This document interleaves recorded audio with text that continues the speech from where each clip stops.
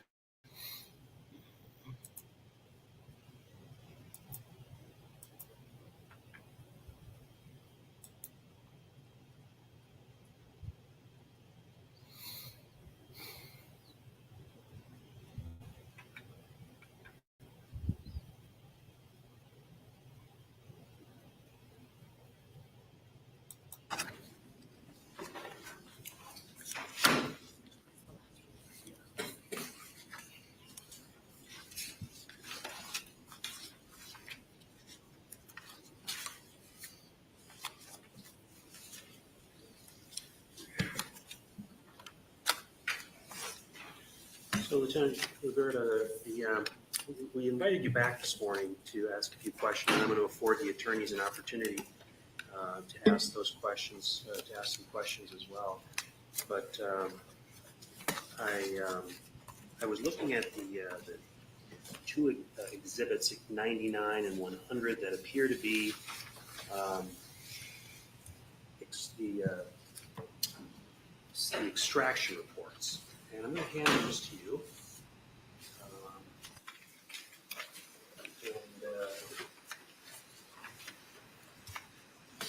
Actually, counsel, I don't have copies of those. So she's looking at the originals. Do you have a copy that I can look at while I ask some questions? And then I'm going to give each attorney an opportunity to ask some questions, but I have some specific questions I'm interested in.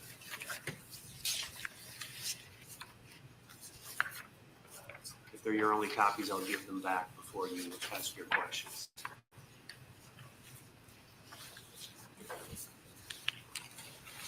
Okay, I'm looking at these reports, and the question that I had for the attorneys is if there's a way to identify when these searches occurred. First of all, my exhibits are not numbered. I believe the one that says searched item 35 in the upper left corner is exhibit 99. Is that correct? Yes. Okay. So as far as the searches on these forms, everything that I see has a timestamp item in the far left. For example, item number 1, timestamp February 19, 2022. Does that tell me when this was searched? Yes.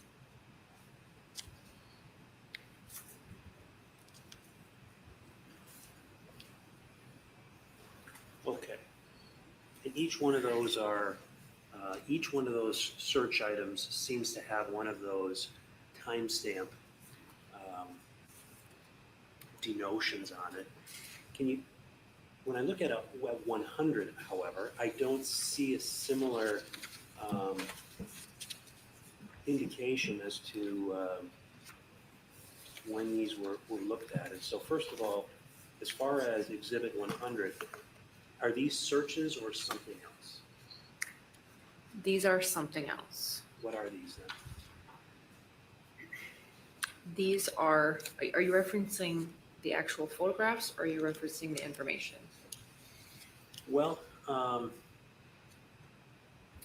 that's a good question. First of all, are the photographs affiliated with the information? In other words, you're extracting something and these came from the phone and all the data comes along with the photograph?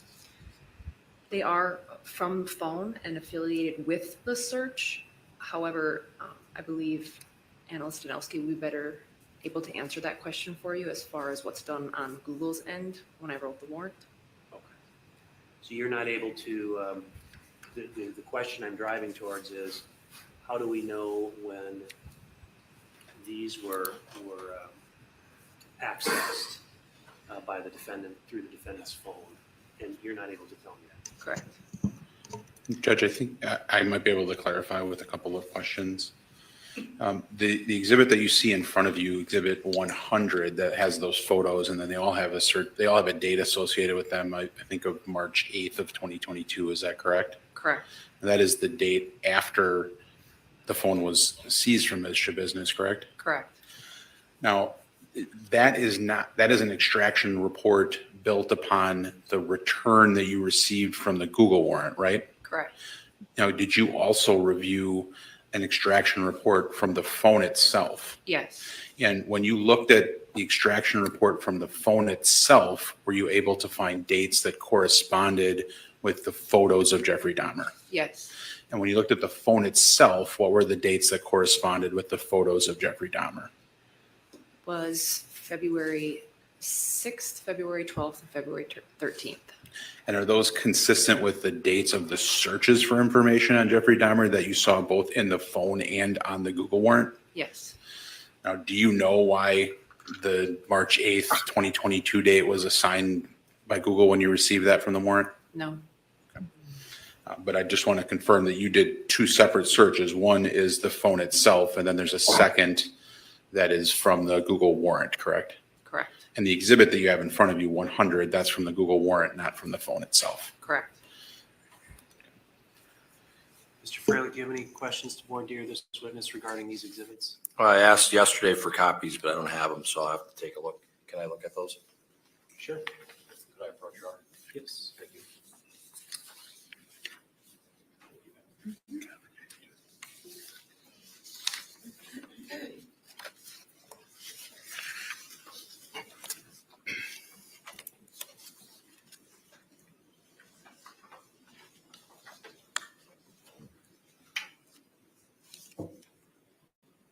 Should I call you Officer Liberta or Miss Liberta? Miss Luberta is fine. Thank you. Thank you. This Exhibit 100, it's a extraction report, and it says Google warrant return, correct? Correct.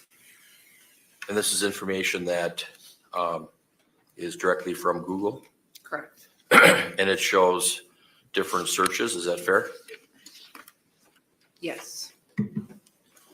It's got like a byte size, correct? On it, like the number of bytes. I would have to look at And then it's got a modified date on there. Is that fair? that. I know. Yes. And it's got a source file, correct? I'd have to look at it again. And then it's got pixel resolution, correct? I'd have to look at it again. And these are basically thumbnail pictures or photos. I'd have to look at it again. Your Honor, could I approach? Sure.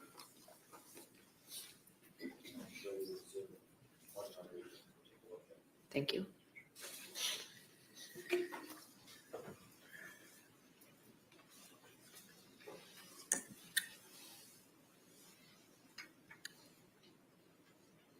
Okay, I see bytes size.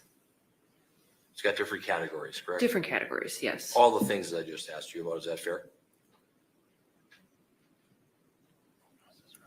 Yes, This, this March 8th, 2022 date, that is the date that the cell phone that is associated with these pictures was seized? what is the question? That March 8th, 2022 date, is that the date that's associated with when the phone was seized? No, Corresponds with those pictures? it is not the date that the phone was seized. Okay. What is that March 8th, 2022 date then? Do you know? It says it is a modified, and then it has the date. Okay. Do you know what that means, modified? No, I think you said these other dates, February 6th, February 12th, February 13th of 22. What were those dates? those were the dates that searches for Jeffrey Dahmer or Jeffrey Dahmer in some way were done. And is that what's on that exhibit 100? No, Okay. No other questions? Okay, Judge, I do have as an additional exhibit for the court, a report that was generated from the phone itself, which quite clearly shows the date stamp associated with some of these photos, and particularly the date stamp associated with Exhibit 101, which is the large picture that the state intended to address. So I can provide that to the court if it alleviates any concerns regarding the date of that particular photo.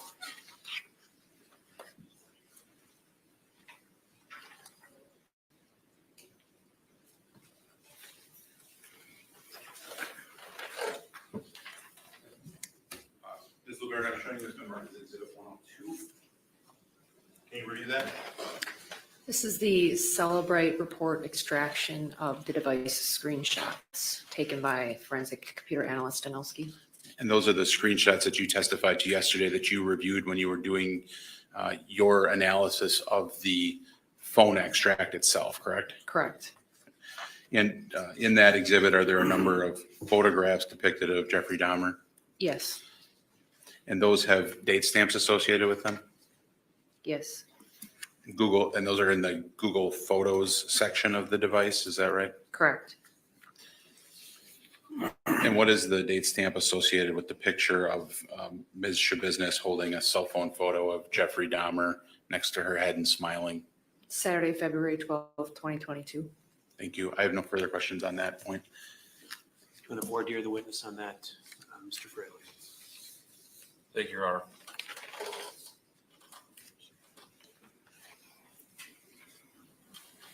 Ms. Liberta, does it indicate on this Exhibit 102 extraction report, created 3/2 of 22?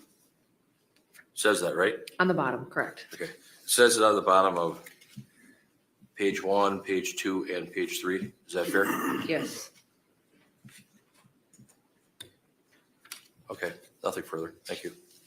Just to clarify, that 3/2/22 date, is that the date that analyst Danilski created these screenshots? yes. okay, you can sit down.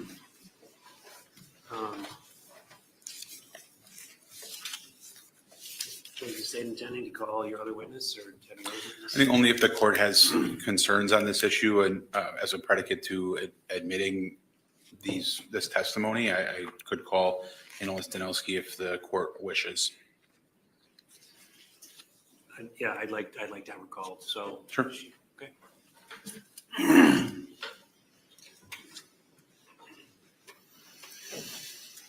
What's that? You can have that, yeah.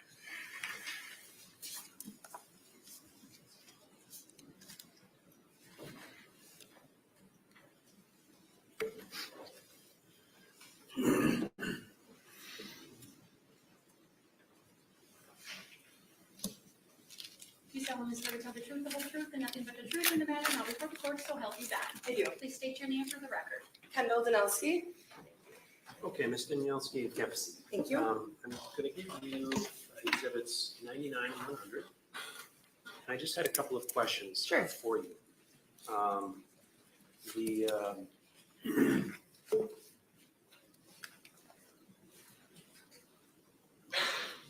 I'm looking at the exhibit, I think it's 100. It's got the thumbnail photos on. And we've been talking a little bit about this exhibit, and it has a date listed by each image, and that date seems to be in the third column.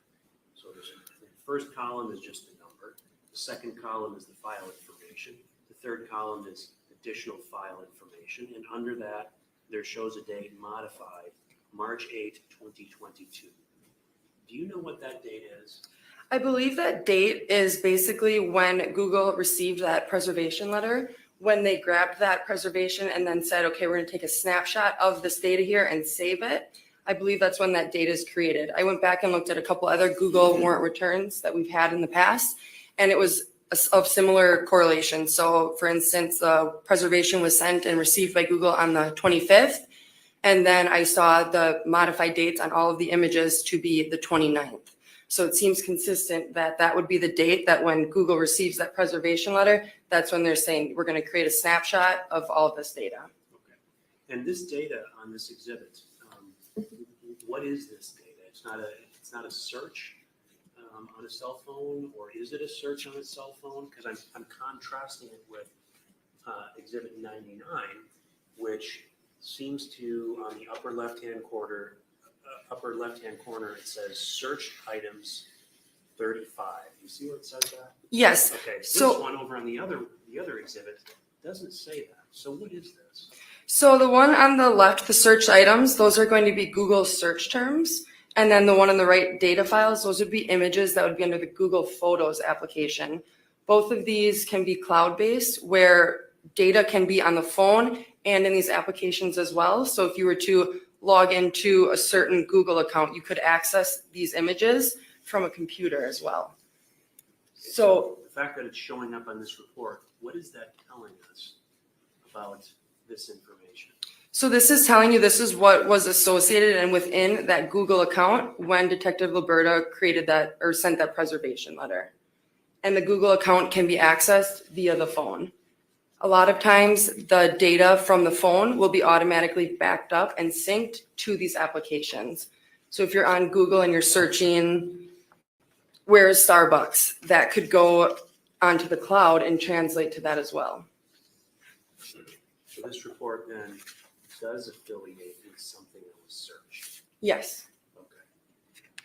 So why does one report indicate that it's searched items?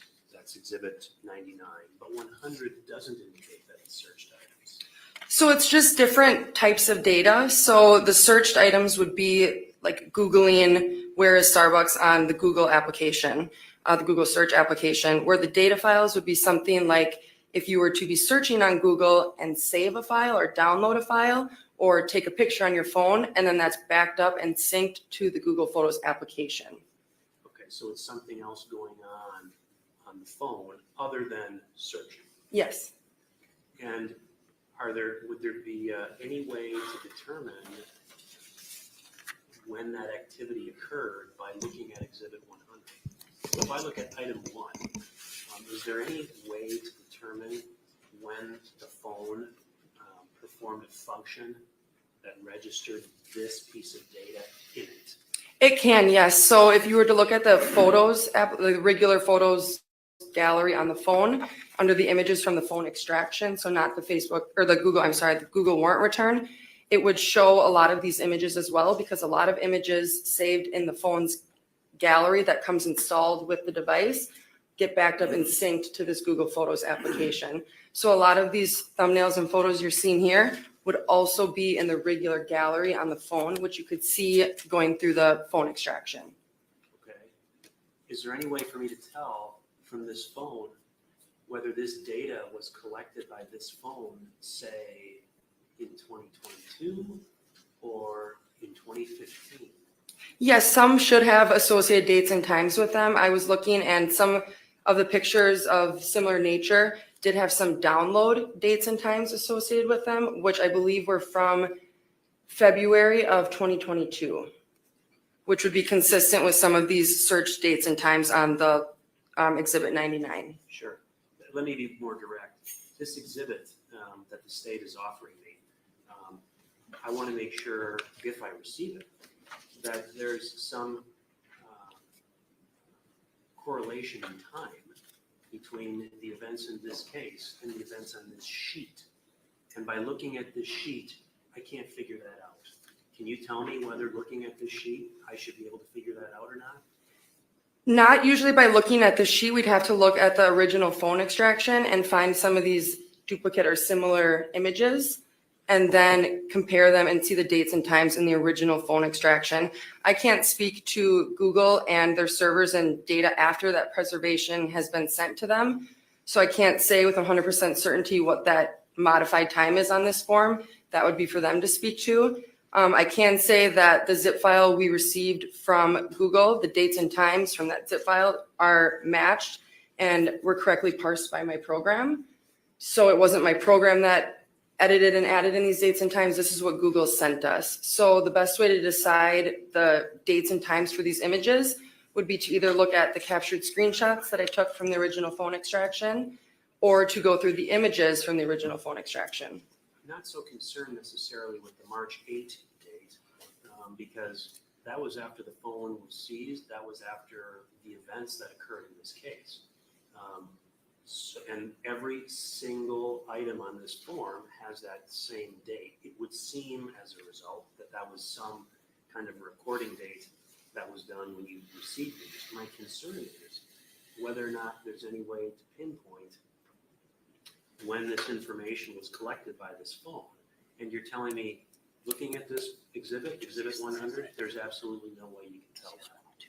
Correct. We would have to look at the phone extraction and compare the pictures with dates and times. Okay, I'm gonna let the other attorneys ask some questions. Mr. Lizette.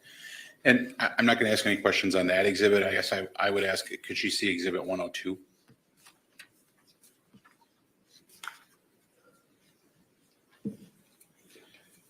And Ms. Danowski, after you've reviewed 102, I would ask if you could identify what that is.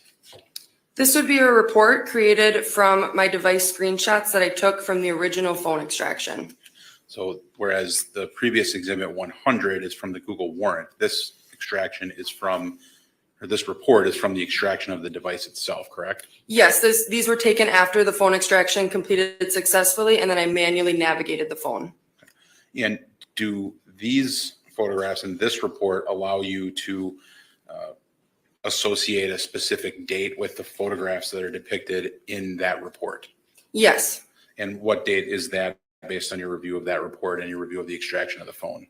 This one is showing Saturday, February 12th, 2022, and that will correlate with the images below that date. So, Your Honor, what I would propose, frankly, is that the state withdraw 100 and instead admit 102, which I think more clearly allows us to associate a date with the particular photos and more specifically the photo that's depicted in 101 that the state also wishes to submit. Okay. So my understanding is the state is no longer offering 100.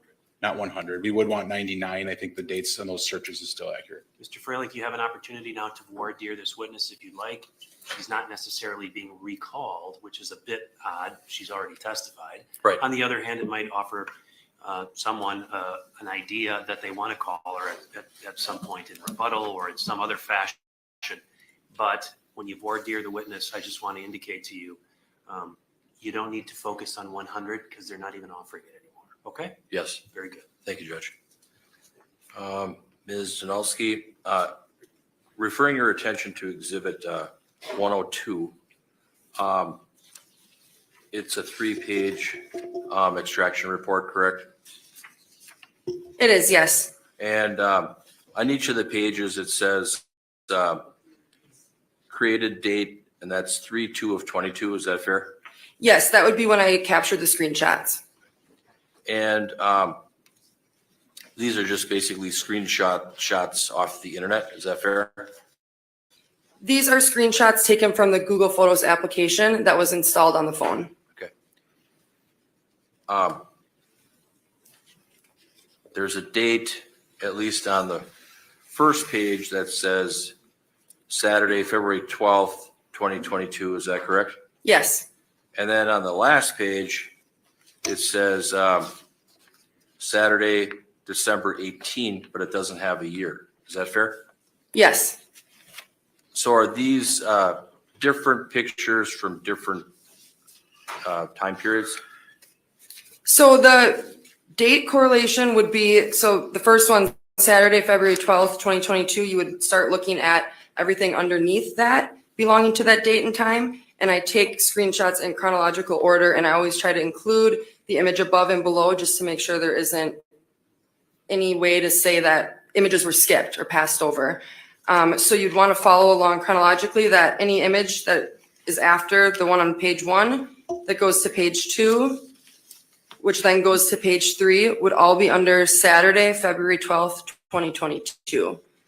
I'd have to see the screenshot below the December one to make a decision on that one, but from the ones I'm seeing, these would all be under the February 12th date. But the last page, you would agree, it does say Saturday, December 18th, correct? It does, yes. Okay. And these are pictures where in the Google Photos of this phone, or where were these pictures found? These were located in the Google Photos application. Photos can be added to that application in many ways. A lot of times there's a regular gallery that's on a phone, and when you take pictures or you download pictures from the internet and save them to your gallery, they're later backed up and synced to the Google Photos application. So likely these photos at some point were on the gallery of the phone, or they could be added by logging into this account on a computer and then adding them that way, but they still would be synced with this phone. Is it possible that these pictures could have been downloaded and put into the Google Photos app on all different dates? Usually the Google Photos application is going to take the same date that that photo was captured. So that photo was likely captured Saturday, February 12th, 2022. It's just going to grab that date from the gallery and bring it right in with Google Photos. But you don't know 100% when these photos were downloaded. Is that fair? We would have to click on that photo and click information, and then it would give the exact date and time that photo was taken, or we could look in the original phone extraction under the regular images tab, which would be associated with the phone's gallery. But as you sit here today, these photos in Exhibit 102, you don't know what date these photos were downloaded and put into the Google app application, correct? Is that fair?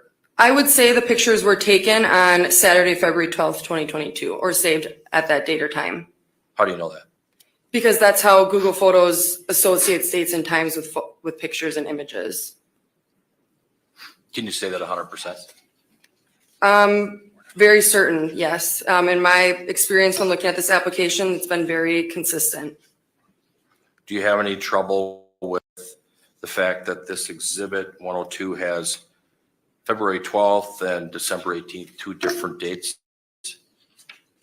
No, so that likely was the order that the other pictures were placed onto the phone. So that there could have been a time lapse of when the phone wasn't being used or when photos weren't being taken or added to the Google device. The phone usually has to be connected to Wi-Fi at some point for this backup and sync to occur. So maybe the phone wasn't connecting to the internet at any point or the Wi-Fi for that to happen. I can't say for sure without looking at the phone. And in your occupation as a forensic analyst, you see all kinds of searches. People search for bizarre things for shock value. Is that fair? I'm going to object. I think this is beyond the scope of what we're trying to accomplish here this morning prior to the jury being present. I'll withdraw it. Right. Nothing further. Any other questions from the state? Not for the witness. No. Thank you, Mandy. Thank you.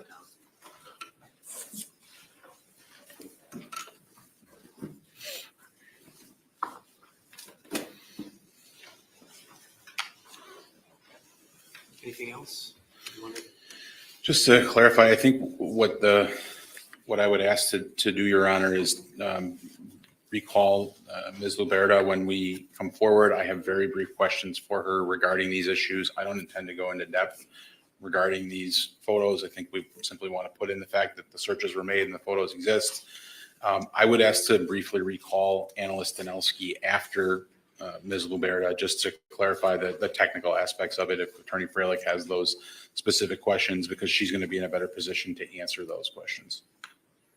Okay. Any objection to that, Mr. Cole? Your Honor, I'm going to object because these witnesses have already been called, and now they're going to be called again. Well, I guess if he doesn't cross on those points, I'm not concerned, but if he starts crossing on points that raise the technical issues, then I want to be able to recall her to answer those questions. well, for the we'll see jury. where the testimony leads, and then I will address that issue. Just to run through again, I've had the opportunity now to look at the exhibits that are being offered, and that's specifically 99 and 101. 100 has been withdrawn. I think yesterday I addressed some of the issues. I've had a chance overnight to frankly review the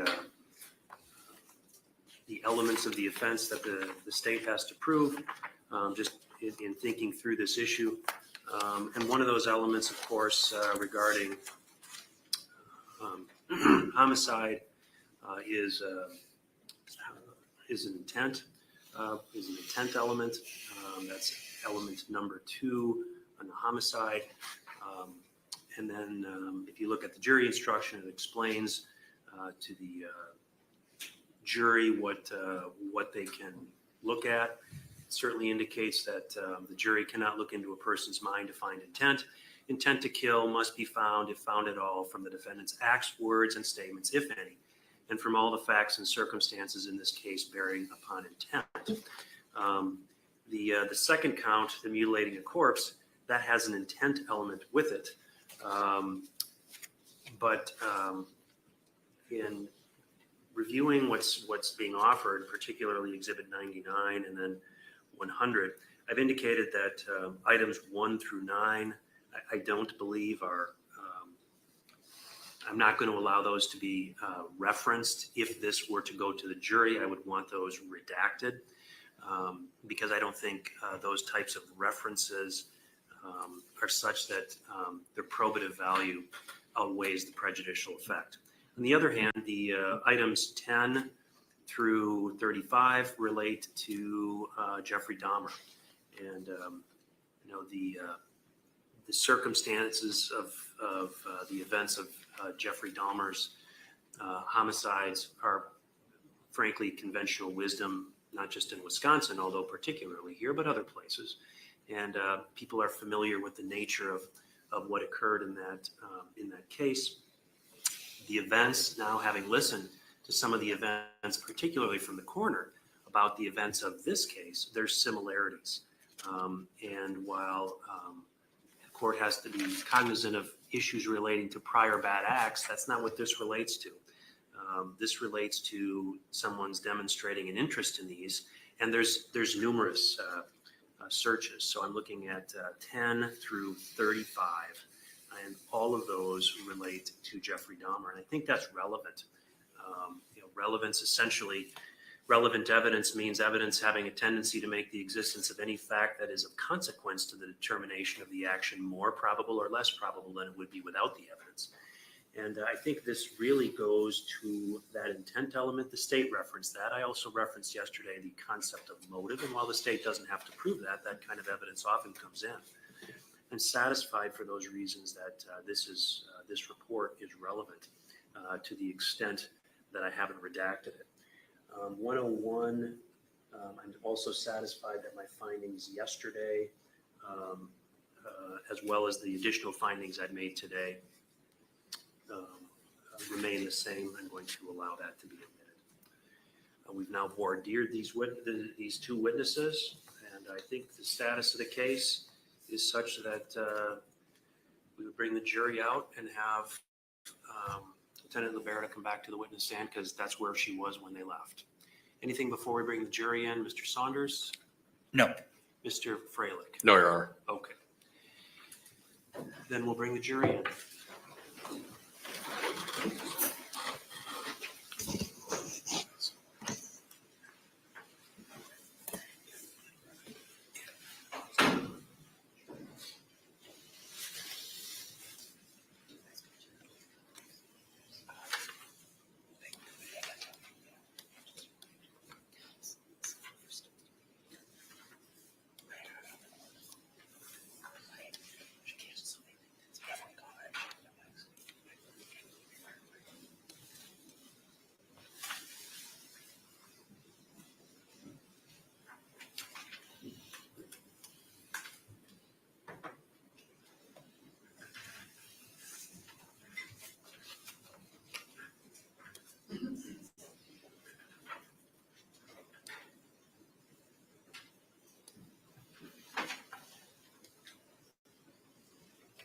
Hey, be seated. Ladies and gentlemen, welcome back. I hope you had a pleasant evening. We are ready for day 3 of the trial. I think the last witness that was on the stand, Ms. Liberta, if you could step forward, please. We'll get underway where we left off.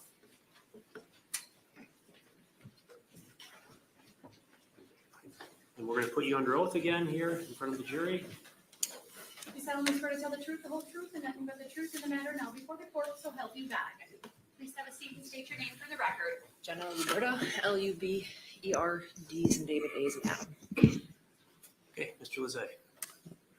Ms. Liberta, I believe yesterday we discontinued when you were discussing your analysis of Ms. Shabusiness's phone and then a subsequent Google warrant obtaining the data from the phone. Can you explain the 2 different searches that you did on the phone and then on the Google warrant? Sure. The first search I did of the phone, the cell phone device itself, was done on March 2nd. And that was just the contents of the phone. And then in discussing it with computer forensic analyst Danelski, she suggested that an additional warrant could be done for further information regarding the email addresses, the Gmail addresses that were connected to the phone. And that would have been a whole separate warrant and a separate search. And when you were reviewing the phone itself, the extraction of the phone itself on March 2nd of 2022, did you note any searches related to Jeffrey Dahmer? Yes. Was there one? Was there more than one? How many? 24 total searches, such things like Jeffrey Dahmer, Jeff Boyardee, Jeffrey Dahmer's butt, Jeffrey Dahmer walking into court all sexy. And did you subsequently look for that same type of information when you reviewed the warrant return from Google? Yes. And did you find essentially corroborating or similar information when you reviewed the Google search warrant data? Yes, they were similar. And Your Honor, is Exhibit 99 available?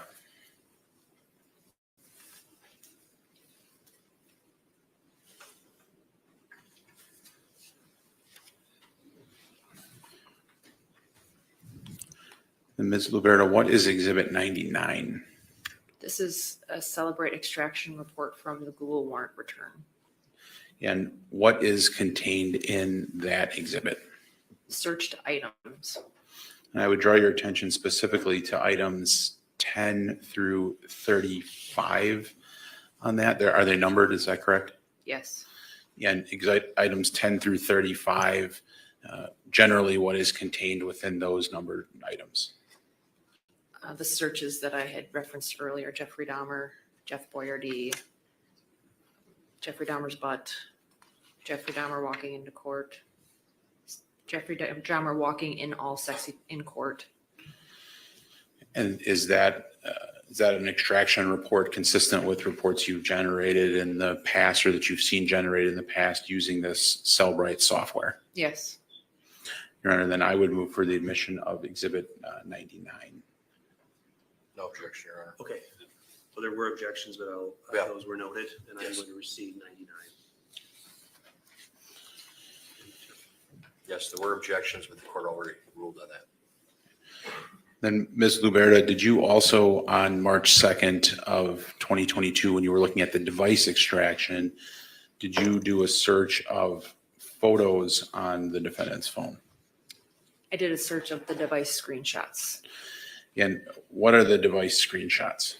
So the device screenshots are screenshots taken by analyst Danelski of the photos contained in the Google Drive of the device. And are those photos that she manually took herself based on the photos that were on the Google Drive of the phone? Yes. And did you review those screenshots? Yes, I did. And did you likewise see any photographs of Jeffrey Dahmer? Yes. Was there one, more than one? Yes, there was more than one, approximately 10, 12, maybe more. And did those have a date associated with them? Yes, they did. What were those dates or date? The date that I remember is February 12th, 2022. And are those consistent with the dates of the searches that are referenced earlier in the Exhibit 99? Yes. Is Exhibit 102 available for the witness?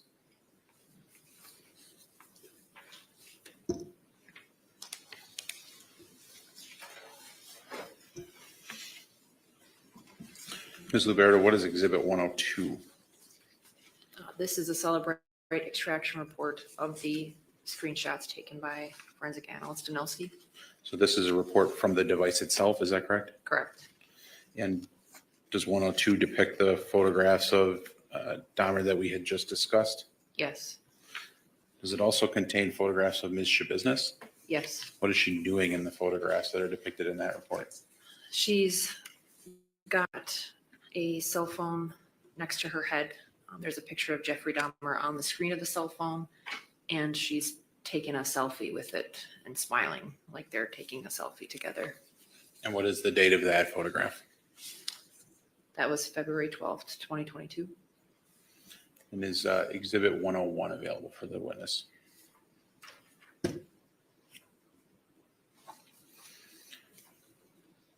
Ms. Luberto, what is depicted in Exhibit 101? The photograph I just described. Your Honor, I would move for admission of 101 and 102, and I would ask for permission to publish 101. Same objections as before, Your Honor. Okay, I'm going to receive 101, 102, and you can publish to the jury.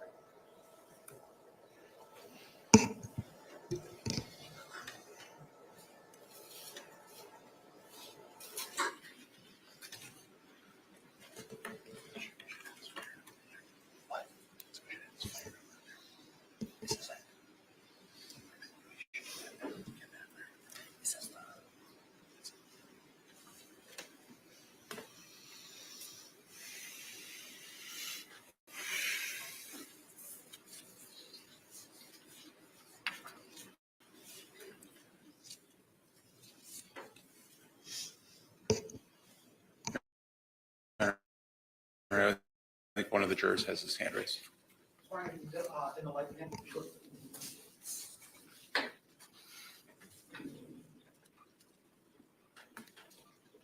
Then, Ms. Luberta, is the screen now depicting Exhibit 101?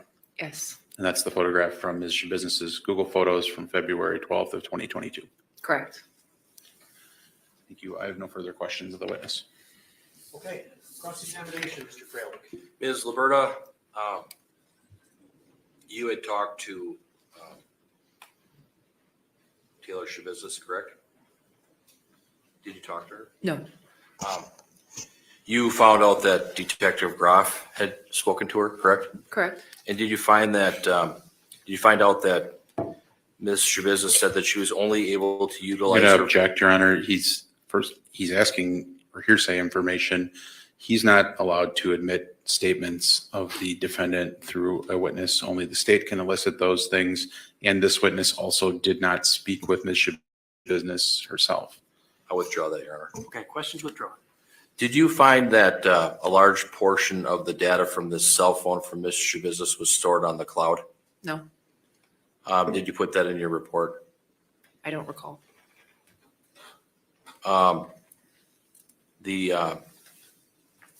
This picture when you were working as a police officer, you would see various images and photos on all kinds of people's phones, correct? Correct. People search and look at odd, bizarre things, correct?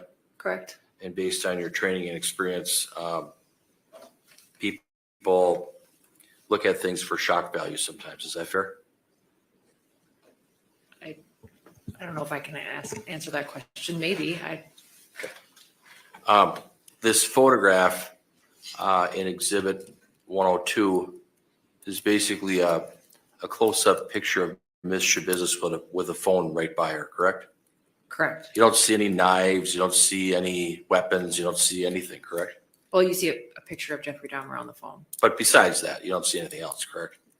Correct. And can you say that this photo was actually taken on Saturday, February 12th of 2022? Yes. These Did you see those other photographs of Jeffrey Dahmer and the other exhibits? Yes. Do you know when those photos were either downloaded or sent to the cloud? I do not.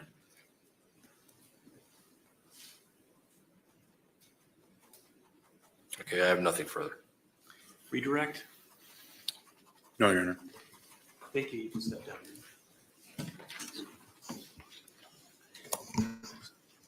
State's next witness.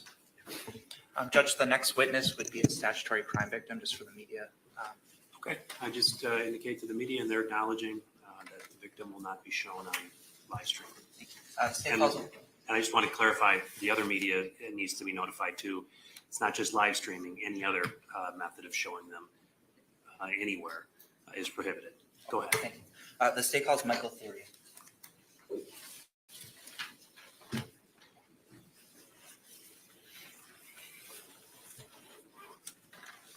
You solemnly swear to tell the truth, the whole truth, and nothing but the truth in the matter now before the court, so help you God. Please have a seat and state your name for the record. Michael B. Therian. Okay, the witness is yours, Mr. Saunders. Mr. Therian, how old are you? 60. And do you live in the Green Bay area? Yes, I do. Did you have a son named Chad? Yes. And is he now passed? Yes. How old was Chad when he passed? 24, 25. Okay.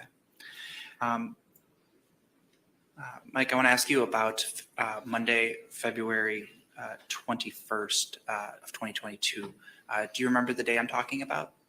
Yes. On that date, was Shad at your residence? Yes, he was. Was that a residence that is in Green Bay? Yes. And at some point, did Shad get picked up by his mother? I believe somebody came and picked him up. Okay. And then I guess he left your home. Yes. Later in the evening, did Shad return? Yes. Was anyone with him? Taylor. And do you know who Taylor is? Yes. How do you know Taylor? She's been at my place on half a dozen occasions. And I guess what was Taylor's relationship with Shad, to your knowledge? They were friends from middle school and high school. So there have been previous. I'm sorry. That was my understanding. They were friends from.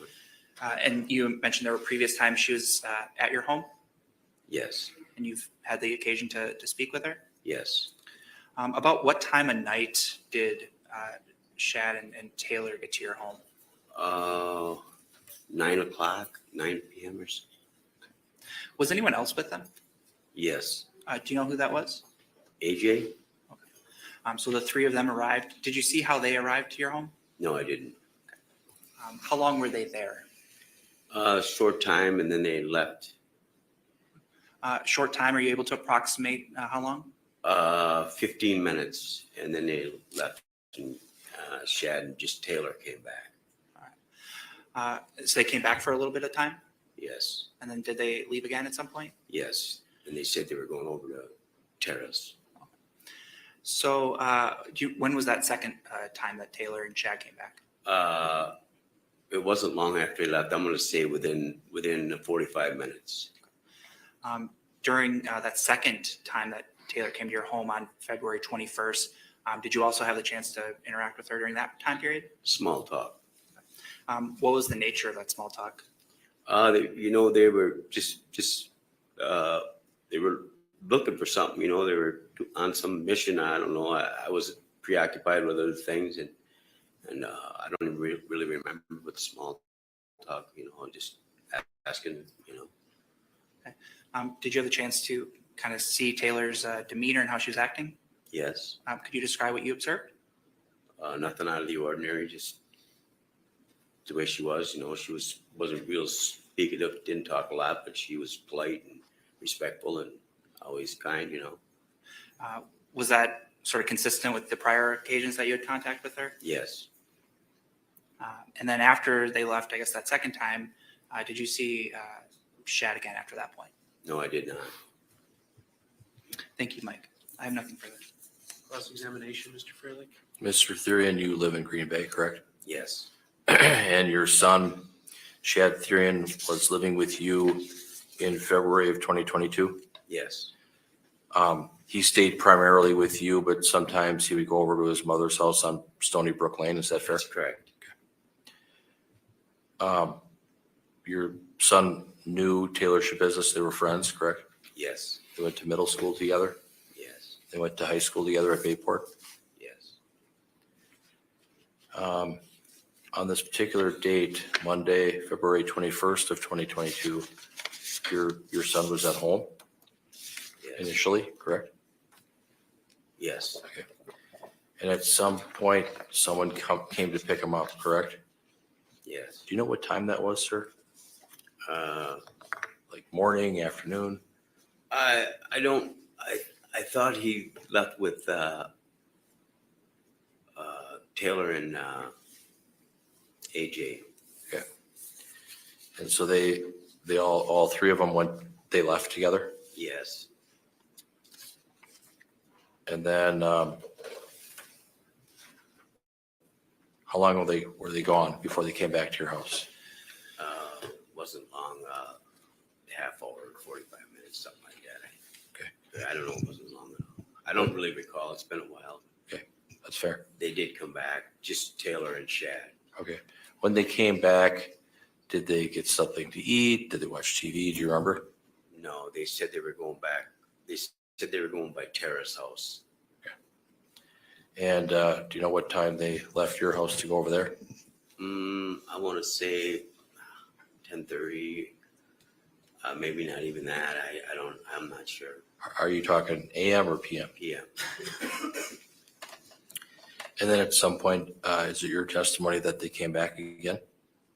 Yeah, that's when they left again. You know, they left at like they were there at 9, and then they left for a little while, and then they came back, and then they left over to Tara's, and it was just her, and Shad, and Taylor. When you saw Taylor Shabusiness on either occasion, did you talk with her about anything? Just small talk. Did she appear to be acting odd or bizarre?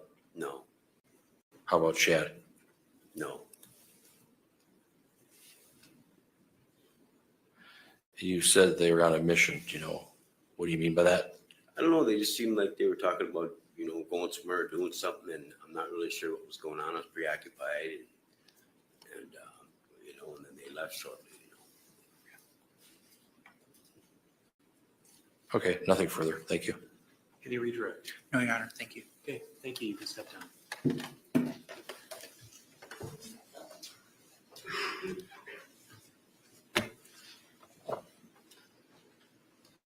State's next witness. State calls Detective Kevin Kemp.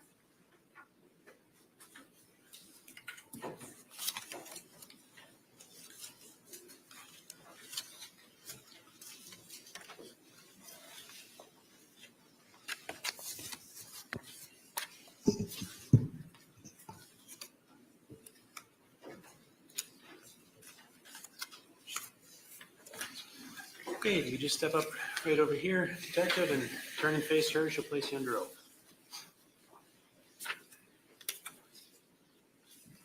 You solemnly swear to tell the truth, the whole truth, and nothing but the truth in the matter now before the court, so help you God. I do. Please have a seat and state your name for the record. Kevin Kemp, Kevin, Kempf as in Frank. Okay, Mr. Saunders, the witness is yours. Can you tell us how you're employed? I'm employed by the city of Green Bay as a member of the Green Bay Police Department. And do you have a current assignment with the Green Bay Police Department? I'm currently assigned detectives, How long have you been employed in law enforcement? just over 27 years. And how long have you been assigned specifically to the detective division? Currently since 2017. Detective, I want to ask you about February 23rd of 2022. Did you become involved in a investigation of the death of Shad Therian? Yes. And I guess generally, what was your involvement in the case? My involvement in the case was to assist Detective Groff in an interview. And who did you interview? We would have interviewed Taylor Shabusiness. And for the record, do you see the person you know to be Taylor Shabusiness in court today? Yes, I do. Could you point out where that person's sitting and what they're wearing? She would be sitting two to your left. She's wearing a black suit coat with a multicolored shirt. I'd ask the record reflect the witness identify the defendant. It will so reflect. Prior to the interview of Ms. Shabusiness, did you have the occasion to view her physical appearance?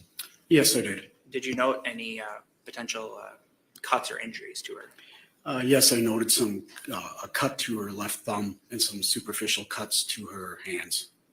And is that something that you subsequently documented in some way? Yes, when I took photos of her, I also made sure I documented the cuts on her hands.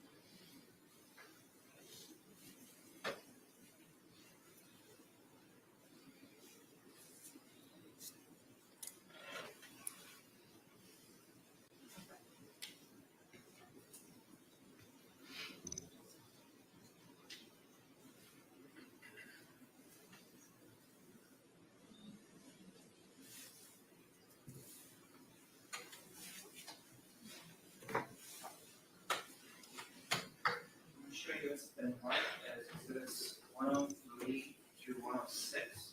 I'll ask if you recognize those exhibits.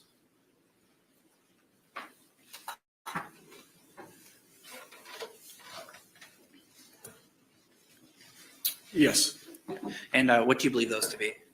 These would be photographs that I took of Ms. Shabusiness's hands. And those appear to depict Ms. Shabusiness's hands as you observed them in the interview room on February 23rd. Yes. And when on February 23rd would this contact have occurred? When did you begin the interview? I believe I took the photos at approximately 6 a.m. and I think the interview started about 6:30 a.m. All right, so this was before the interview. Yes. All right, I'd move 103 through 107. Any objection? No. 103 Six. through 107 will be removed. Sorry, Judge, 106. 106. And then I'd ask for permission to publish as well. Any objection, Mr. Freilich? No. You can publish 103 to 106. Okay, and then it'll be in front of you, but also behind you, whatever's easiest here. So are we observing photograph 103 at this point? Yes, you are. Okay, and what does this depict? This would be her left hand. There was a superficial cut in the palm below the thumb, and then you can see the cut on the thumb partially from a side view. And then exhibit 104, is that what we're looking at now? Yes, it would be. That would be her right hand and a superficial cut in the palm of her hand. And then 105, This would be the cut on her thumb, her left hand thumb. and then 106. 106 is kind of a superficial cut on the index finger of the left hand. And then at some point during the interview, was Ms. Shabusiness transported for medical care with respect to the thumb? Yes, when she requested medical care, she was transported to the hospital. Before that, she declined. Okay, and did you accompany her during that visit? Yes, I did. And I guess was there an attempt to have maybe the injury stitched up in some way? Yes, we brought her up to get stitches or get medical treatment, whatever they felt was necessary. And was that done ultimately? She did receive medical treatment, but they did not give stitches due to the time. What do you mean by that? Apparently, it is if it's outside the 8 or 12-hour frame, the stitches can't be put in. It doesn't work. And you had contact with Ms. Shabusiness about 6 a.m., you said? Yes, so that's about when I started taking the photos. When you, I guess, first encountered Miss Shabusiness and were taking those photographs, what kind of clothing was she wearing? At that point, she had like a black spaghetti strap top, I believe, on, and some black leggings, more tighter spandex, I guess. And were her clothing items subsequently collected by law enforcement? Yes, they did an initial collection of the outside clothing, and then I also had those items of clothing collected from her. Okay. And I guess was a female officer involved in collecting the inner clothing items? Yeah, when the clothing is collected, she's actually removed from the interview room to a room where it's not recorded, and a member of the same sex would be with them when the items are collected. And was that done in this case? Yes, And then the clothing items that were, I guess, collected from Miss Shabusiness, were those subsequently entered into evidence? yes, they would have been entered into evidence. And that include the sweatpants or leggings or pants material that you talked about? Yes.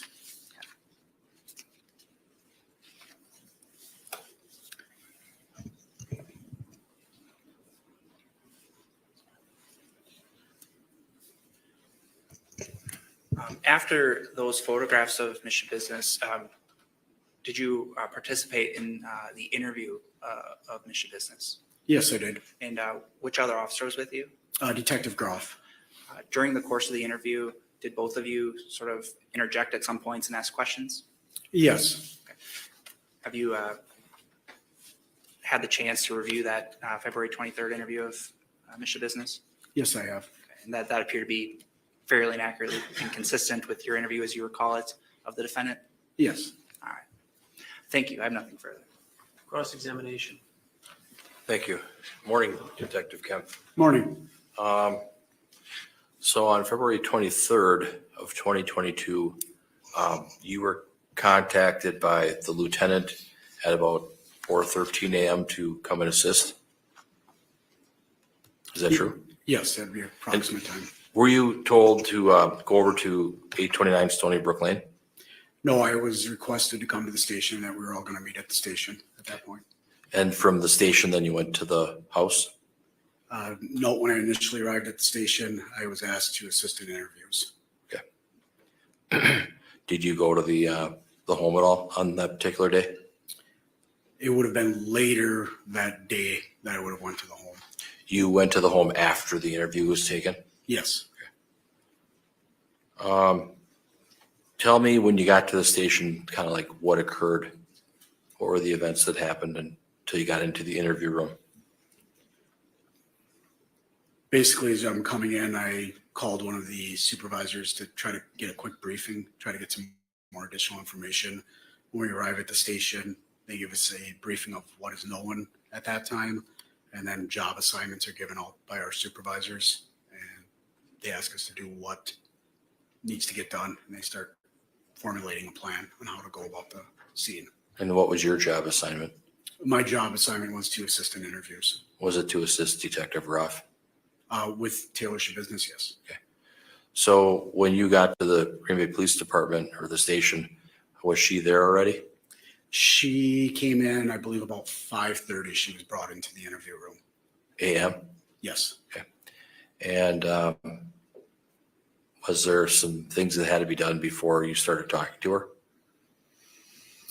Like taking pictures and things like that? I believe patrol did snap some initial photographs, and like I indicated, I believe they took initially her outer clothing items. Okay. And then she was put into a suit? That would have been after I took my photos. I took additional photos. Okay. And then she was, when we collected the inner clothing, because we were taking all of her clothing, she was placed into some type of clothing that we had, which was basically a Tyvek suit at that time. Okay.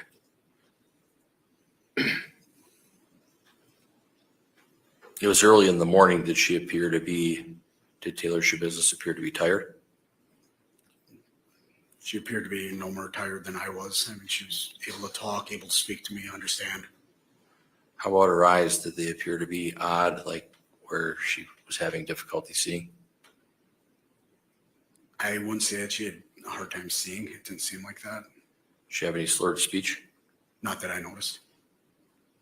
when she was talking, was she making sense? Yes, she was able to hold a conversation and answer questions and seemed to be coherent about what was being said and asked. Was she calm? Was she calm? Yes. Yes. So then at some point, Detective Groff took some swabs, correct? Yes, we would have swabbed her hands shortly after the photos were taken because there was some discoloration on her hands that appeared as it could be blood, so we decided to swab the hands. And Mr. Saunders asked you about those exhibits 103 through 106. Ms. Shabusiness did have cuts on her hands, palms, and thumbs, correct? Yes.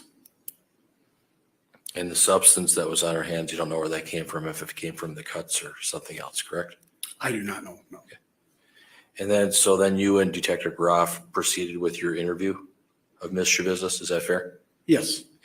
Then at some point, you took a break, correct? There were several breaks taken during the interview. But then there was a break where you where you had her go to St. Vincent's Hospital in Green Bay for some medical treatment of these cuts, correct? Yes, I believe that was around 9:30 a.m. approximately. It was about 3 hours after the interview started, give or take a little bit. So 3 hours later, approximately? Yes, is when she asked for medical attention. Did you accompany her to the hospital, or how did that work? Yes, we had a MARC squad transport her up there. I rode up with her in the MARC squad, was in the room or just outside the room at points because I had to step out when they were changing her. And then when she was transported back, she was placed back in that MARC squad, and I rode back in that MARC squad with her. Was Detective Groff with you when you went over to the St. Vincent's Hospital? No, You took her by yourself? no, it would have been myself and another officer. Okay. What time did you arrive back at the Green Bay Police Department? I believe it was about an hour or 70 minutes later, off the top of my head. Maybe around 10:30 or so? 10:30, 10:40. And then you proceeded with further interview? There was additional interview done.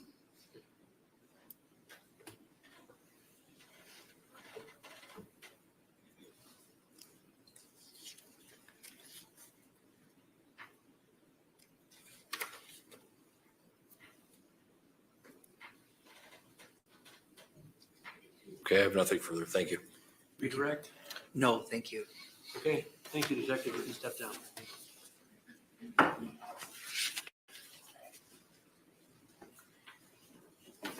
State's next witness. State calls Detective Groff.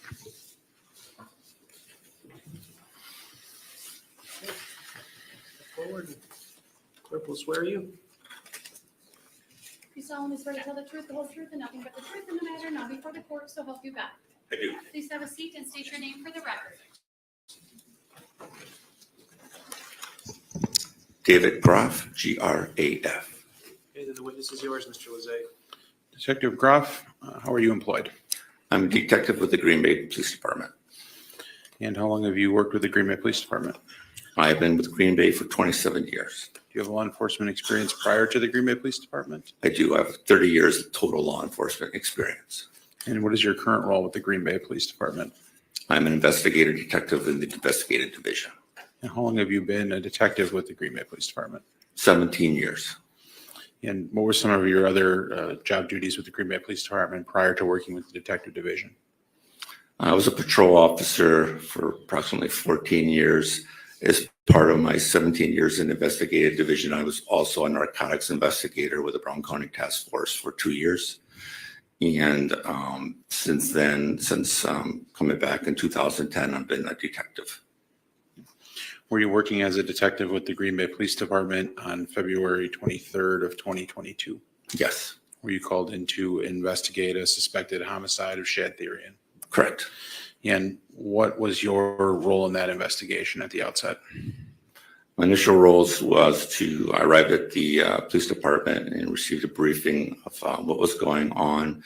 And I was informed that some family members of Mr. Therian were at the police department. I was asked to interview Tara Pakinich. And did you conduct that interview? I did. What was the purpose of having that interview? Get some basic information as to observations that she had made when she had last had contact with her son, who was on the residence, and basic information. And once you completed your discussion with Tara, then what did you do? I was then informed that Taylor Shabusiness was now present at the police department. I was asked to interview her. And that interview, was that on the morning of February 23rd of 2022? Correct. Is that an interview that was conducted in a recorded interview room at the Green Bay Police Department? Yes, it was. Did the recording devices work? Is everything operating well? They did. Subsequently, have you had an opportunity to review the recorded interview of Taylor Shabusiness that occurred at the police department on February 23rd of 2022? I have. And do you believe that the recording of that interview accurately reflects your conversation with Ms. Shabusiness on that date? It does. And who was present during the interview with you? Detective Kevin Kemp. Was Ms. Shabusiness Mirandized prior to the substantive portions of the interview? Yes. Prior to moving into substantive questions with Ms. Shabusiness, did you make any physical observations of her? Yes, I observed that she was wearing a tank top and some sweatpants that had dark colored, dark red substances on her, on the clothing that I was told by patrol that they thought could be human blood, as well as some minor staining on her hands. Yeah, and what did you do prior to interviewing her with respect to the clothing items and the staining on the hands? I had the clothing items collected by a female officer, Officer Whitman, with the Green Bay Police Department. And I also took what we call buckle standard from Mr. Business using a buckle standard kit. And then I also took swabs of both her left hand and her right hand. Could you just describe the process that you used in collecting the buccal swab? Yes, we have a kit that we use that contains 2 sterile swabs and some packaging material. So the kit is open. The swabs are used on one swab on one side of the cheek, one swab on the other side of the inside of the cheek, because that's where the buccal cells are located. Then the swabs are both placed into the packaging, labeled and sealed. And is that something that you have done routinely in the past through your work as a detective at the Green Bay Police Department? Yes. Did you follow your training and the department protocols with respect to the collection of that buccal swab? Yes.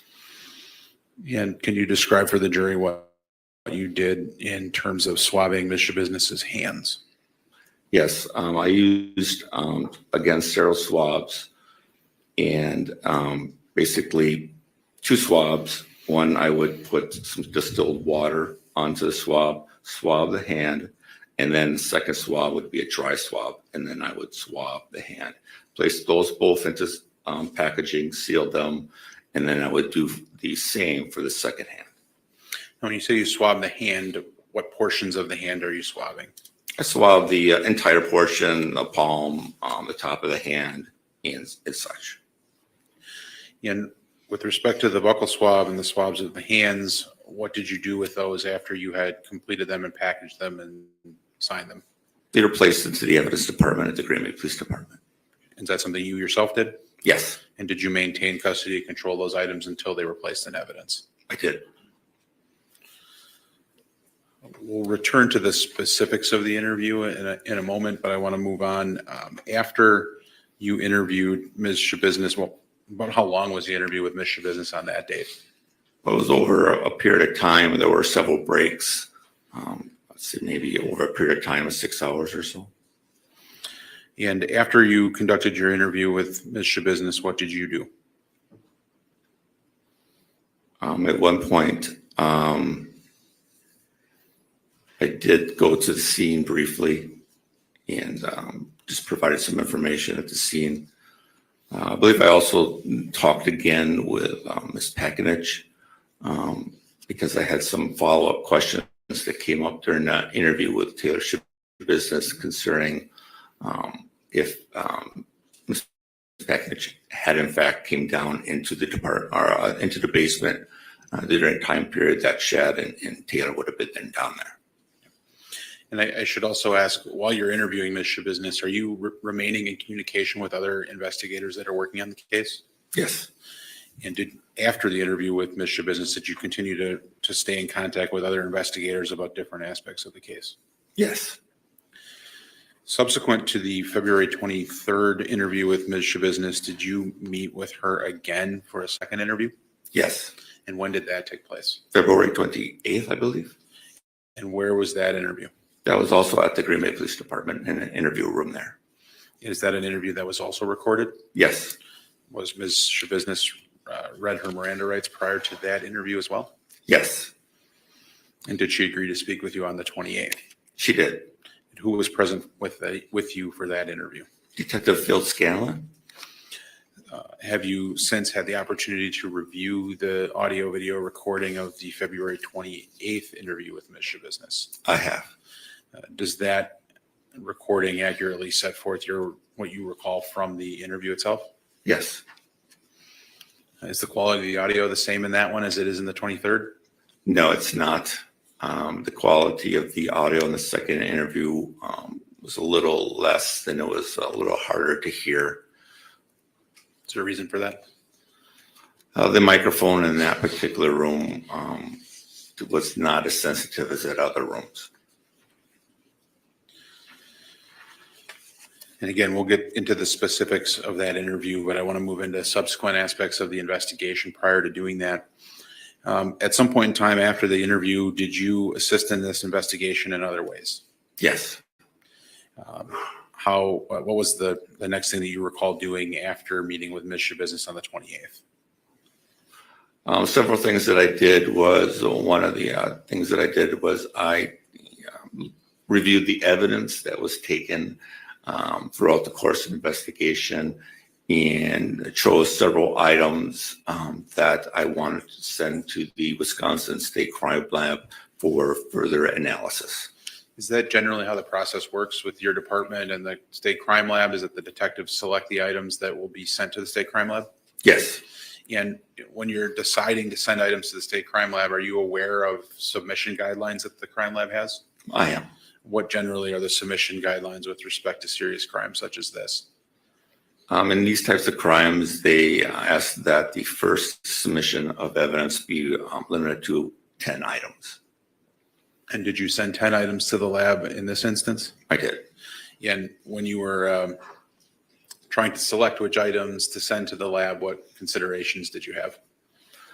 I took several considerations. There was quite a bit of evidence taken in this case. However, I was aware that there was at least two different scenes where evidence was collected, one being on Stony Brook Lane, the other being at Eastman Avenue, in which I had been information that Taylor and Shad had been at both residences. Also, I was aware that several knives had been found in the basement on Stony Brook Lane that were covered in what appeared to be human matter.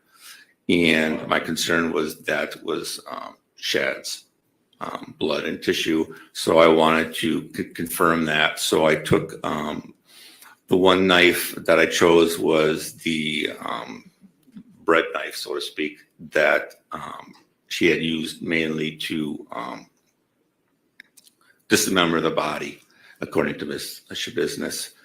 And that had been found in, I believe, the Jimmy Choo bag in the basement. So I chose that knife as particular for testing. There were several other knives located in the same areas, but I just decided to take the one knife. I also decided to send swabs that I'd taken from her hands to see if that was, in fact, DNA from Shad on her hands and or his blood. I also chose the swabbing from what was a rest substance in the apartment and the bedroom of Taylor Shabusiness' apartment A, to determine what that substance was, if it was blood, and also determine if it in fact it belonged to Taylor or Shad. So he could be linked again to that particular residence. And then do you recall the other items that you sent to the lab in this case? The other items that I had sent also was the swab, the oral swab that was taken from Shad from the autopsy. And I had the penile swab that was taken during autopsy from Shad. And I also asked one of my forensic evidence techs to swab the dildo. And so I had the dildo swab, and I sent that also to determine again if any of their individuals whose DNA was on any of those items. And how about any of the clothing items that were taken from Ms. Shabusiness? Did you send those to the lab? Yes, I believe the sweatpants were specifically sent in. And did you also send the known control buckle sample from Taylor to the lab? Yes. In addition to making the decisions regarding what evidence would be sent to the lab, did you participate in any search warrants in this case? I did. 4 separate cell phones had been located during the course of the investigation, 2, I believe, at the Stony Brook in the basement, and 2 in the bedroom on Eastman Avenue. So I wrote a search warrant requesting that all 4 cell phones data be extracted. And did you have opportunity to review the extraction from any of the cell phone devices that were seized and searched with a search warrant? I did. Specifically, there's been some discussion already about Ms. Shabusiness's primary phone. Did you have an opportunity to review the cell write extraction from Ms. Shabusiness's device? Yes. And is that something that you have done regularly in the course of your duties as an investigator with the Green Bay Police Department? I have. You're familiar with the cell write program, how it works, and how to navigate it? Yes. In particular, when you were searching Ms. Shabusiness's device, what types of information were you interested in? What was the type of data that was being accessed or used, or photos that were taken during the time period up until the date of the homicide? And you could do what they call a timeline report, and basically it will put in chronological order every single time the phone is accessed or a photo is taken or there's a phone call, there's a text message. So I looked at that timeline into the days preceding the homicide. And it also records anytime a phone will connect to a Wi-Fi network, it can specifically say what Wi-Fi network that phone had accessed. And I found that to be interesting in this case. And what was important about that Wi-Fi access? We'll touch on that first. What's your purpose in knowing where the Wi-Fi connectivity exists here? It helps put a location as to where exactly that phone was during a specific period of time. And when you say about how that process works, where the device connects to the Wi-Fi? Well, everybody has Wi-Fi. I should say mostly everybody has Wi-Fi at home, and everybody has a router, and that router has a specific title to it. You know, it could be a self-made name, or it could be a name that is provided by the manufacturer. And so then, you know, when you look at your phone and you want to connect to somebody's Wi-Fi, you ask them, what's your Wi-Fi name? And they'll say it's, Graph Family, whatever. And then you were able to connect to that. And so in looking at that, I was able to determine that over the course of several days, there was 2 specific Wi-Fi routers that phone had been accessing. During the course of the investigation, were you able to obtain the name of the Wi-Fi router for the Eastman Avenue address where Ms. Shabusiness resided with Mr. Tomes? Yes, I had personal contact with the owner of the occupants, Mr. Tomes, and he had informed me that he had used AT&T as his service provider and provided me with the Wi-Fi name. And similarly, were you able to get the Wi-Fi name for the Stony Brook residence as well? Yes, I talked to Ms. Pekanich, and again, I was informed that the Spectrum was their internet service provider and provided me with their name also. And then were you able to look at the extraction from Ms. Shabusiness's device and create a timeline for when that particular device was utilizing the respective Wi-Fi networks that you discussed? That is correct.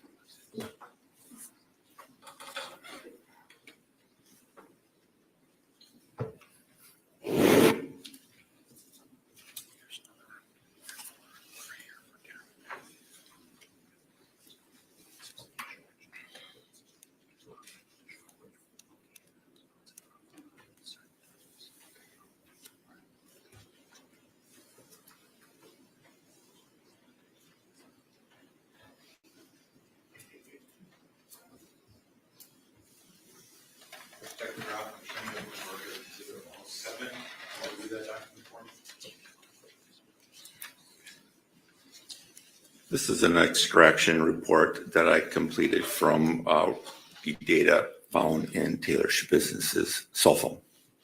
And what specifically is addressed in that particular extraction report? In this particular one, it is a timeline in terms of network usages, in terms of what Wi-Fi the phone was accessing, and it provides dates and times.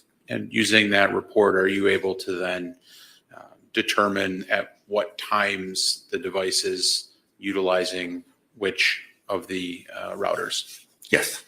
And what is the significance, or what did you glean from that report then with respect to the dates and times? Well, I know that on February 22nd, 2022, starting at 12 a.m., it was utilizing the Wi-Fi from the Eastman Avenue address. And there's several entries over the course of time from midnight all the way up until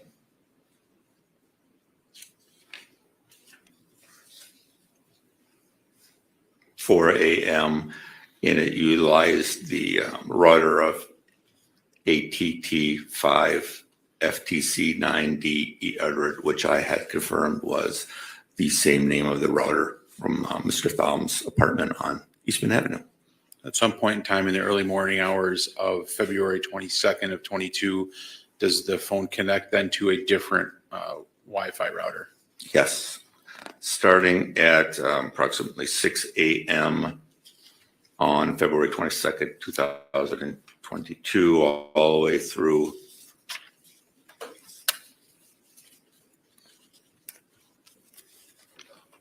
10 a.m. or so. Oh, no, I'm sorry. Yes, well, 10 a.m. approximately. It was the My Spectrum Wi-Fi, which then again I had confirmed that was the Wi-Fi router at the Stone and Brook Lane address. Now, did those, in order to have the phone connect to the particular Wi-Fi device, does that mean that the user necessarily has to be utilizing the device to do something specific? I don't believe so, no. There are certain programs that simply run in the background that are searching for, trying to connect to the Wi-Fi? Yes. And that doesn't necessarily give you a specific time frame, but does give you general timeframes for where Ms. Shabusiness might have been at, Ms. Shabusiness's device might have been at certain points in time. Yeah, that is accurate. It's not specific, but it does give you general timelines, yes. I think you mentioned earlier you were also looking for photographs in the timeline right around the time of the homicide. Is that correct? That is correct. Were you able to note any photographs that were relevant to your investigation in this timeline? Yeah, I noticed that on February 22nd, 2022, approximately 12:56, 12:57 a.m., several photos had been taken of Shad Therian. And those photos were present on Ms. Shabusiness's device, is that correct? That is correct. And they have very specific date and timestamps? Yes.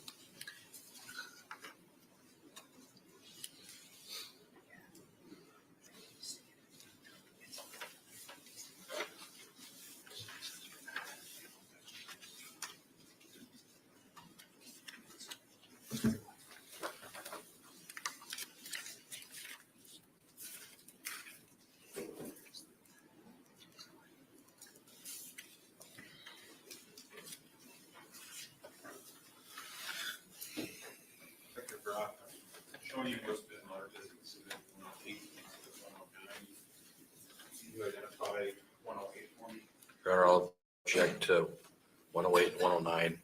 They're similar, but some of the photos on one of the exhibits are more like thumbnail, and then the other one is the larger one. But we already have pictures of the alleged victims, so I would argue duplicity. Okay, let me see the photos.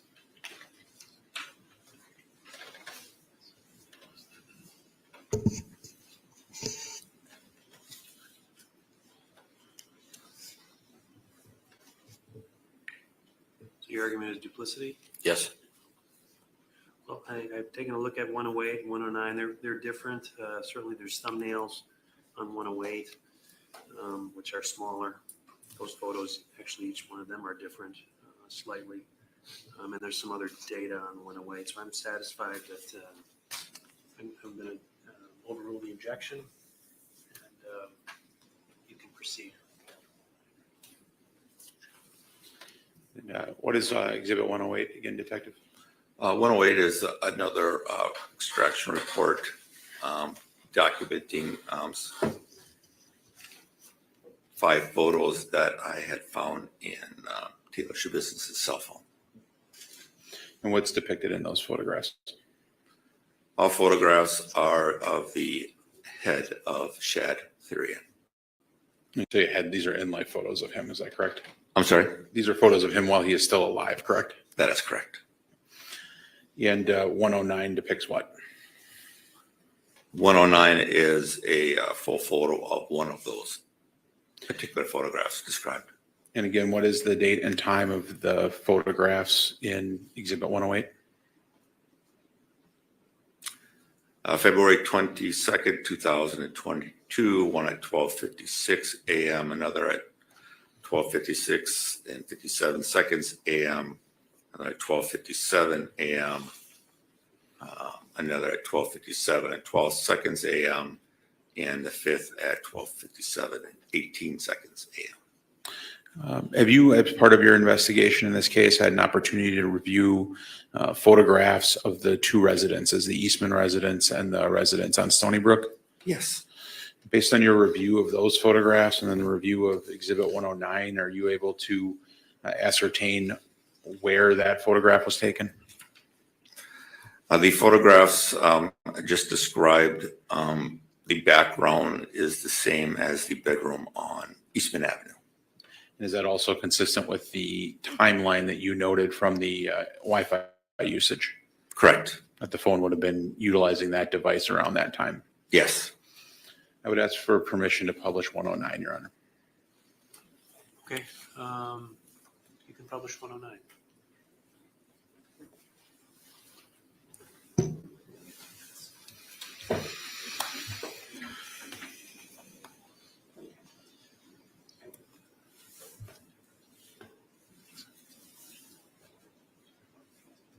Is the screen now depicting Exhibit 109? Yes, it is. Thank you.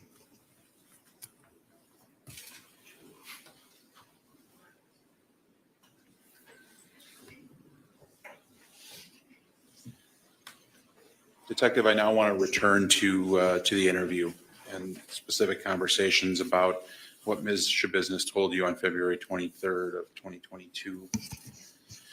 First of all, can you start by describing, what her general demeanor was when you met with her on the 23rd?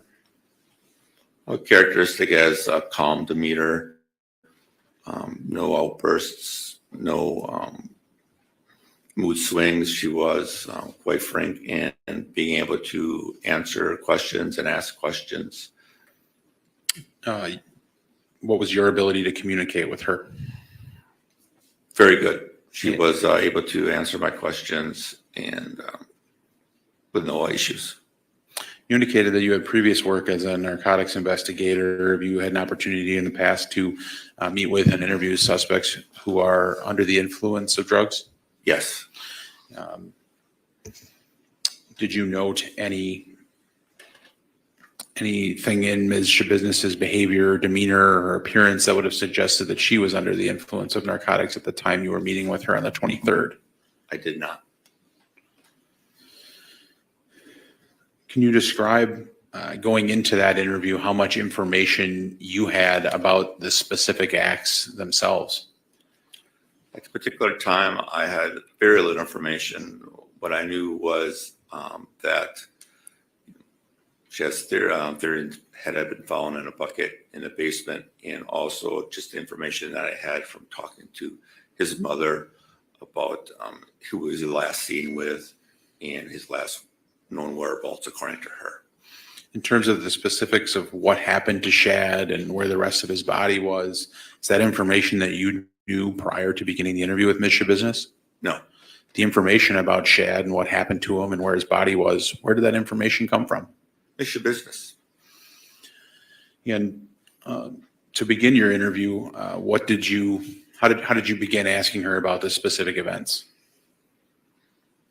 I basically stated to her that with the information that I had, and the information that I had at that point in time was that Shad's head had been found in a bucket in the basement, and that she had one point had been with Shad. So I just asked her if she could tell me what happened. And was she able to describe to you what happened? Yes. What did she say with respect to how Shad was killed? How Shad was killed? Correct. She said that Shad had produced a chain, like a dog collar, and put it around his neck. Initially, it sounded like it might have been some sort of foreplay, but it got to the point that she started to strangle Mr. Therian and just continued to do so, according to her, for several minutes until he passed away.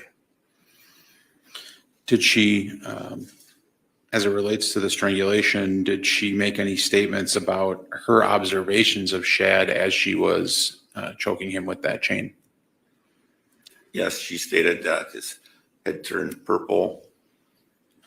He started to, I believe, blood coming out of his mouth. His tongue was protruded, I believe. Did you ask her whether she chose to stop at that juncture? I did. And what was her response? She stated that she wanted to continue to see what happened. And did you ask her whether or not Shad had struggled at all when she was choking him? She said that he did.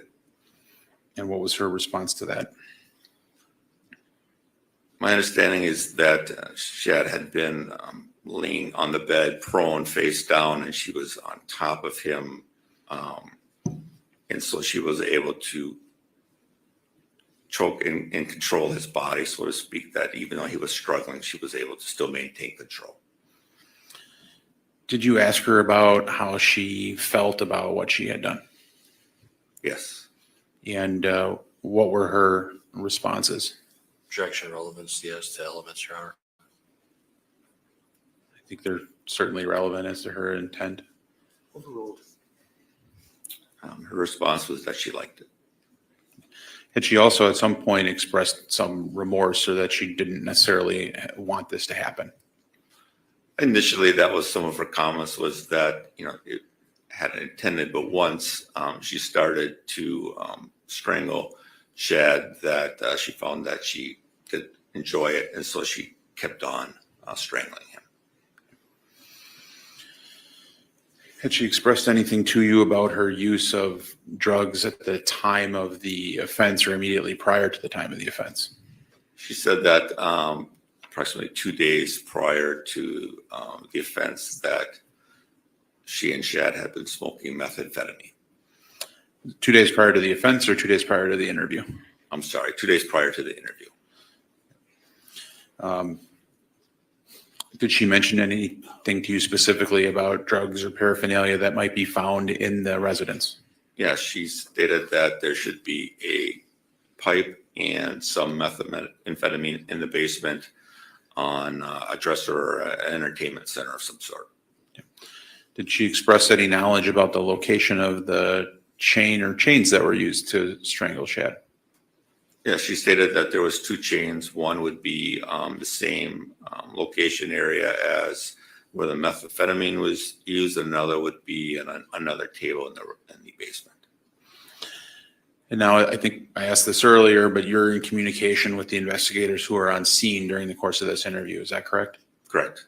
And the information that Ms. Shabusiness is providing you about where things are located and what they might see in the basement, is that being confirmed by investigators on scene? It is. And the information that she's providing you, is that accurate with what they're observing? Yes. After the strangulation itself, what did Ms. Shabusiness tell you that she did with Shad? Well, initially, we were aware of the, Shad's head being in a bucket, but we were not aware of where the rest of his body had been located. So there were several questions pertaining to where his body was located. And the Shabusiness response to that it was still in the basement. Then she went on to explain that she in fact had dismembered Shad's body and placed the various body parts into several bags and or a tote down in the basement. Was she able to describe in detail the things that she did to dismember Shad? Yes. And again, are you matching that back up with information from investigators at the scene? Correct. Was she able to actually describe the types of bags or types of containers where she's placing body parts? Yes. And again, is that consistent with what investigators are later finding on the scene? Yes.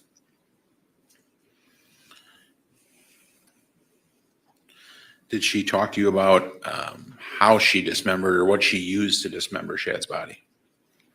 Yes, she stated that she used knives that she obtained from the kitchen of the residence.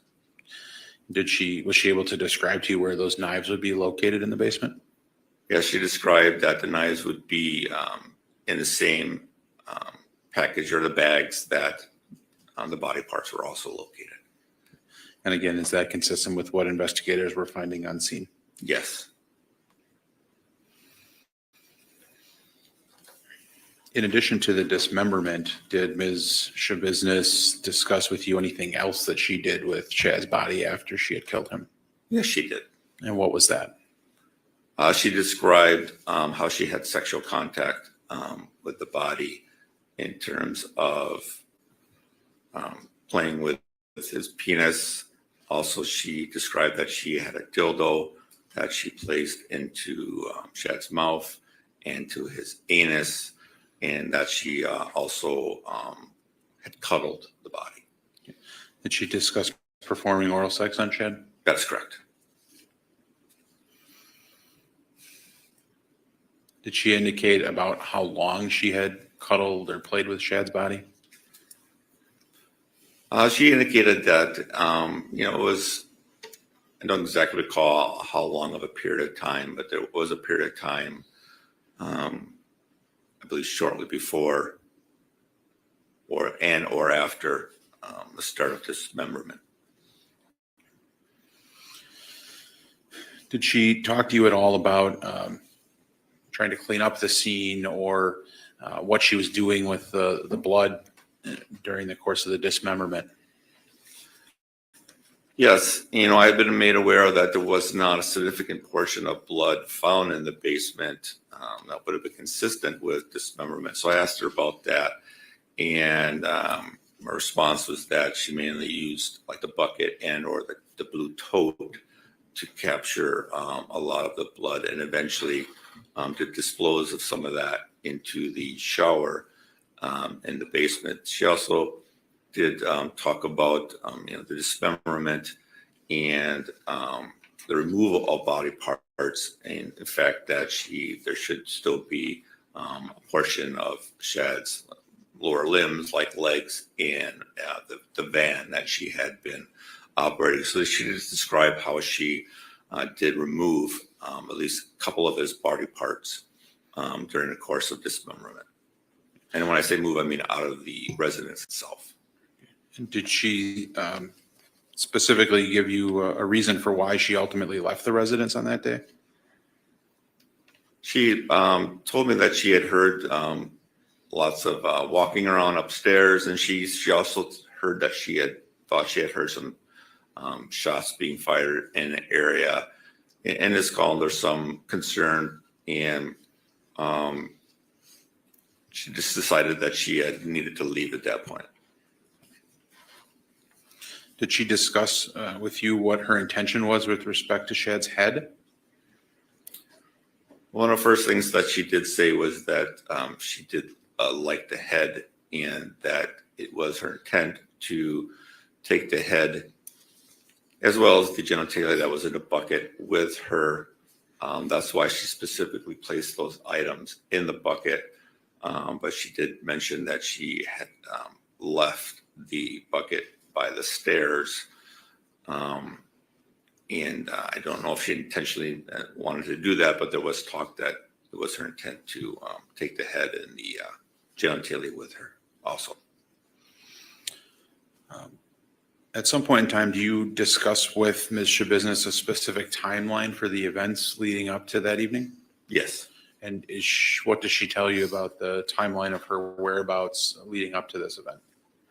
2 days before the 21st, that Monday, is when she was at the apartment on Eastman Avenue with her friend AJ. They decided to go pick up Shad, which they did do. They were returned back to the apartment. At one point, they also did visit Shad's father, Michael Therian, and then also again returned to the apartment at Eastman Avenue, where they stayed there for a while. At one point, AJ left, and then Shad and Taylor then returned to Shad's mother's residence on Stony Brook Lane. And the information that she's providing you with respect to the timeline, is that information that also was consistent with the other aspects of your investigation? Correct.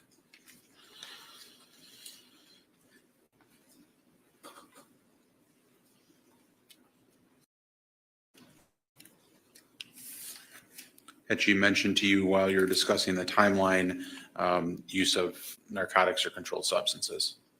While they were in the apartment on Eastman Avenue, they did use her and Shad smoked methamphetamine, and she also indicated that Shad and AJ smoked marijuana.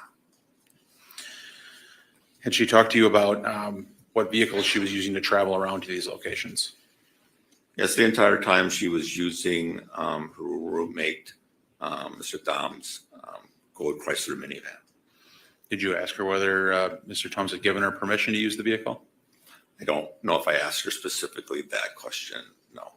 But it was under impression that she was using it at the time of the interview. I was not sure. I later found out that Mr. Thomas claimed that she has used it in the past, but not necessarily was supposed to use it that night. Did she tell you any information about whether Mr. Thomas was involved in this crime at all? He was just at the apartment the entire time, sitting in a chair, basically. And according to her, he wasn't even aware of what they were doing because he was behind him or in the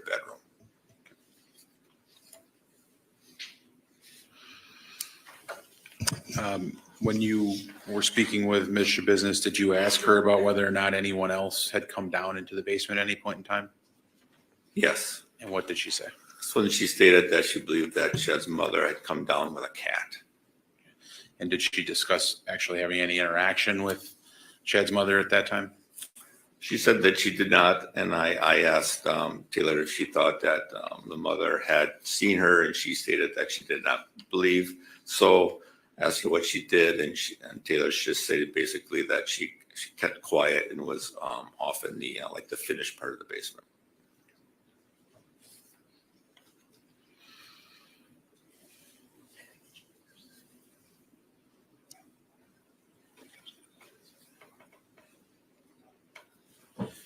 So I want to draw your attention then to the second interview with Ms. Shabusiness that occurred on February 28th. Is that right? Correct. And that was also a recorded interview? Yes, it was. And you advised her of her Miranda rights prior to that interview? I did. And she waived those rights and agreed to answer questions? Yes, she did. Did you make observations of her demeanor generally on that day? I would classify it as being the same, calm, was able to answer questions appropriately, no overt signs of any disruptions or mood swings. And was she able to understand your questions and answer them appropriately? Objection calls for speculation, Your Honor. Overruled. Leading? Argument for leading? Argument for leading, alternative argument, Your Honor. Overruled. Go ahead, ask another question, Mr. Levesque. Thank you. And what was generally the purpose of conducting that second interview with Ms. Shabusiness? Conduct some follow-up questions concerning that we had that came up during the course of the investigation concerning like her disposition of the body, what were intentions of what they're doing with the body, and her cleaning up after herself. And what did she say with respect to the purpose of dismemberment and then the cleanup? According to Ms. Business, the purpose was that she realized she needed to remove the body from the residence so that she wouldn't be caught. And shad was more that she could carry just in terms of being a whole body. So the dismemberment and putting them into bags was to facilitate with her being able to remove the body from the residence. And did you discuss with her the attempts to clean up the residence as well? Yes, and Detective Scanlon had been an integral part of the search of the residence itself. So he asked her several questions about cleaning up because he had observed some, markings or on the cement down area that had been underneath the bed, as well as there was a squeegee in the shower down in the basement, in some items such as Clorox,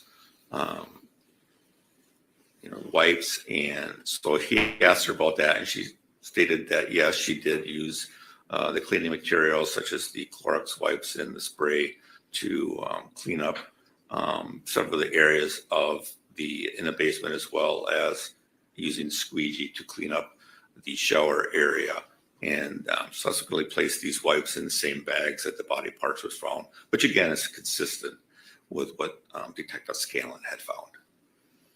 And Detective, I think I asked you these questions already, but if you had an opportunity subsequent to the interviews to review the recorded interview from both the 23rd and the 28th of February.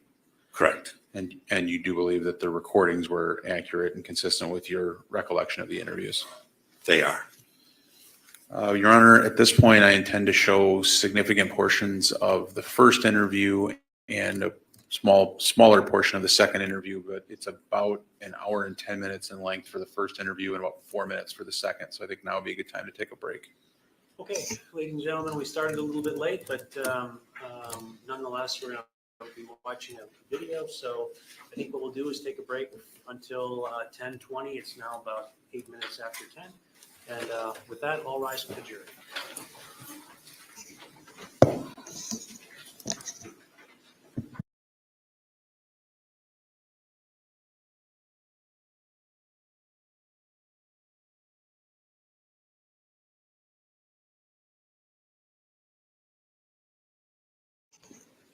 I think the parties would ask that the court read a modified version of JI 158. I have it here. Yes. Counsel agrees. It just addresses some of the obvious edits that will be seen by the jury, just so there's no adverse inference to either party. You agree with that, Mr. Farrelly? Yes, I do. I've reviewed it. Okay.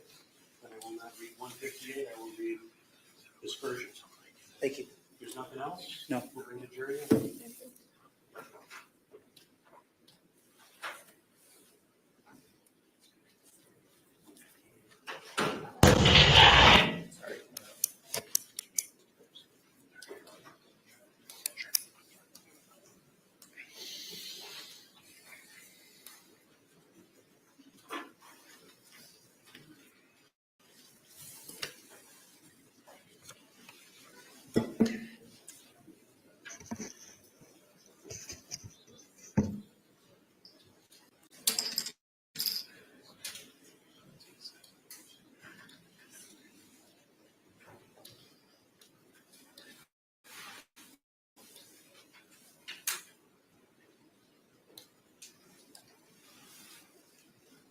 Be seated.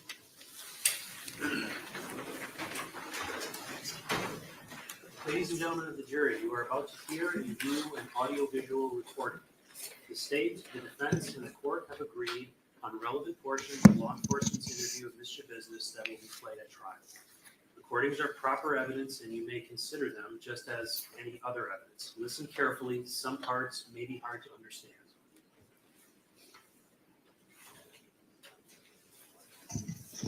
Judge, the state is about to play what has been marked as Exhibit 110. On Exhibit 110, there are a number of files. The files are both the individual clips from the videos, but then also one continuous video. The state intends to play the continuous video. I think there's about a 2-second break of a black screen in between the respective clips that are going to be played.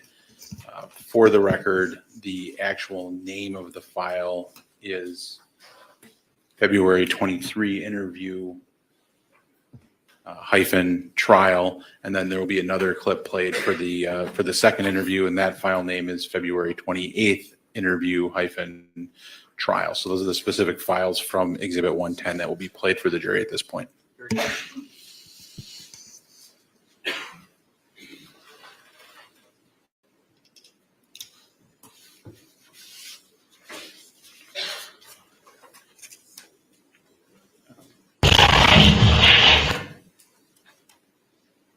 Okay.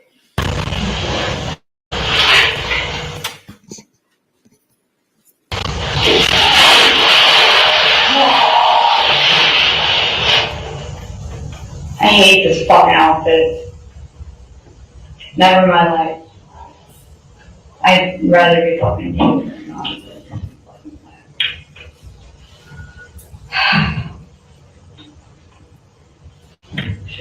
Clean the fuck up. What are you doing?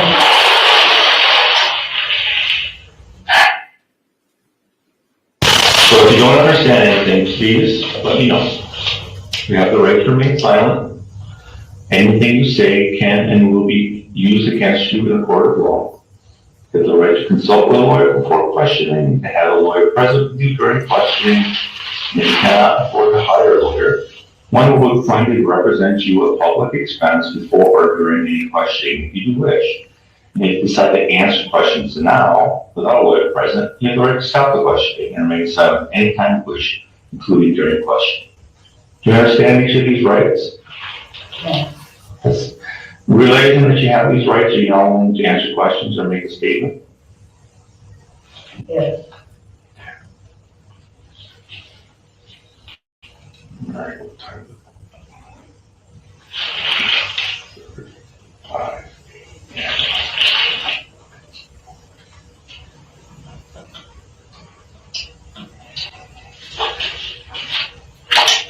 Well, a few hours ago, police were dispatched to an address on Stony Brook that the parents' house of Shad area. Do you know Shad? And how do you know Shad? He's my ex. Your ex-boyfriend? Yeah. Well, they found a kind of disturbing stuff at the house there. Oh, really? Yeah, Yeah. a lot of blood. Basically Shad's head. Fucked up. Yeah, it's pretty fucked up. Mm. And then, so we know you were there at one point Yeah. with Shad. Yeah. But we also know you left. Now that van, is that your van? No, that's my neighbor's. Your neighbor's van? Oh, the guy I was staying at? Okay, so this, where did you go? Which way were the police get you? Was that on Eastman? Is that correct? Yeah. Is that where you live? Yeah. Okay. I'm staying there right now. Okay, is that your apartment? No, No. Whose apartment is it? that man. And who is that man?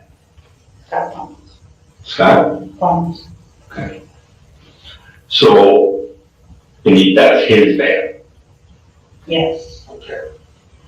And so, did you leave from Shad's house and go to Scott's house sometime today? Yeah. Okay. Well, They found part of the shed at his house, his mom's house. Found his head. Where's the rest of his body? It's there, it's at his house. Is it in the house? It's at his house. Can you tell me what happened?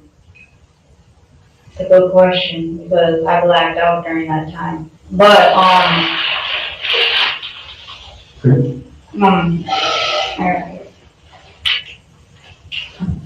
I need time to, think. No problem. Take your time, have some water.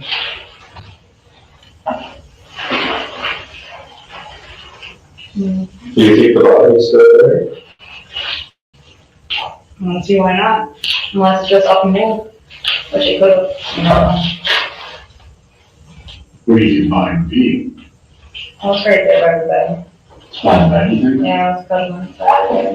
You were what? I was cuddling it by the bed. You were cuddling the body with it? Oh, okay. Was it just you and Chad down in the basement? Yeah. Was anybody else down there at any point in time? When do you think you went to Chad's house? Shit. What was it, like 2 days ago? Okay. Did you stay there the whole time? Mhm. Okay. You start to remember now what happened with Chad? A little bit, what do you remember so far?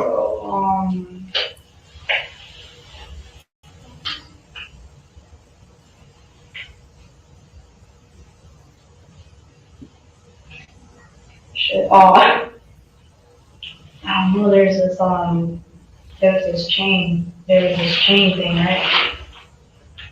And then, yeah, like I was playing around with it. Okay. And like we were smoking the bitch, right? Okay. And then, I'm terrible at explaining things, so, let's see here. And then, here comes the chain, right? And then he put it around his neck.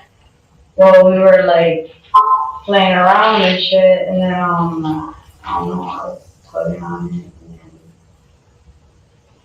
I don't know. You say you're smoking a bitch, what would that be? Ice.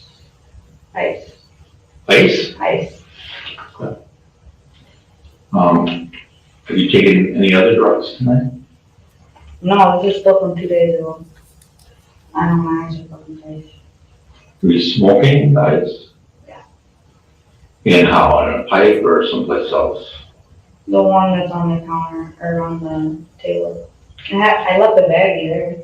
Did? I did. Where? Green baggie, and it should be right on Well, where exactly? Eastman or Story? at the left, that shed. That shed. And you say, where was this place? Where would it be? In the basement or on the first floor or second floor? Basement. The basement. And it was ice in it was a basket, basically a window bag, a little small plastic bag. Crushed up. Crushed up. And just you and Chad. And so there was a chain. What kind of chain? It's the one that's on the same place as where the bitch and, And where would that be again, please? I think it's on a dresser. On a dresser? Is it, oh, is it on a dresser? I don't know. I don't know either. I haven't been there. I mean, as best as you can remember. So you think that there could be a chain and the ice on a dresser down in the basement? It's just weird. I got like a weird flashback on it. But what happened? Yeah, it's short. It was real short. But What did you see? it's just, I don't even know anymore. Like, it was weird. I was riding him like a donkey, okay? And then, like, I think so. I think that's what was happening. I was pulling and then, like, I don't know. Were you two being intimate, having sex? It was getting there. Just getting there, okay. So will this be considered foreplay? Yeah. Yeah, it was. And then, I don't know. And then, I just didn't stop. I don't know why. I didn't stop. I didn't stop. You guys done something like this in the past? Not like that. Do you use manual strangulation during sex at all? No. Is Shad like that? A manual strangulation? Yes. He likes strangulation? I don't know. You know what I'm talking Yes, about? he does. Yeah, And you do too, or just him? both of us. So when's the last time you guys had sex besides potentially sworn? Mainly me, but like, we didn't even get it. Like, I'm sorry, but we didn't even get it. Okay, so you didn't, all right, but when's the last time you did? do I it? mean, I played with him though after.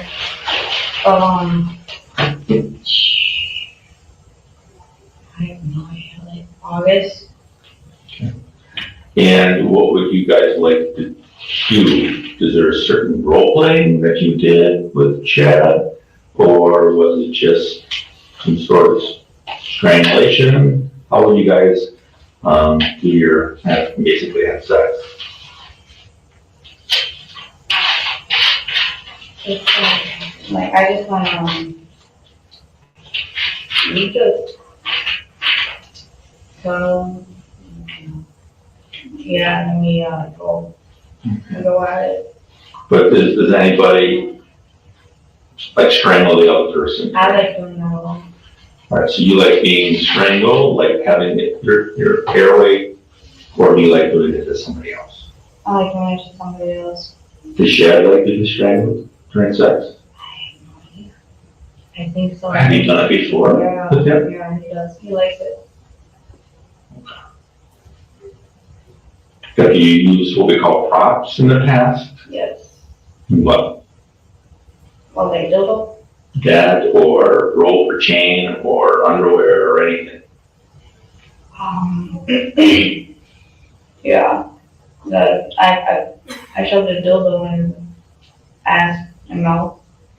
In the past or just recently? When he was there, when he was on the bed. Yeah. So obviously you said you smoked some ice. Do you take any prescription medications? No. You have any mental health issues we should be aware of? I don't know. I don't know yet. I think. Have you been diagnosed with anything officially? I know that Shad has some mental health issues. It's correct to his mother. Since high school? Yeah. Where do you guys go to school together? Facebook. Before? Okay. Did you graduate the same class or? Yes. He didn't graduate. You graduated. Alright. So then you guys were boyfriend, girlfriend at one point? For how long? Like 2 years. 2 years? 2 years. 2 years? 2 years. And this is right after high school or No, during high school. during? And what year did you graduate? 16. 2016? Yeah.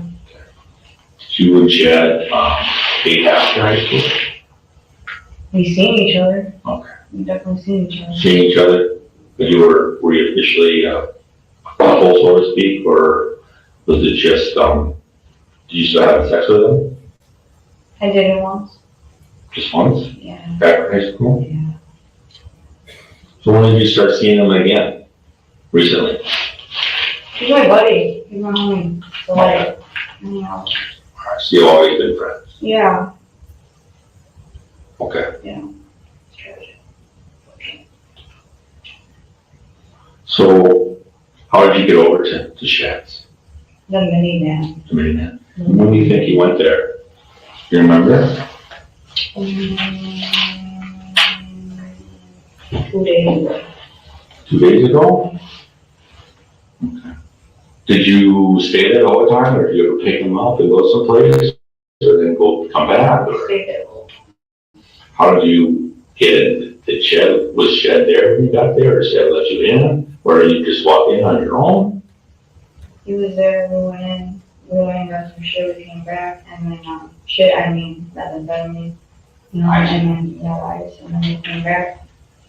Okay, so you showed up at his place. Then you and him left, Yeah, and you went and got some meth. yeah, so then,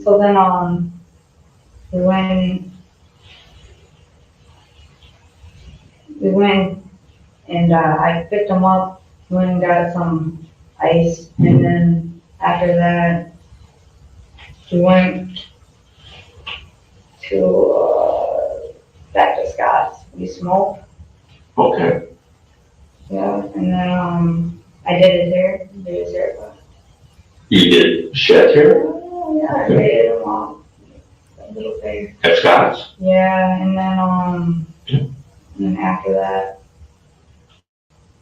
I, trimmed his face, Mhm. feeling good, we left, we went back to his mom. Okay. I was looking for some crack, I never got no crack. Okay. So you went back there, it was just you and Shed to go back to his mom's? Or did Steve come? Steve? Or Scott? Scott, I'm gonna do that occasionally, and I apologize if I do get names sometimes. but- alright, yeah. Did Scott did come with you?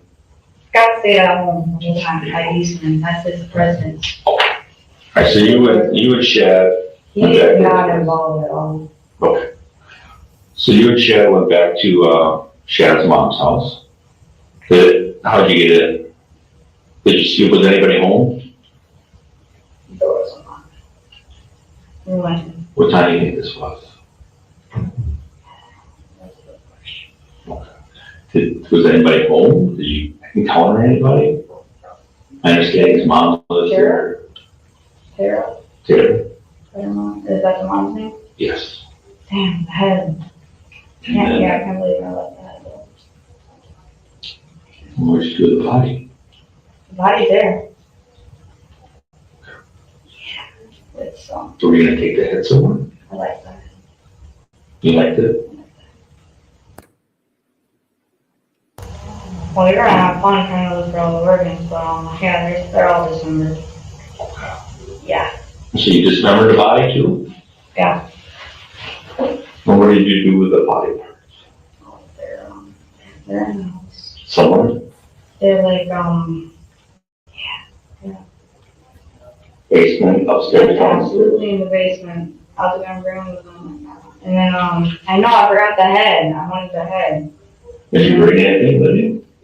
It's in the van. What? It's in the van. It's, what is it? A foot maybe. The what? I think it's a foot. A foot in the van? A leg maybe. I'm like, I'm gonna bring it all and then I'm like, man, this is messy, so then I just left it. I got lazy. Okay. I got lazy and that's what I did, so I'm like. Okay. So there's gonna be maybe a foot or a leg in the van. And then, Yeah. what did you do with the head? I forgot that was in the van, so, yeah. What did you do with the head? The head, I put it in that bucket, that black bucket Black bucket? with the blanket on top. Okay. I should have it with me. And then where'd you leave it? Leave the head? It's still in the bucket, it's right by the stairs. Upstairs? Okay.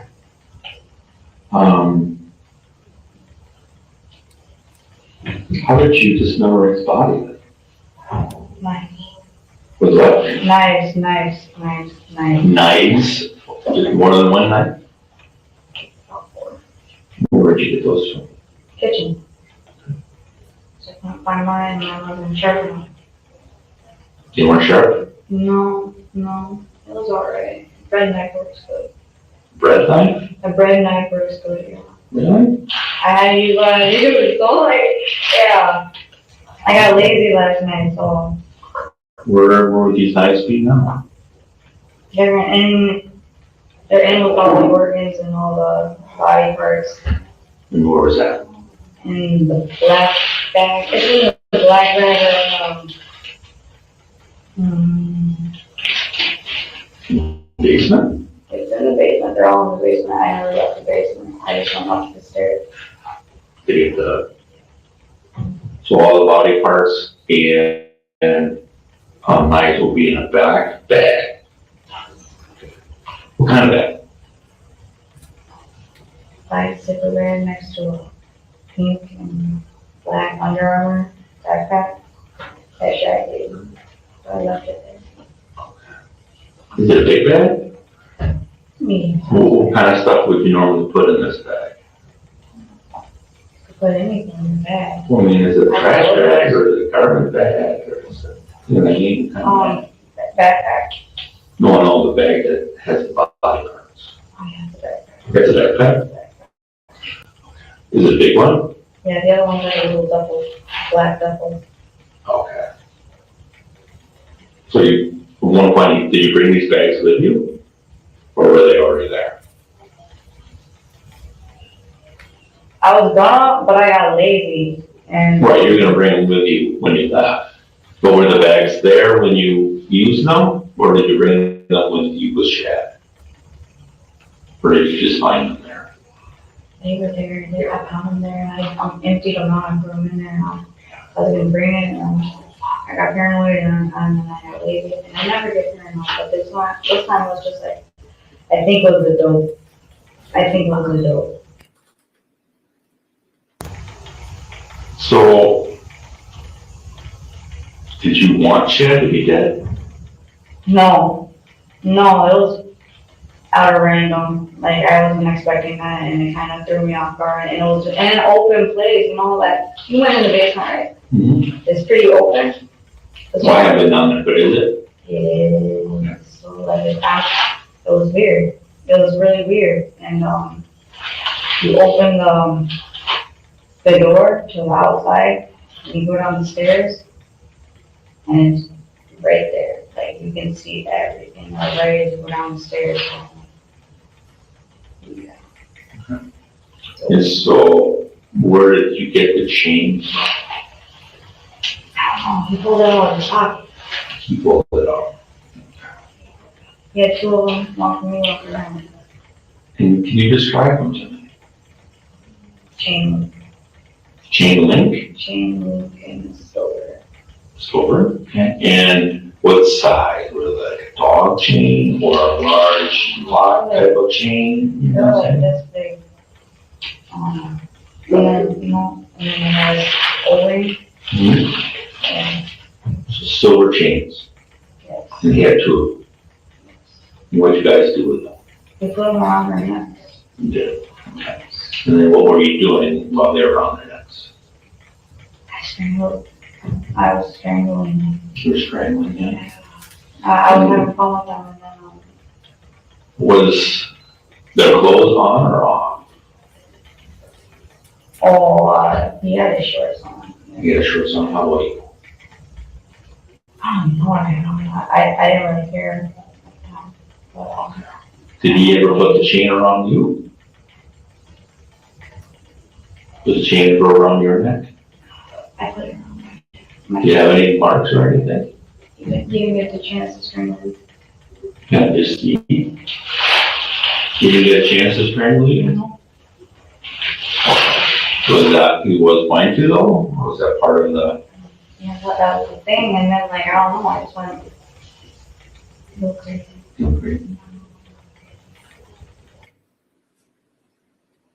So when did you realize that Shad was not alive anymore?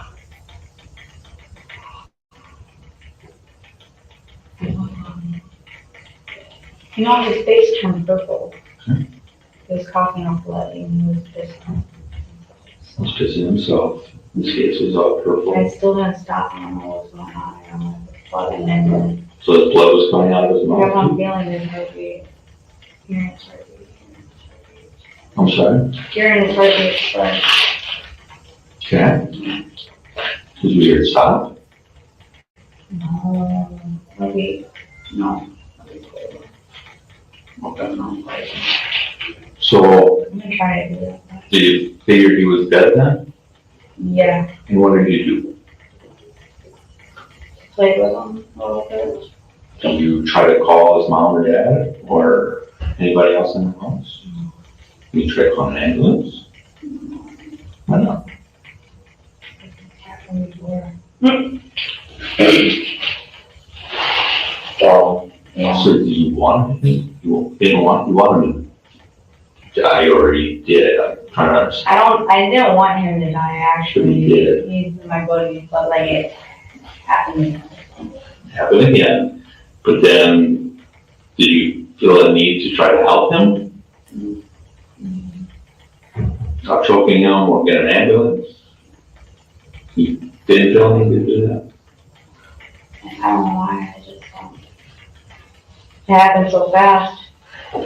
So then after you realized he was no longer, he was dead, his face was purple, he said his blood was going down in his mouth. What'd you do? Clean him up a little bit. Sure.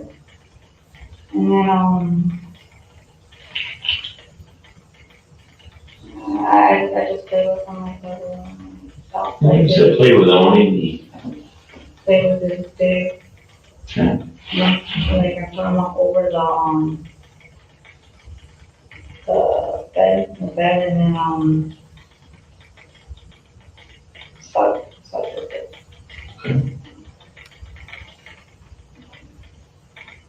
And you had him on the bed?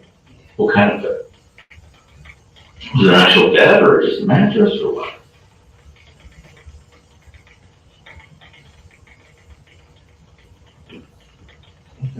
So then you had sex with him? Yes. And I had a dildo that I took on. Okay. I played with him too. What'd you do with the dildo? And I just cuddled him and hugged him. What did you do with the dildo? I put it in his mouth, put it in his ass. Okay. Put it back. Put it back. Where was this at? Where'd you put it back? No.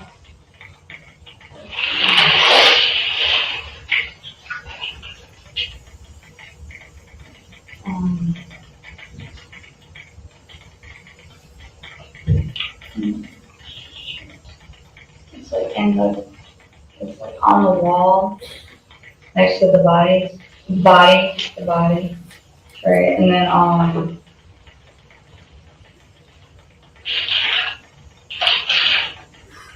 Is it in a bag or on a shelf or? it's in a wooden, box. Wooden box. Okay. And what color was the dildo? You just. So Pink. you had sex with him. You said dildo on. You said you cuddled for a while. And then like, Yeah. you cuddled him. Where were you on the bed with him? Yeah. So you cuddled his body. And then what did you decide to do? Oh, because like before, like I felt for his heartbeat, but then I still felt his heartbeat, right? You did? I did. You felt it? Yeah, so I kept on pulling more and more and more, and I went back and it's almost like he wouldn't die. And then he was like rebuilding in the muscle, and I don't even know, it's crazy. And then, I don't know. Just before you had sex with him? That's why I was tripping. While you're having sex with him? We never had sex, but when we were getting there, I was just stroking him. I understand that. You said that she played with his penis Yeah. after he was dead. Oh, yeah. Was it erect? It was half. Did you, Even. what did you do with his after, penis? I put it off. Did you ever place it in your vagina or any of your body parts? No, I just. You didn't use it as a dildo or anything? Okay. So you're saying then you're like choking on and stuff, and was he struggling at all? He has big neck muscles, so. Okay. He He was good. You trying to fight you? Sometimes people have a flight or fight, you know what I mean, the reaction that something happens, so they try to grab, you Yeah, know. he did. And then, You didn't, or no, he did. did you get hurt at all? I see, you know, you had that cut on your thumb, how do you think you got that? Oh, that was dismemberment. That was just not. That was a lot, yeah, I got lazy in the process right now. So. Did you,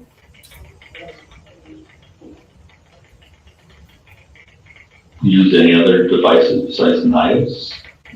Just, those scratches on your arms and stuff, were they from him? Oh, no. I was, How did you get that? so this one, I did by myself. Oh, This one, I probably did by myself. This one, I probably did by myself. so they weren't him trying to grab you or anything? Did he try to grab you at all with his hands? Yeah. So the blood on your hands, would that be Chad's blood? Oh, probably, yeah. I'm telling you, I got super lazy tonight. Okay. I really don't know. I blame it being on drugs and then the come down that I'm coming down off of. How many times do you think you've done this? I never do drugs, like, I barely do drugs, I do drugs, but then like, once in like, a few, like, weeks, not even like that, like months go by and then I'll do drugs. I see. Where did you dismember this? In the basement, right? Because I was looking for Donna, yeah. You do anything particular with the head or the body? What did you do with the blood? What happened all the blood? It's still in there, still in the toilet. I mean, with the, you know, there's a shower in the basement, you go in the next side over and I just dumped it out of the drain, it's probably still in there. Where did you go?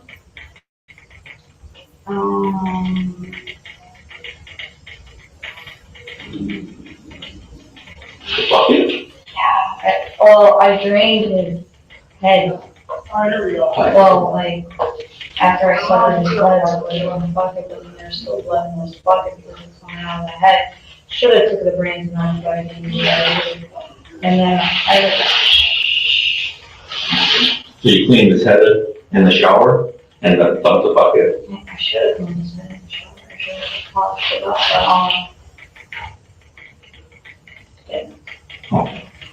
I like that. And what do you use to smell that, heading? The knives. The knives? Yeah. Well, you said one was a butter knife, what kind of knives were they then? Big knives or knives? Butcher knives? They're the kitchen knives, Butcher block? There's two like little knives there. And then, they were like probably 4 inches. And then, the other ones, they were probably like 6-inch knives. And where were they in the One kitchen? was a steak knife, one was a bread knife. I When you say wanted bread bread knife, is that I like wanted a serrated edge on it, or is it a flat edge on the bread knife? You know what I mean by serrated? And where were these knives in the kitchen? They're in,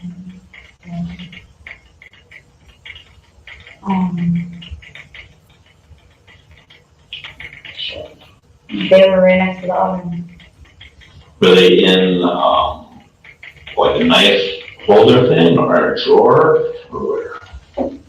They were in, if you know what I'm talking about, in the, Yeah, that's some holder that were knives. that's the one right there, like it was in the, By the end.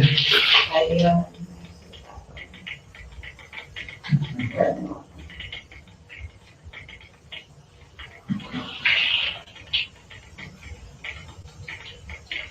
I really like that. Okay. That's how messed up my head was, like I was really messed up, like I don't know what was going on, I was just going crazy. And then, I don't know what was going on at all, because this, I think it was the open area. I wasn't in a room by myself. There was no door. It's an open area. It was an open area. I didn't like it. It was different. At all. Or was there anybody else there? Maybe upstairs. Upstairs? And how come why did you leave? Did anything cause you to leave the house? I kept on hearing, footsteps. Okay. Gunshots. So, And what else, I'm sorry? gunshots. Gunshots?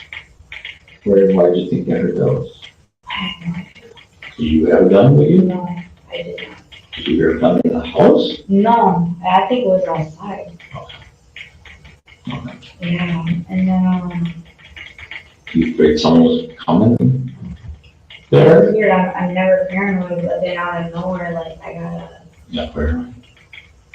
first, like, for a couple of seconds, and then I go away, and then like, boom, I come back.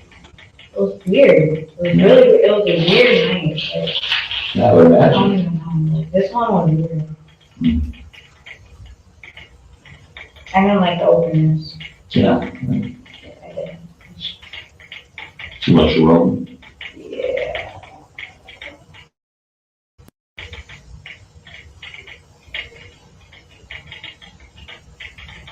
Okay. Well, Michelle has some questions for you. I'll take a quick break. Need some water. And did you tell them what happened at home? You tell them what happened at Chad?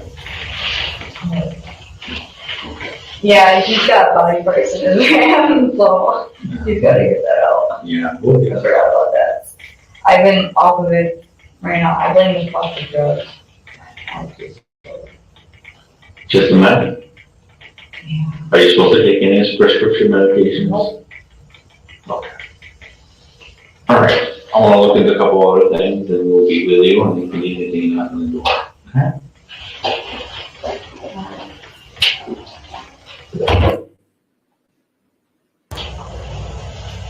How are you doing? Good. Good. Everything okay? All right. How's it sound? It's great. I need stitches. You're gonna need some I'm stitches. gonna need stitches. The thing is, yeah, I don't know. We need to get there before. Usually you're good there, say, I think it's stitches, you got 24 hours. Do you think you cut yourself over 24 hours ago? Oh, yeah, I just did it like, 4 hours ago. You did it 4 hours ago? Yeah. All right. Well, that's actually one of the things that we want to kind of do is we call it timeline, just to kind of get an idea of what you were doing since you first had contact with Chad.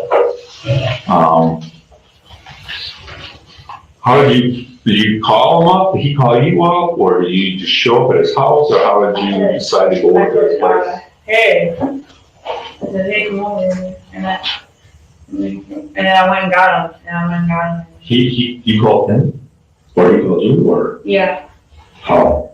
Do you have a phone? No, it was actually from my friend AJ, our friend AJ. Yeah. Where were you? That's Scott's. Okay, are you there too? Yeah. So you're at Scott's, and your friend AJ was there? Yeah. What's AJ's, any other, his last name or first Big name? Aaron. Huh? He's Aaron. Cannon? Big Aaron, yeah. What do you spell that name? GANNON. Would Scott know who he is? Yeah. Was Scott there? He's referenced as Black AJ. Is he a black guy? He's a black guy. Okay. He's got juice rolls. Was, Scott there then, when you and AJ were at the apartment on Eastman? Yes. Okay. He walked over there. So you called Chad using AJ's phone? AJ Okay. talked to Shad. AJ talked to Chad. Yeah. And he just said, hey man, come on, over to Scott. And then Chad was like, I might have gone a ride, but can you come get me? And So then, I Did you went, text them? yeah. So then he's like, wait, never mind, I'm alright. So then we went and got him. Okay. And then who went now?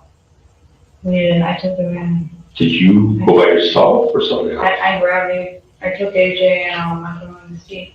And then, So you and AJ went to shed, yeah.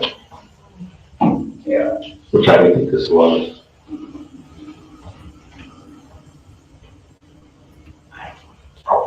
So you and AJ were at Scott's.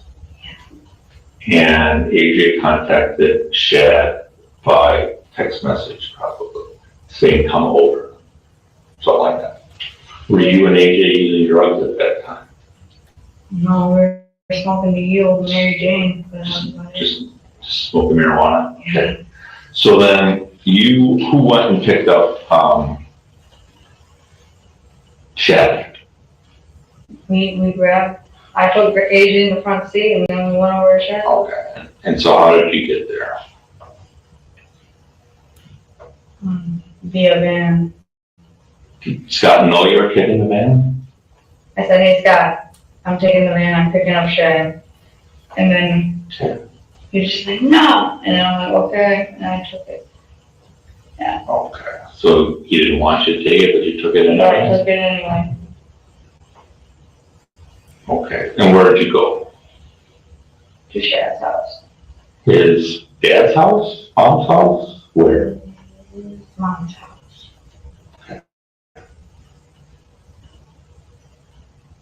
Did you go inside the house at all? I knocked on the door, I said, hey Shad, you where? And then like, you came here? And then like, you came here. Alright, so then Shad got into the van. And AJ was in the van. And you. And then where'd you go? And then we went to,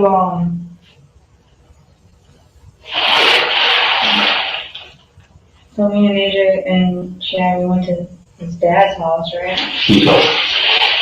We went to his dad's house. Shad's dad? Shad's dad, and we went from his mom's to his dad's. Okay. Yeah, and then, I don't know. And then, from there, we went and picked up some dope. So was anybody at Shad's dad's house? Was Shad's dad there? Yeah, Shad's dad was there. Okay. Did you talk to him or have contact with him? Good old Michael B, yeah. Okay. How long were you think you were at Shad's dad's house? Like 10 minutes. Okay. And where'd you go to store, dope? I don't know. Like, that's the thing, like, I don't even know where it was, like, I'm just like, put it in the Addy, and he's like, oh, and then he went and got it, and then. So who made arrangements to get that? Maybe Shad? Shad? Yeah. So, do you remember, was it a business, a house, or a car? You met somebody in a car? What did it happen? No, he was just like, hey, you got any pretty girls inside? I'm like, hell no, I'm gonna knock his ass out. But he said that, right? And then, like, for me to go in and get the dope, I'm like, I'm not getting the dope. I'm like, Shad, go get the dope. So Shad went and got the dope, and then he came back with the dope. Okay, and where was this, do you think? This was, I don't know, I have no idea, I just. Was it a house or apartment or? You said put the Addy and somebody used their cell phone to find the house address. Could have been. You know, who might have looked it up. I have no idea. AJ or Shad? I have no idea. But Shad's the one that went in to get the dope. How much did he buy? Oh, that was on me, I gave him $100. Okay, so you bought $100 worth of meth? That's what I did. Alright, and is the three of you still in the van? Oh, yeah, when he got back in, And where'd you guys go? we went back to Scott. Alright, went back to Scott's. Who's all there then? Scott, AJ, Chad, and me. And what you guys do?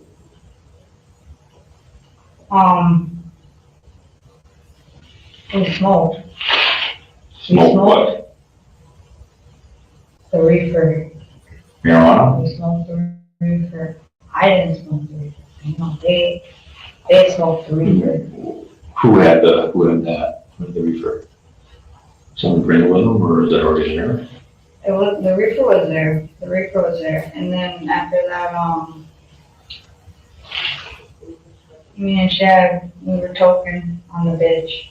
And then after that, So you and Shad smoked some meth at Scott's? that's just not someone. So where were you guys located? That would be Eastman. That's- Right, were you in an apartment, but were you in a bedroom, in a living room, in a kitchen?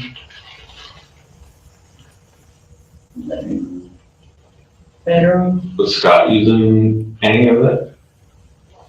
He was chilling on the chair, rocking back and forth. Did you see you guys smoking meth or marijuana? No, that's all behind us. You can't see. You can't see it, no. Why not? Because that's behind him. Okay. He's facing this way, we're this way. Okay. So then the three of you smoking marijuana, and you and Shad smoked meth. And so then what happened then? Who went where? I started cutting Chad's hair. That's right, you said you Yeah, gave him a haircut. give him the haircut and everything, and then right after that, AJ was just like, you don't let him go. So then, I already see it, He left on his own? Okay. and then he tried it on foot. And me and Chad, we took out. I shot him up, and I took him out. I had one shot too. Then where did you get that stuff from? That's the same place. I know, but, well, so you bought it with the meth, you bought the other stuff too? Where did you shoot him up with? Same shit, the trazodone, Yeah. I crushed it. I crushed it up, And where did you get the trazodone from? the table. The table, where's the table located? It was right by Scott's, Was it Scott's trazodone? yeah, he is. Are you sure it's trazodone? They said it on the bottle. So you took some pills from where? You said on a From table? the counter. From a counter? And it said trazodone on the label? Yep, And was it Scott's pills? Was Scott's name on there too? yeah. And you crushed them up, and then what did you do with them? I put it in the syringe. I pulled it back, and then I shot him. And you said you took a shot too? Yeah, I did. Okay. Where did you get the injection? Where did you inject them at? I got it from a friend. No, but I mean, when you shot, Where did I shoot him up? yeah, Shit, probably in the arm. in the army thing? Yeah, You said you got the hypo from a friend? Yeah. Have you used drugs, they call it intravenously, some meters before? yeah. Alright, so were you guys in a bedroom, in a living room, or someplace else where, bedroom? Okay. And then what do you guys do? And then,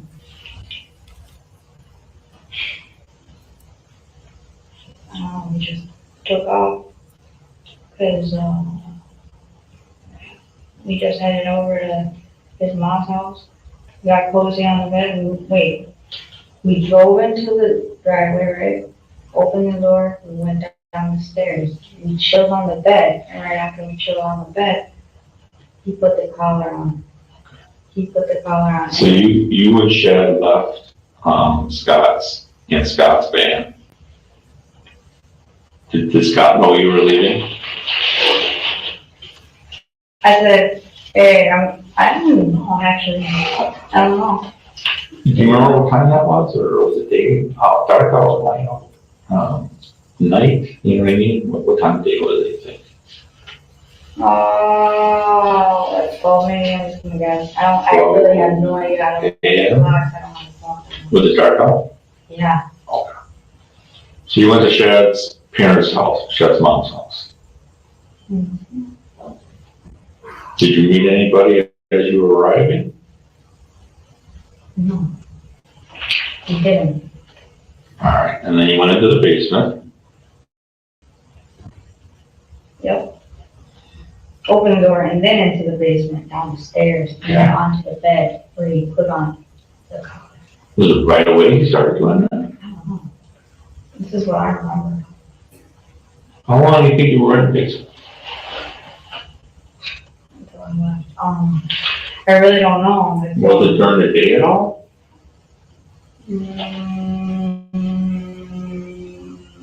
I really don't know. Did you sleep at all? I mean, I was playing with him all night, so. Because you were playing with him all night? Yeah. Or all during the day? I went into the day, I still was playing with him. But like, are you talking about the trophy session? 'Cause, Well, from the time you got to Shad's mom's, how long do you think you were there before you left?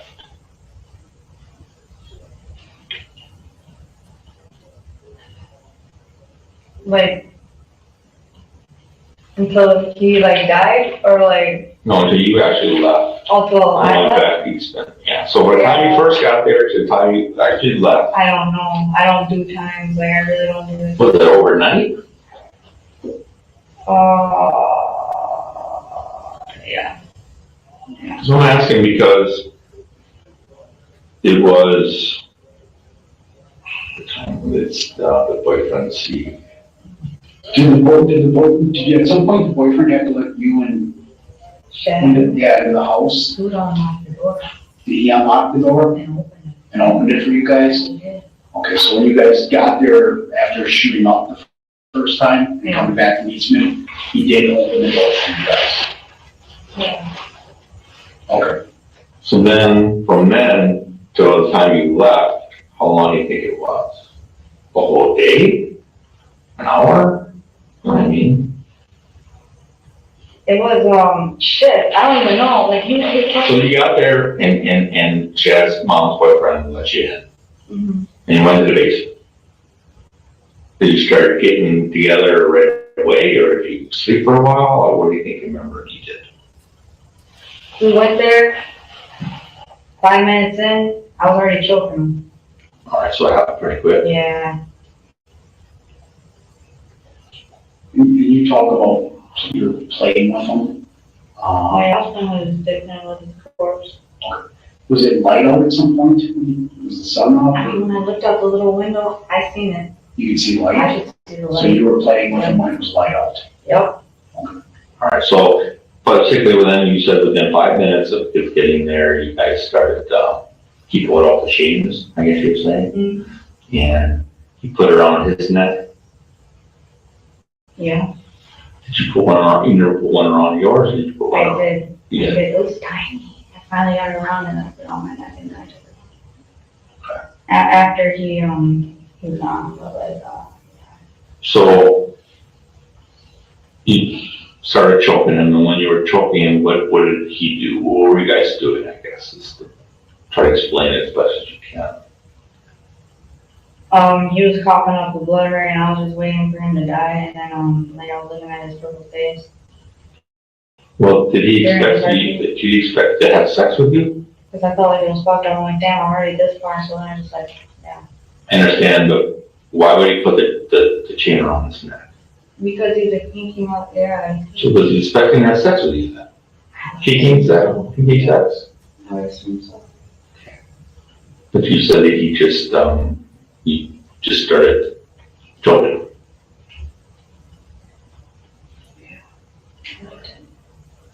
How long did it take for him to die? Like, 3 to 5 minutes maybe. But, I don't know. I have no idea. You said that when you were choking, when you started coughing out blood, Oh, yeah, yeah. and you just decided that. I like to see what happens, So you you know, just I'm kept sure. going harder and, I So you wanna see what happened when he died? I just watched it, yeah. Well, this one was different, this one was common. blood. So when he put the chain on his neck, he thought that you guys were going to have kinky sex. Right? You think that's what Chad was thinking, maybe? Yeah. What were you thinking? I was gonna do the same thing. You know, I was going in, and I did, and I went in. But then he was like, choke me, but he didn't really say it, so I'm like, he put it on his neck, I already know I'm gonna choke him, and I did. So, All right, so before that, did you guys, was there any foreplay? we launched onto the bed. We went from the stairs to the bed, and then, yeah. Were clothes on or? Yeah, now the, But before you chain went around his neck, were you and Chad like kissing or any foreplay or anything? no, we were chilling at home. You just chilling. So all of a sudden, the chain went around his neck? Yeah. How come? I'm just trying to get it. He likes it. Alright. I was gonna walk him like a dog. You know, and he wanted that? I have no idea. Well, I was gonna do it anyway. Okay. And you claim it was his idea? With the chain? I'll talk it tonight. Hmm? No, it was his idea. It was all him. Alright, so you're on the bed. The chain goes around his neck and you start choking him. And you just realized that he was gonna die or what? I'm just like, shit. I think I went a little too far, cause I was blacking out while I was doing it, right? And then and then I look at him, I'm like, shit, he's already purple. I'm like, fuck, I'm like, I don't know if he's fucking, is he good? But then when I woke up, during the blackout moment, I'm like, shit. Like he was coughing up blood, I'm like, I don't know, I just kept on going, sorry. You made the comment, you said that when you were choking, you was coughing up blood, you kind of were like, I'm going this far, I'm just gonna keep going. Did you realize that by continuing that may kill him? Yeah, because I felt bad because I'm like, damn, he's gonna be losing after this. I'm like, might as well just kill it. Okay. So you realize that by continuing that you may actually kill him then? I swear to God, he was telling me just do it. So I'm like, wow, and I did it. Okay. I swear to God, I'm like, fuck. I'm like, I accidentally fucked up and then I'm fucked. I'm like, and then, yeah, that's exactly what happened. All those movies. And you also said that you enjoyed it, right? And I enjoyed it. Oh, yeah. Alright.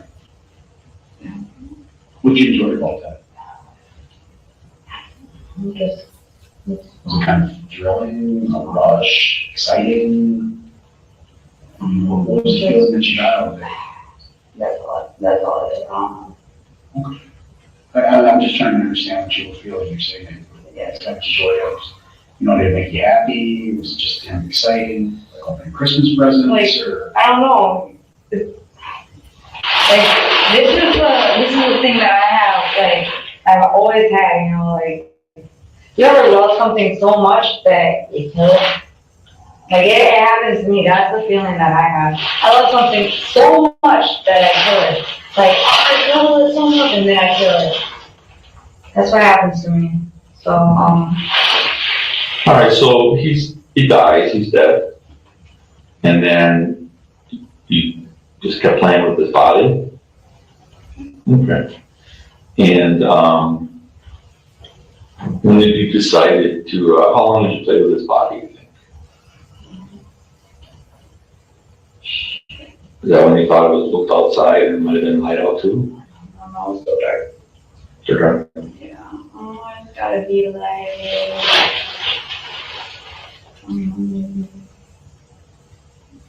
two, 3 hours, 2-3 hours. And is that also when you, used the dildo? Yeah.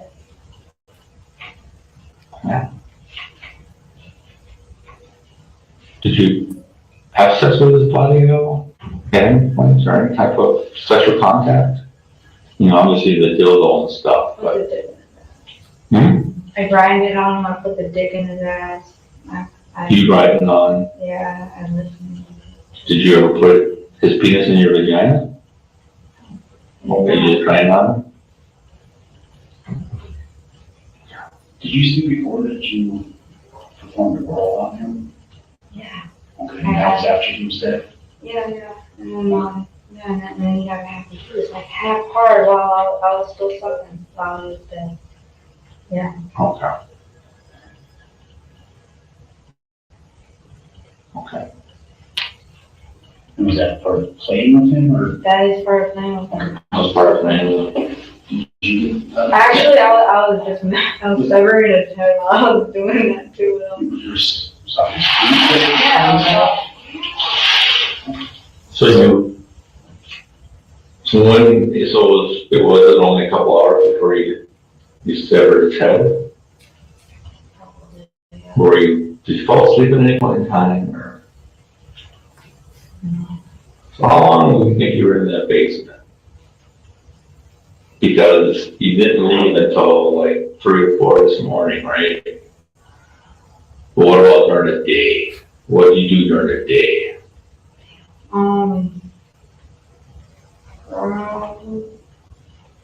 I don't know, like, I was kind of like dozing off, like, nodding out. He was dead already? Was his head still on? No, I took that off. That was the first thing I took off. Oh, okay. I wanted to cut it. What about the rest of his body? I didn't even take it.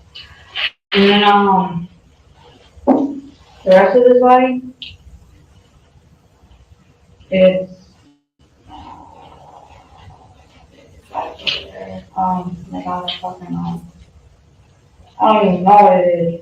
It's in a big blue container, you know? And Just a it's big container? Tupperware. It's like a big Tupperware, it's not Tupperware, but it's a Tupperware container, like a, Big storage code? yeah, one of those. And then, So that's where body parts are in? Or I thought just they were in a black bag? they're scattered around. Okay, so both probably. But when did you start, cutting up his body? Like almost right away, I was sucking and cutting at the same time. Then what about the rest of his body parts? Did that take all day? Did you? I was getting pissed off at the dismemberment process, actually. Did it take a while? It took a while. Yeah, because like I was nodding out, so I. Okay, so you're kind of slipping, kind of nodding in and out. Have you taken any other drugs? I should have took drugs, I probably would have helped, but I didn't. And I just sat there. Yeah. Do you remember it being daylight at all? Yeah, when I looked at the window and I seen the daylight. And was his body together still then? Or? Why was it not together? It's just like, I had fun with him for that 2 hours and then boom. So but it took a while to cut the rest of the body up?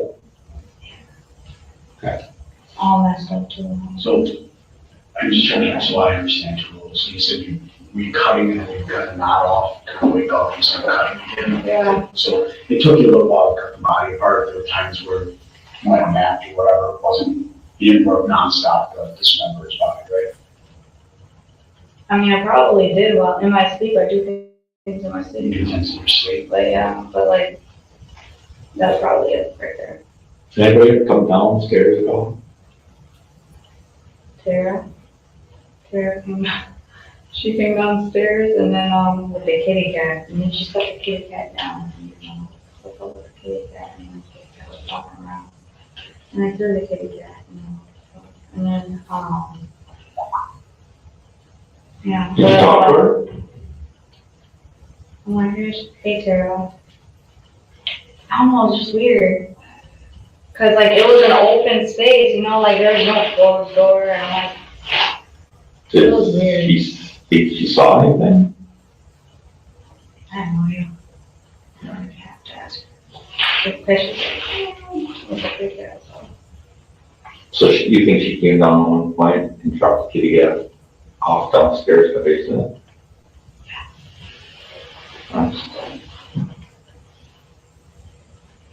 How long was she in the basement, just shortly to drop the cat, or? Yeah, she just came down there, dropped the cat off, to go use the kitty litter, Okay. the box, and then she went right back upstairs.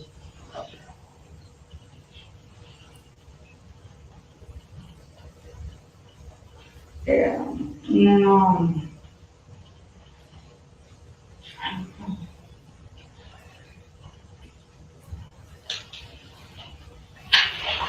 All right, so then throughout this process, you would cut off a body part with one of the knives, and you would put it in the bag or the tote or something like that. yeah, I was still tweaking out, so like, I'm gonna get on it, and then I'm like, wow, it's gonna go. So I got another one, and then I was cutting it, and it didn't go. Now, and I was tweaking, so like, I'm like, oh shoot. Here, I'm done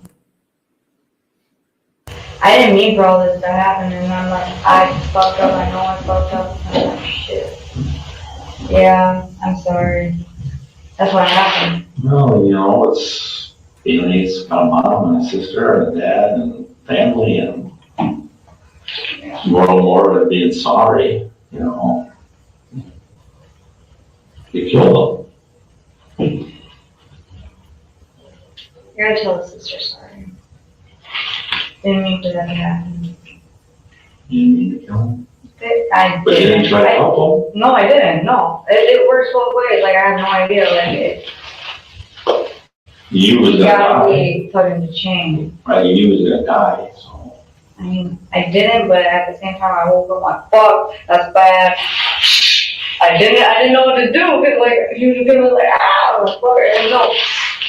You know what I mean? Cause like, I don't know. But you liked it? I liked it. I'm like, fuck, like, it was, like, I didn't know what to do, but like, I liked it, so.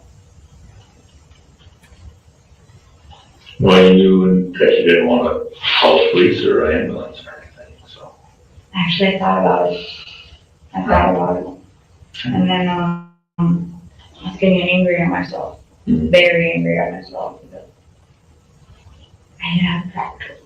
You know, sucks not having that.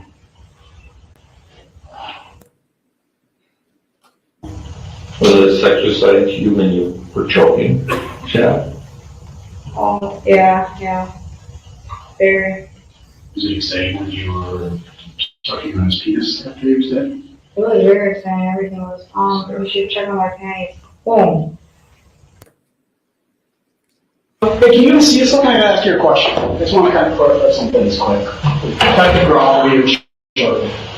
Probably, I believe he's gonna step in. It won't take long. So, after the incident where you choked him out, can you describe how you placed him before, because you said you cut his head off first, correct?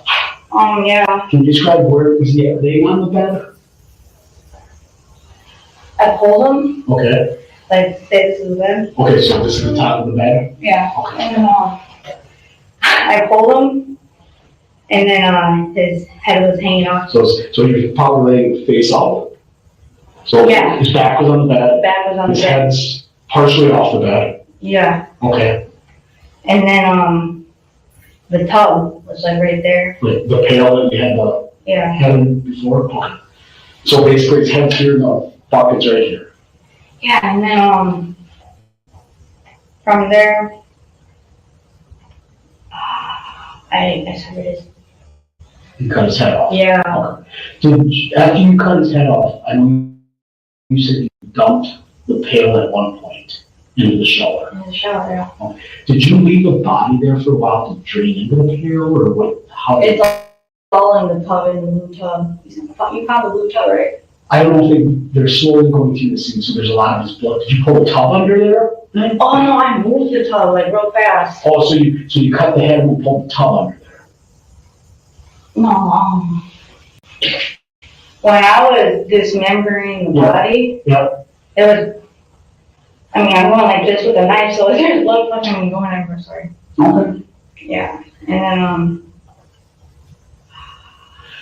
But initially, when you cut his head off, there was a pail underneath, correct? Okay, so the head went into the pail. Yeah. The blood went into the pail. Did the blood bucket fill all the way up with blood?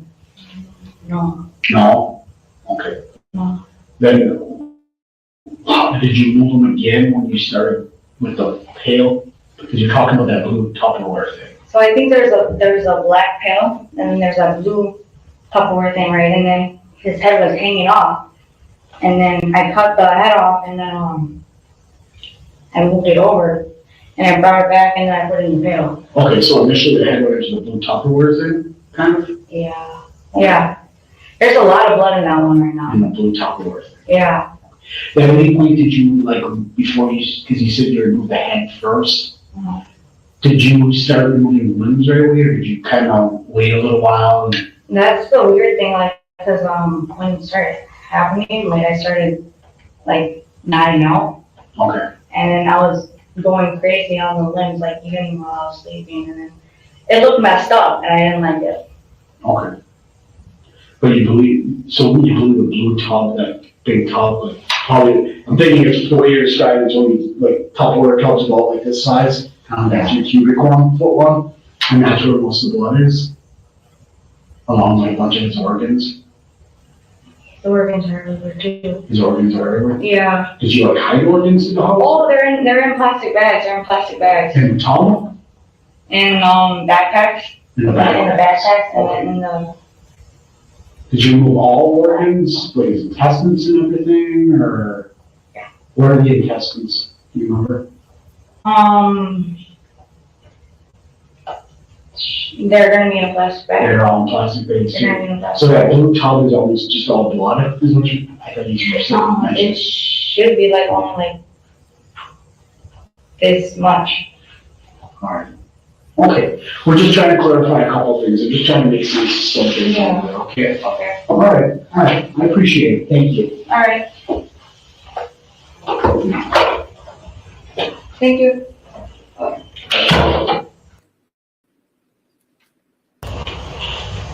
Hey, how you doing? I'm good. How are yourself? Alright, can we talk a few minutes again? Yeah. So, out at the house right now, there's, you know what a medical examiner is? They're the ones that kind of like take care of people that die and see how they die. And so, you know, they have a bunch of questions for us that we really can't answer. And the biggest questions that they have is exactly how did you dismember, shed? Did you, you know, cut arms, or I mean, or was it just internal organs, or? So you started on the head, right? Yeah, and then I don't know where I'm from there. I just wanted to. Did you cut it, where, did you remove his arms? Okay, can you show me where you would cut on the arms? Right there. Right at the elbows, was this part of the arm left on? You guys go in that blue bed. Okay, look, Yeah. but you know that you cut off at the elbows? Okay, you cut both arms off at the elbows? I would hope so. Because like, I was saying that dismemberment process I did was like really messed up because like I was nodding out. And then I was like sawing it off. Did his legs, use just a knife? Just the knife, though, like, did you remove any part of his, did you just remove his legs at all? What was you done the legs? I think there's one leg that's actually intact. Okay. And then, maybe. Where's it? I have no idea. And where was his body located when you did this dismembering? Was it in one spot, or? Yeah. It was all in the same spot. And where's that again? Blue tub. So the body was in the blue tub as you were cutting it up? Okay, then did you empty the tub at points, or, you know what I mean? Was there a bed down there, or just a mattress, or? There was a mattress that was laid down. There should be blood on the sheets. Like that, but I tried to get it out. But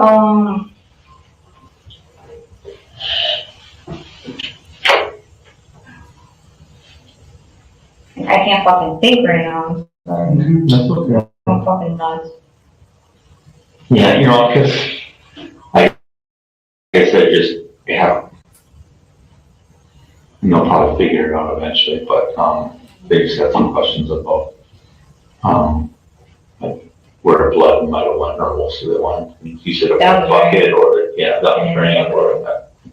But it was, when you took off his head, was he lying on a mattress? Or was he someplace else? I had his head hanging off, The mattress? and then I was fine. But was the bucket underneath his head? Yeah. So it was high enough? I don't know, it just dropped in there. What's that? It just dropped in there after I got the bone.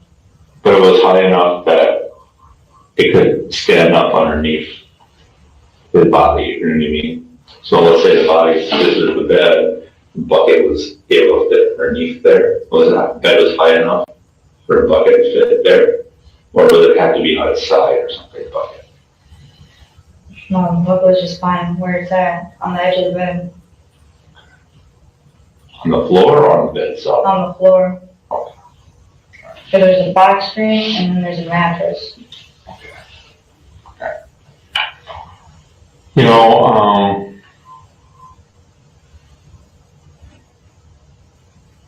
know, what do you think should happen if somebody does something like this to somebody else? I don't know, they obviously get prison time, I don't know. Whole lot, like, I don't know, this was out of random. Think it was the right thing to do? No, I did it anyway. And I just want to clarify, when he had the chain around his neck, were you behind him Yeah, and kind of with just one end or two ends or the chain or? there, And, just one, but you hold it, how to, you know, I mean, because if you wrap a chain around someone's head, you just hold one end of the chain, the other end is gonna go loose. no, so if you've seen, there was a ring, and there's two rings, and then like you can pull the chain link from under the ring and then pull it back. All right, so then a loop at the end of the chain that could go around, kind of like a dog choke collar. Yeah, exactly. Okay, do you think it was a dog choke collar? Could have been, very much so. Was it that size? It was that size, very large dog. All right, and so then you would have been, was he laying on the bed? Or kneeling or something else? He would have been on his stomach. Something like that? Yeah. Is that what you're talking about? Yeah. Choker chain? Okay. And there were two of those, correct? You said there was one for you, one for, that was on him? Yours was Yeah. smaller? Yeah. Does this guy look familiar to you at all? Mr. Gannon? That Adrian? Yeah, Okay. that's the one. So he was lying face down on the bed? Or was he just on his hands and knees? He was Or, lying face down on the bed. okay, you're on top of him. On his back, Yeah, I was on his back. pulling the chain back. Okay. Right. Hopefully that, hope then, you know, Did you guys find all the parts here? so Yeah, there's. going through the process of looking. So, did you remove any other, you said you had the heart and the liver, how about the lungs? Did you remove all that from the chest cavity? Or did you leave them in there, or It could be in there. do you remember, or They're all in plastic bags. separate bags, or one big bag? They're all in separate bags, like Walmart bags. Oh, Feel fine. no, it should be a little. Okay. Are you doing all right? Do you need anything, or hungry or anything, or More than anything. what?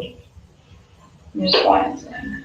Well, you're right, I mean, you don't need any food or eat out water, obviously, so if you need anything, or use the restroom, knock on the door, and then, you realize, you know, you're probably gonna chill after this when we're done, so I didn't know that. I'm just, you know, tell them what it is, and I'll make screw around with it anyway, so. Alright. Yeah, No, you've been forthcoming with us, so we're gonna be forthcoming with you. thank you. And we appreciate it.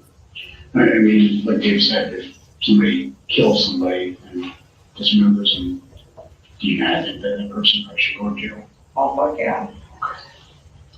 Yeah, this shit was fucked up, so, like, I don't even know, like, I'm like, god damn. Yeah. So, you know, Yeah. you see where we're coming from and what we got going personal. Sucks. Alright, You need something to sit on, but Thank you.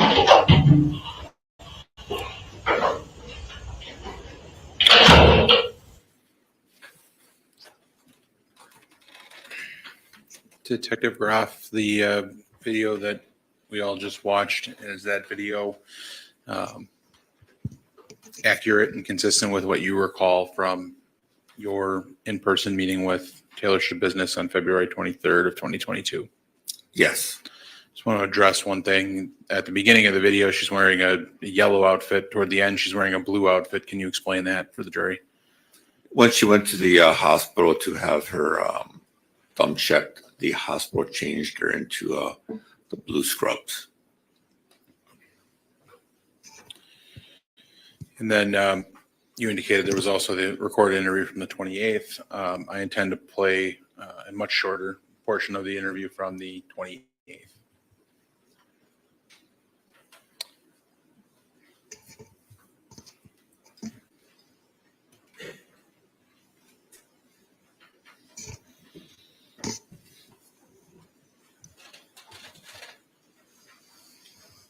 You know, so you took the ring fingers, is that why you hit Chad's head? And you kept mentioning that you liked it. I was gonna take it and then I just left it. I was staring at it, I was looking at it, where I was looking, and right as I was gonna go up the stairs, and I just like, I left it there. Like I was gonna come back over to the back, and I left it there, and I don't know, I had his foot. Yeah. But you were gonna eventually take all the parts, you think, did you? Yeah, I don't know. I really don't know. Did something spooky? Oh, I kept hearing like footsteps up and down the stairs, up and down the stairs, up and down the stairs. That's the question that we given. Do you remember wiping up the concrete floor right then? Remember wiping up that? Yeah, before I screeched, they were right there. Okay. And then you put those in the bags. Remember that? What did you do with the swaps? Did you put them in? I think, yeah, I have no idea what happened. Okay, would you use those to wipe up with that? Yes, Can you look at that? yes, it is. To cover that up? Yes. Okay. And you remember, thinking like you know, all the static showers and that, there's probably basement? There's that shower? Yes. You clean that area up too? Actually, that's my ability. Like with water or, And that's screeching. you used to speak, that's right, there was speaking. And so, that, you know, you saw. Cool. You're feeling, were you anxious, angry, excited? Well, when I woke up and I seen that this happened and there was like the environment around me, and I was like, it feels like I'm on a Hidden Camera TV show right now. And I was like, what the? Yeah, I was angry too. So I was really pissed off and freaking out a little bit. So, Yeah, very much so. One, the victim was like my friend, right? And two, it was an open area. Very open area. I didn't like that one bit. The dismemberment process was awful. yeah. Can you go into a little bit on that? Questions? Are you something to that? Sure. Were you cleaning up so that you were help? Well, not to the best of my ability. I almost like called on myself like 4 times because I'm like, there's no fucking way. There's people upstairs. Sure. There's people upstairs. I'm like, how am I going to get away with this at all? Another one, your thoughts on your. Yeah, I was just like, there's no way I'm gonna get away with this, and now I'm fucking screwed. And that's part of the reason you put it in different bags or cleaning up, is that correct? I was cleaning up, but then, like, when I said I was tripping out, the body looked like it was rebuilding itself because I already cut off his arm, and his arm came back on. I'm looking at this, I'm like, there's no way. There's no way, you know? And then, and I'm like, am I that high? Would you cut it off again? Yeah, So, and it took forever. Oh, yeah, I know Sean, but one of his arms had where you cut it, we never cut all yeah. That's weird because I cut it all the way off. And then, that's, I'm just saying, like, I don't know. of it. Was it easily moved then, because he's a bigger guy than you? Because, I'm looking at this, I'm like, how do I get Shad out of here? Can't just leave Shad here and be like, hey mom, Shad's dead. So, yeah.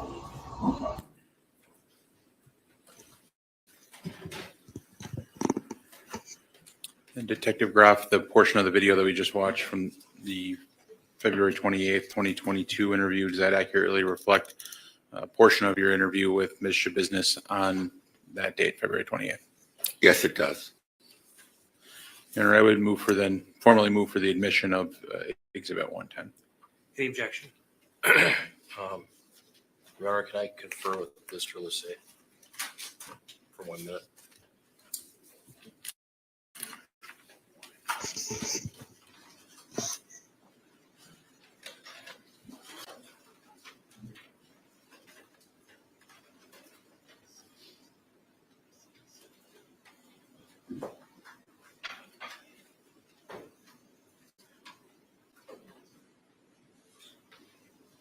Your Honor, no objection. That'll be received. Detective Graff is not in the portion of the video that was recorded, but do you recall in the February 28th, 2022 interview, whether Ms. Shabusiness mentioned having any contact with Stephen Hendricks during this incident? I recall that,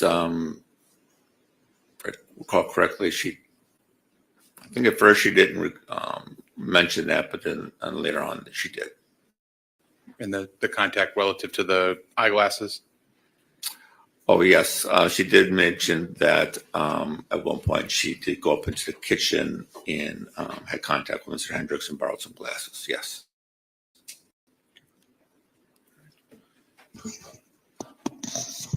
I have no further questions for Detective Graff. I don't know if the court wishes to take a break before cross-examination. We will. Ladies and gentlemen, it's 10 minutes to 12. I'm going to ask you to be back here in the jury room. We'll take an hour and 15 minutes. So try to be back shortly after 1:05 or so. So then we'll get underway promptly. Right? And all rise for the jury.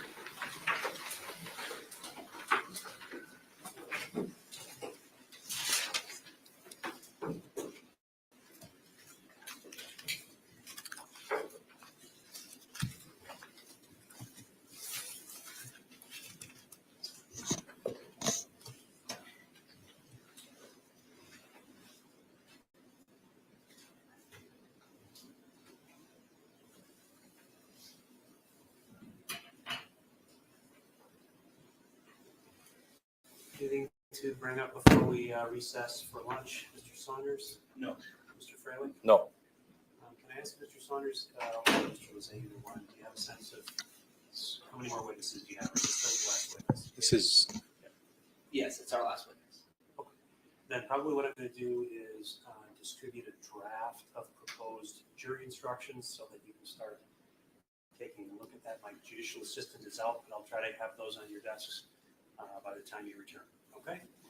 Very good. Then we are in recess until 1 o'clock. Your Honor, there is one other issue.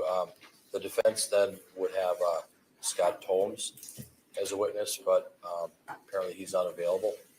And I have him under subpoena.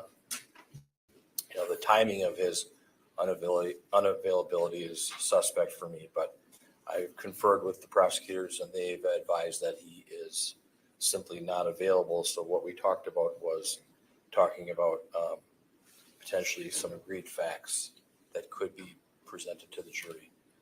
It's an unusual situation for me to be in, but you know, as a lawyer, when you issue a subpoena, people are expected to appear. So I'm caught in a difficult spot. Okay, well, you can address it to me when you come back at 1 o'clock, okay? Okay, thank you. Very good, we're in recess. Thank you.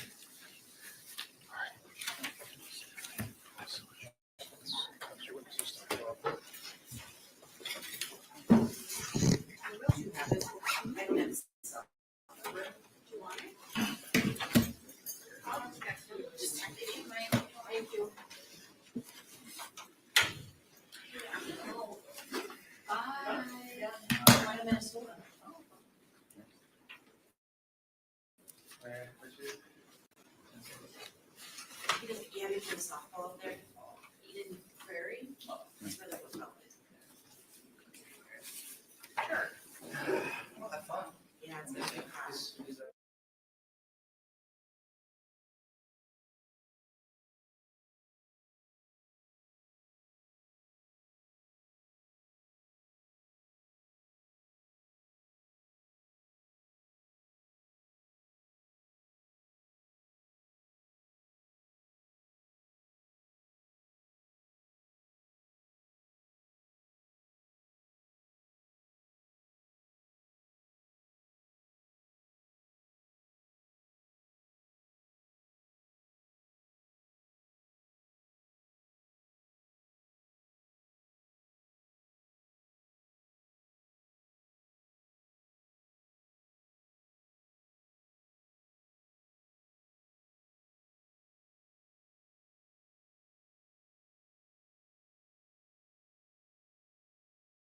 The bailiff is in question is supposed to be in the room right now. I don't see her, but she'll be here shortly. Well, I need her to be brought in here. I indicated I needed her in here right away. So the juror approached the bailiff and indicated that he got a text from his buddy out of state who said, "I saw you on television. You're looking pretty dapper," or something to that effect, which raised concerns on the part of the juror that the jury was getting videoed, which of course violates my order. So then the bailiff approached my judicial assistant, who's here, and I've indicated to the bailiffs in the future they need to bring these issues to me, not to my judicial assistant.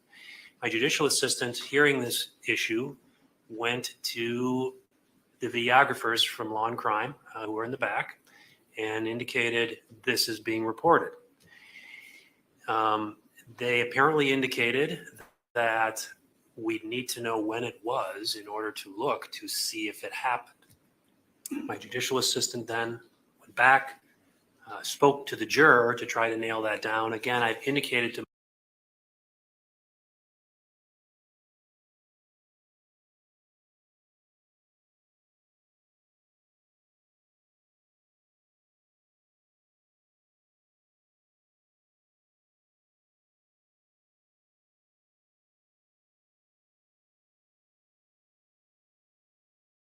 my judicial assistant that I want all those things to go through the bailiffs to me, but this is how it occurred. And I don't think on the part of anybody involved that there was any malice involved in how this unfolded.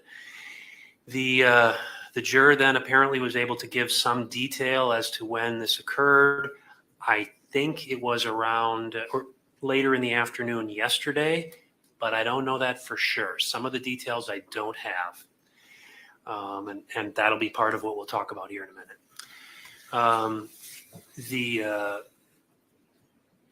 Then my understanding is that the video has been completely scanned, and there has been no occasion when the jury has been shown across the live stream or any other place. And that's the state of affairs. This has been developing this morning, And so it would appear, assuming that to be the case, in other words, that the jury never was shown, information is flowing into the jury. And I don't know if information is flowing out from the jury, but clearly I gave the jury instructions as to dealing with information that's coming in.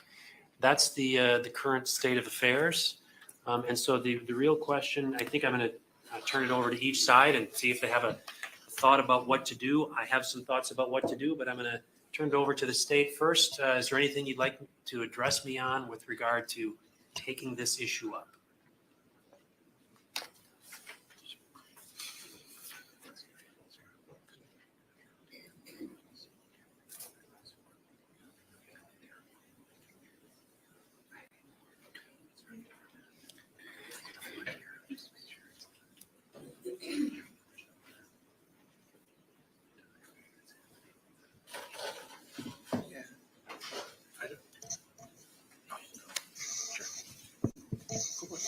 Judge, thank you. Judge, a couple of concerns I think come to mind. First, I'd be interested in knowing, I understand that there's the live stream, but I understand there may also be other sources of media that are here or potentially other individuals who may have done some filming or photography within the courtroom, which I think would violate the court's order, but I don't know that that's not happened. I think it would be helpful to voir dire that particular juror to understand better who informed him of this information. Is that person potentially have other people other people know that he has jury duty and they might be in the courtroom and then texting him? So for example, there are a number of just citizen members in the gallery. Maybe someone in the gallery also knows this juror and then sent a message to a friend of theirs or something like that. So voir diring, I think the individual juror to know what was shared, how it was shared, by whom it was shared, might give us a better idea of how the information is coming in and going out from the jury. Sure. Before I turn to Mr. Freilich, there's a few, your comments have raised a few other pieces of information. First of all, my understanding is in the conversation that occurred between my judicial assistant and the juror, there were other jurors nearby and they heard that that might be happening. And so I think there may need to be some kind of a statement made to the jury as a whole. To some of your other points, we also considered the fact that it could have been a member of the public who's using their cell phone. I've asked security to look at the security cameras to see if they can track down if that's the case. I don't have any feedback from that search yet. But what I can tell you is my understanding is that the juror indicated the feed came across YouTube. Anything can come across YouTube, but the feed is, my order is very specific. There are 3 cameras in this courtroom and there's to be no other cameras. So unless YouTube picked up on a video that was illicitly obtained and then posted it, I doubt that that's the source of the concern. The concern, of course, then is potentially false information is coming in to the jury. In any event, the state is suggesting that I voir dire or we voir dire that juror. I'm going to turn to you, Mr. Freilich. Thank you, Your Honor. All of this raises a question, I believe, of whether my client, Taylor Shabusiness, can get a fair and impartial jury with the jurors that we have. It's concerning. I know that my client has some concerns about this. I'd ask the court to consider a motion for mistrial. Well, what I can tell you is I anticipated this kind of an argument. In other words, I know I denied a motion for change of venue or to bring in an outside jury. I'm absolutely convinced that there's nothing about this event that couldn't occur in any other jury situation, including had I brought in a jury from the opposite side of the state and sequestered them the entire time. So that is, everyone has cell phones that they have. Everyone gets text messages. And I expect the jurors are going to follow my instruction, which is if someone tries to talk to you about this case, despite your telling them not to, you should report that to me. So the implication in there is you're not prohibited from receiving a text message from a friend about this trial. What you are prohibited from doing is discussing the case, and that your first step is tell them to stop doing that. And if they continue to do that, they're to report that to me. So I'm not going to grant your motion for mistrial because quite honestly, the issue is the same. We need a fair and impartial jury. All these jurors during voir dire have indicated we can do that. This is I'm not even sure if there's been an infraction, because quite frankly, if this juror tells us, I got that text message and I said, don't talk to me anymore about this case, and then he reported it to the bailiff, that'd be precisely what I would want him to do. The problem is it spun a little bit, and it was, frankly, it was investigated. So we actually have more information than we did before. But I'm going to deny the motion for mistrial because I frankly don't see the basis for it at this point. But I think I'm going to avail myself of the opportunity to bring the juror in. Either of you want to, either side want to hear from either the bailiff or my judicial assistant about the steps they took or the things they heard. Mr. Saunders? I think what I'd be interested in knowing is to the extent that the judicial assistant or the bailiff is aware that other jurors partook in this process or were aware of this process. That's the information I'd be concerned about from either the bailiff or the judicial assistant. Let me just indicate, again, I've spoken to both of them. My judicial assistant is here. I'm going to recite what, because she's not near a microphone, but I'm going to ask her to indicate whether I'm reciting accurately. My understanding is when the juror shared this with her, there were jurors sitting there nearby who said, are we on TV? And they were assured that they're not. Is that accurate, Ms. Pigeon? Okay. She indicates, because she's not near a microphone, she told them not to worry, they would not be on any video, which I think frankly was an accurate recitation, because from my understanding is they haven't been on, that my order has been followed precisely by the media, which is what I'd expect them to do. Anything else, Mr. Lezay, from either of the two, the bailiff or my JA? No, Your Honor. Mr. Freilich? No, Your Honor, thank you. Okay. I'm going to excuse my JA. She can go back and take up her tasks. But I am going to ask if you could invite that juror in to please bring him in. I mean, actually, before we do that, I would expect we would just bring the juror right in here. Is there a request that we do it some other place? I don't know why this would be an inappropriate venue as long as they're not video. Mr. Saunders? No, that's fine. Mr. Freilich? Your Honor, at least for me, I find this kind of to be a little unusual. And I'm concerned that if the juror has to answer some questions in front of a large crowd, it may be more uncomfortable, whereas if we're in a more private space with the lawyers in the court, the judge, it might be a little easier. Well, I've indicated to the jurors, and they've taken an oath to uphold their oath as a juror. I don't think I've noticed anybody on that jury who seems disinterested or unconcerned or upset in any way about what they're doing. They all seem very intent and very interested in serving in their role. So I'm satisfied that if I brought him in here, they'd answer this individual would answer questions appropriately. And then once, so I'm going to bring the juror in here. After the juror is done, then we'll need to talk briefly about whether or not, and I'm inclined to indicate to all the jurors the circumstance, but we can also determine once we've questioned this juror, the extent of the issue involved. So we're going to bring the juror in now, right here. All rise for the juror.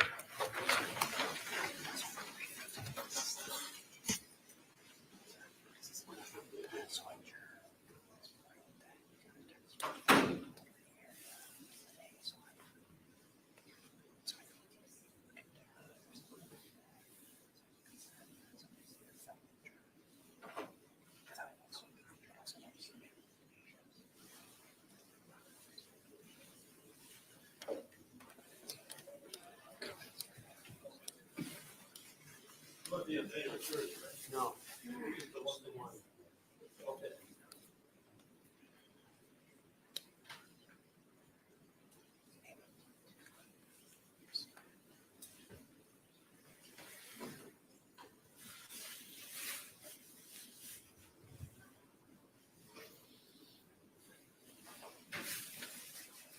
You have a seat right there in that first chair, sir. Thank you.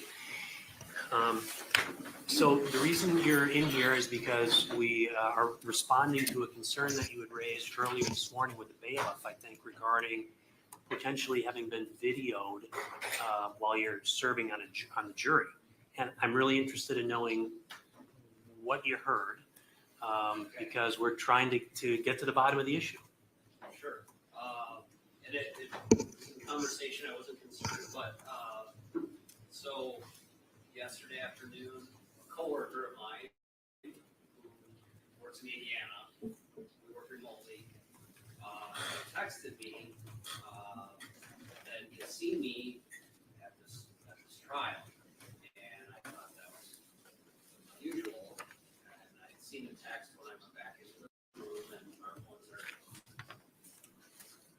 And so I didn't think very much of it. And so then this morning when it was brought up, I had asked him where he had seen it, and he had said YouTube.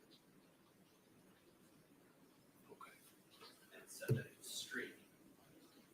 Okay. And when did he indicate? Maybe he said that. What time? He texted me yesterday at 3 o'clock sharp. Okay. Okay. Questions from the state? Just curious whether he texted you a screenshot or a link, or was it just a text? Mr. Freilich, any questions? Did you save the text? It's on my phone. So it's on your phone? Yes. Did you respond back? I did. Okay. Thank you. Thank you. Yeah. All right. Anything else that you feel you want to tell me about that event or issue? No, other than you're free to look at my phone. I'm happy to show it to you. I'm happy to inquire further with him. I consider him a friend as well as a coworker. Whatever would please the court. Okay. I am going to just indicate to you that perhaps, going forward, if you receive any messages from coworkers or friends, that you advise them to speak about this case at all until it's concluded. Sure. Okay? Certainly. And my response was, thank you. That's what I said. I can show you. Okay. Very good. Okay. I think I'm going to.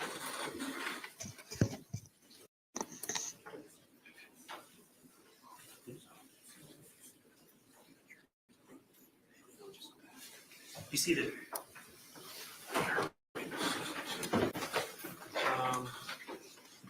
Mr. Lezay.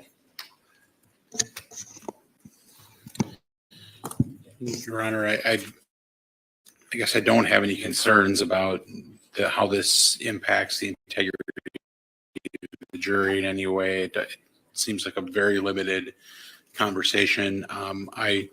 I think it is probably a good idea for the court to reiterate to the jury that you have given instructions that they aren't being filmed, just to potentially alleviate any concerns that they might have, and that you're confident that those orders are going to be followed.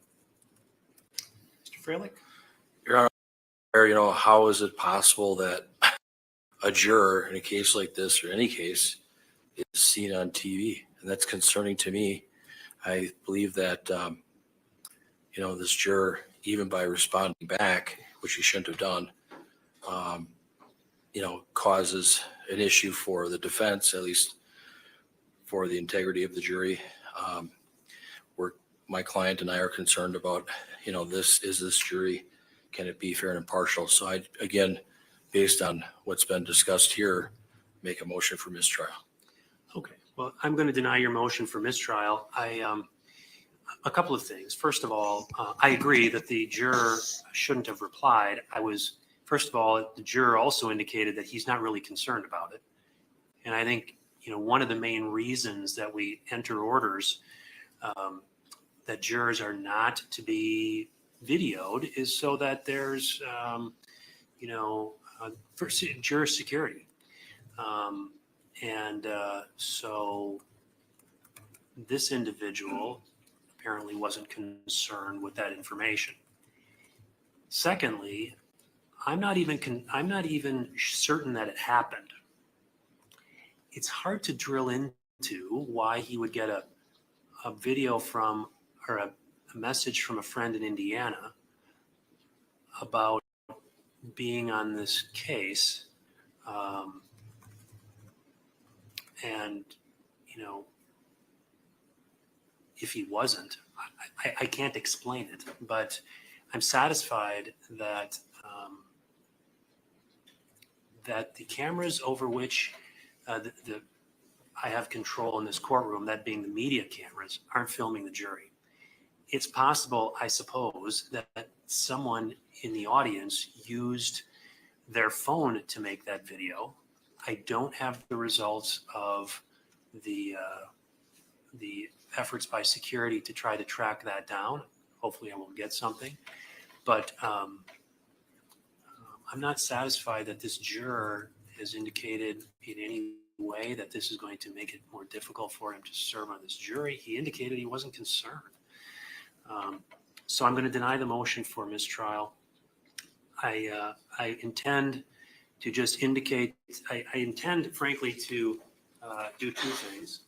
I'm going to again read the jurors the instruction that I've been giving them regarding communication.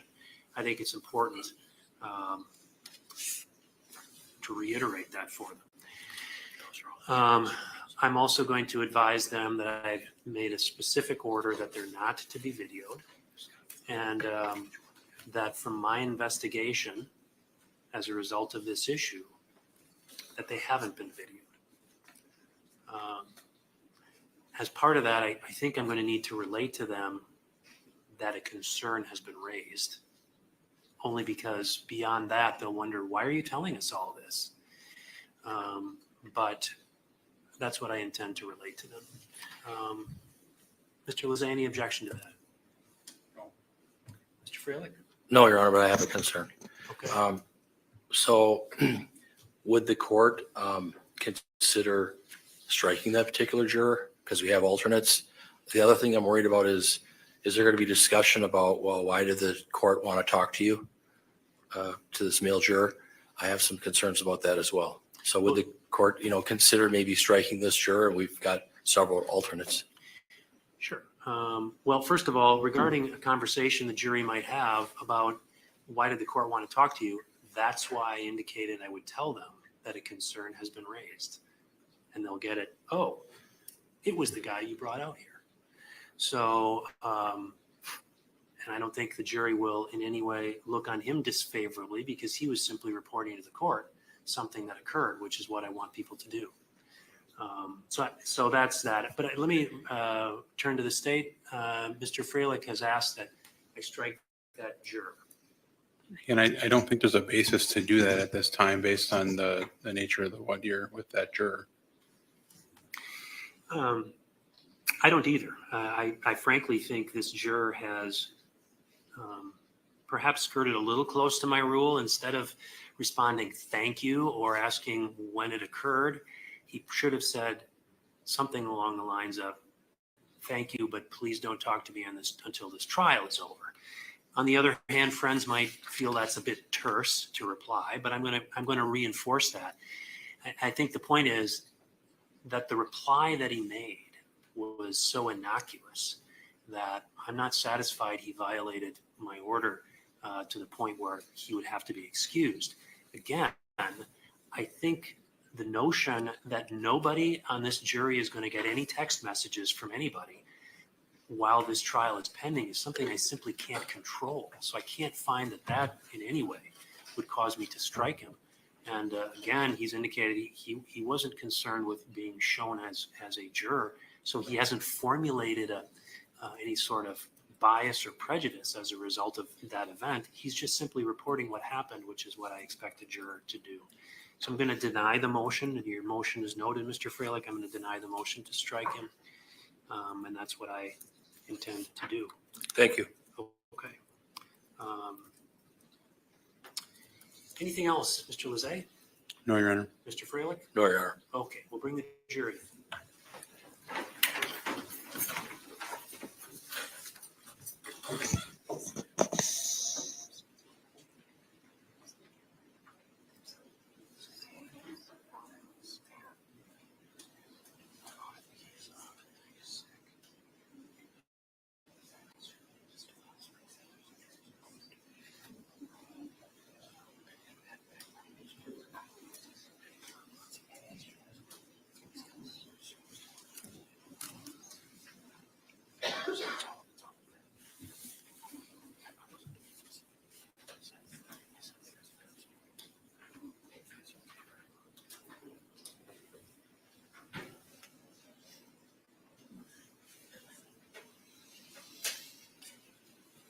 Be seated.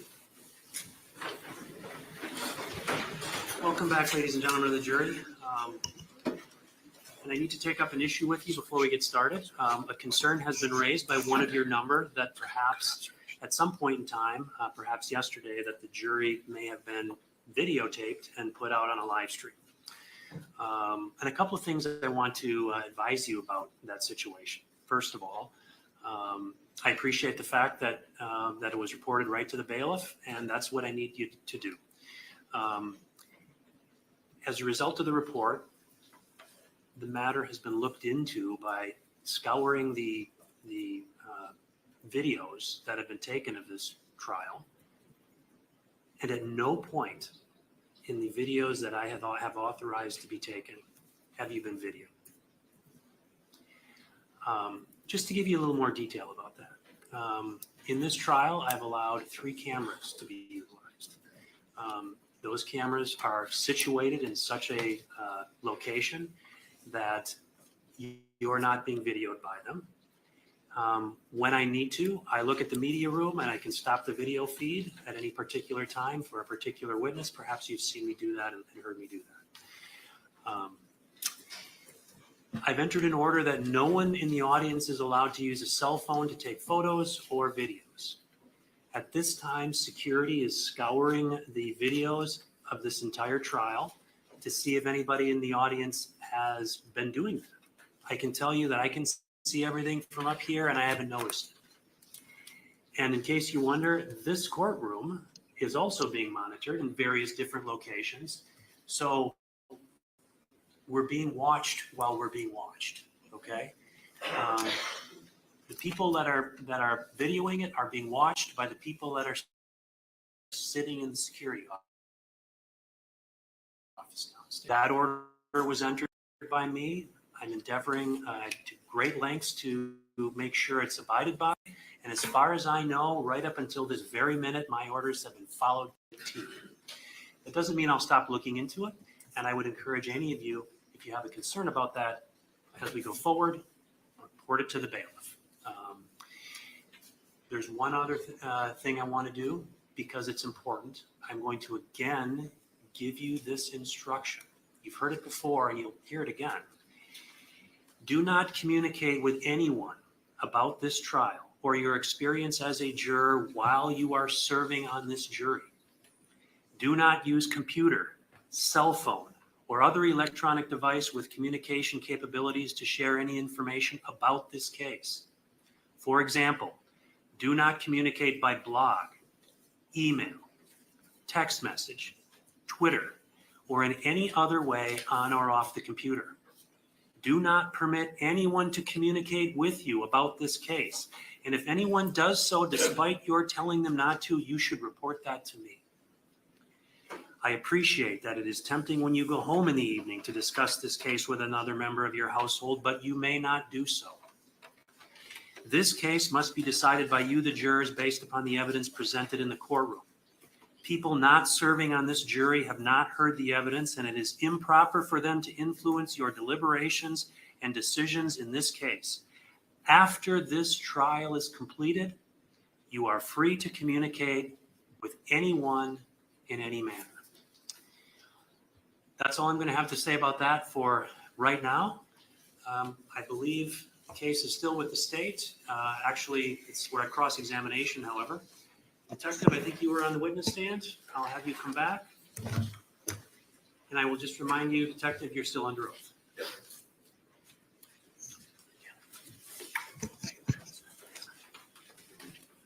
I'm also going to remind everyone to please use their microphone. As you can see, we've switched court reporters. We are now using the DAR system, which is an excellent electronic system, but I want to make sure everybody's using their microphones. Having said that, Mr. Freilich, you've got a few complaints, so try to tend to your microphone, but I'm probably the worst offender.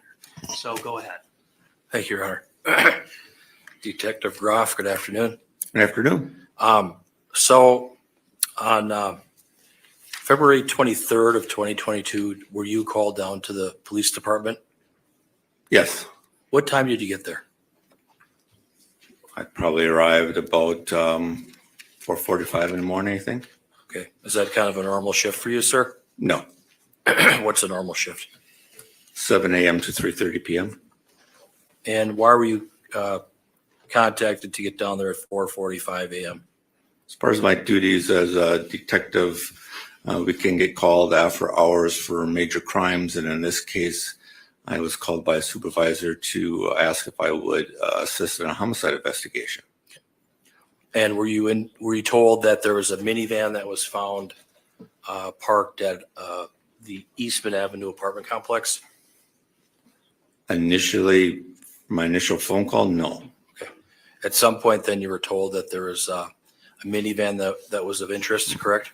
Yes. And that was parked over at the Eastman Avenue apartments? Yes. You interviewed several people, correct? Yes. One being Tara Pakinich, correct? Correct.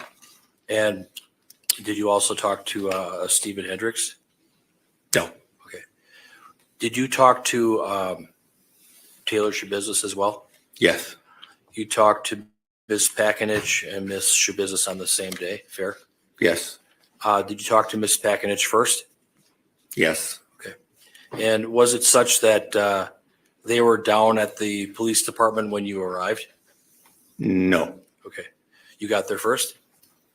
I don't recall if I got there first or if Miss Pakinich was there first, but Miss Shabusiness was not there when I first arrived. Okay. So you took Tara Pakinich into a room, correct? Yes. And what did you talk about? The fact that she found something in a bucket in the basement of her house? Yes, of course. Okay. And you followed up with further questions with regards to that? Yes, I did some preliminary questions, yes. Okay. And did she indicate to you that Taylor Shabusiness and her son were friends? Yes. That they went to school together? Yes. They went to high school together at Bayport? Yes. And did she indicate to you that how she came upon the bucket in the basement? Judge, I'm not concerned that any of this is particularly prejudicial, but it is all hearsay. Ms. Pakinich testified, and he can and did ask these questions to Ms. Pakinich. The statement that the detective took from a witness who is not a party is hearsay information. Well, it's really not offered for the truth of the matter, Your Honor. It's just to get some background information. But I can move on. When you move on. So the question's withdrawn. So after you finished talking to Tara Pakinich, then was Taylor Shabusiness brought in? Yes. Okay. And initially you introduced yourself, correct? Yes. And Detective Kemp was there. Is that fair? That's correct. Were you sort of the lead detective on this? Well, initially I was one of many detectives who came in to do the initial investigation, but throughout the course of the investigation, it took a more of a lead role. Okay. So in the interview room, you swabbed your hands, correct? Yes. Did you take any pictures? I did not. You offered her some water, correct? At some point, yes. Okay.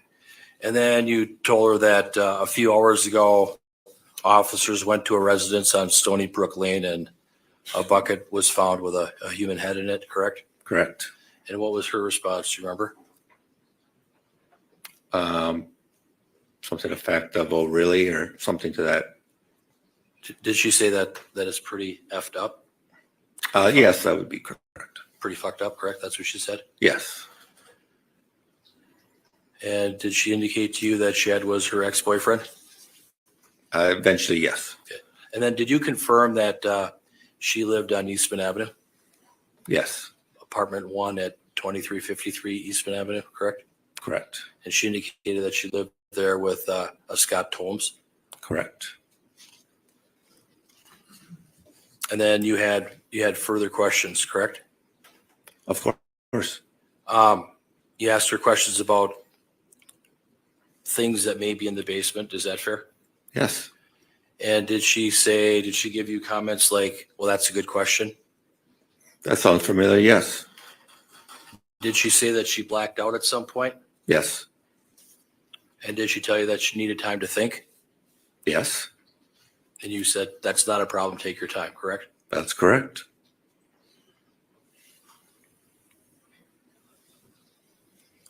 When you were talking to her, was she smiling inappropriately? I did not observe that, no. Did you hear her laugh sometimes during the interview? I believe so. Her mood, did it kind of go up and down during your interview with her on March 23rd? No. Now, there were 2 detectives in the interview room with her, correct? Correct. And was there any sort of intimidation towards her at all? Nothing. During the time that you talked with her, did she say things that were sort of bizarre? Well, some of the acts that she described that she did, were something that, was not common, but bizarre. I wouldn't say bizarre. Unusual? How about that? Sure. Okay. And you told her that this was kind of an ongoing investigation and the detectives and the officers and the law enforcement personnel on the scene were trying to figure out what was going on. Is that fair? Yes. Because law enforcement really didn't know what was going on, correct? Absolutely not. It was, would you say it was a situation that was unfolding and developing? Yes.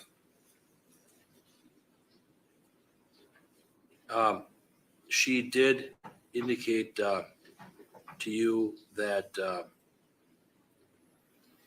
did she exhibit responses that were kind of short and snippy? No. Did she say that she did not know what was going on? Well, she did make a comment that at one point she had blacked out. And again, I assured her that she could take her time and she had plenty of time to remember what she did. Now, you've been on the force you've been an officer for 27 years, correct? You've got a lot of experience. Is that fair? 37 years. 37 years. Oh, sorry. I'm sorry, 30 years, and yes. 30 years. Okay.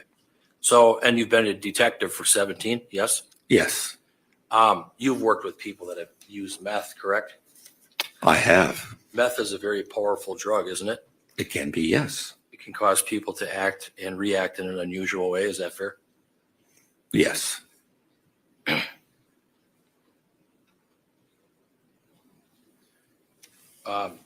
When you were talking to her,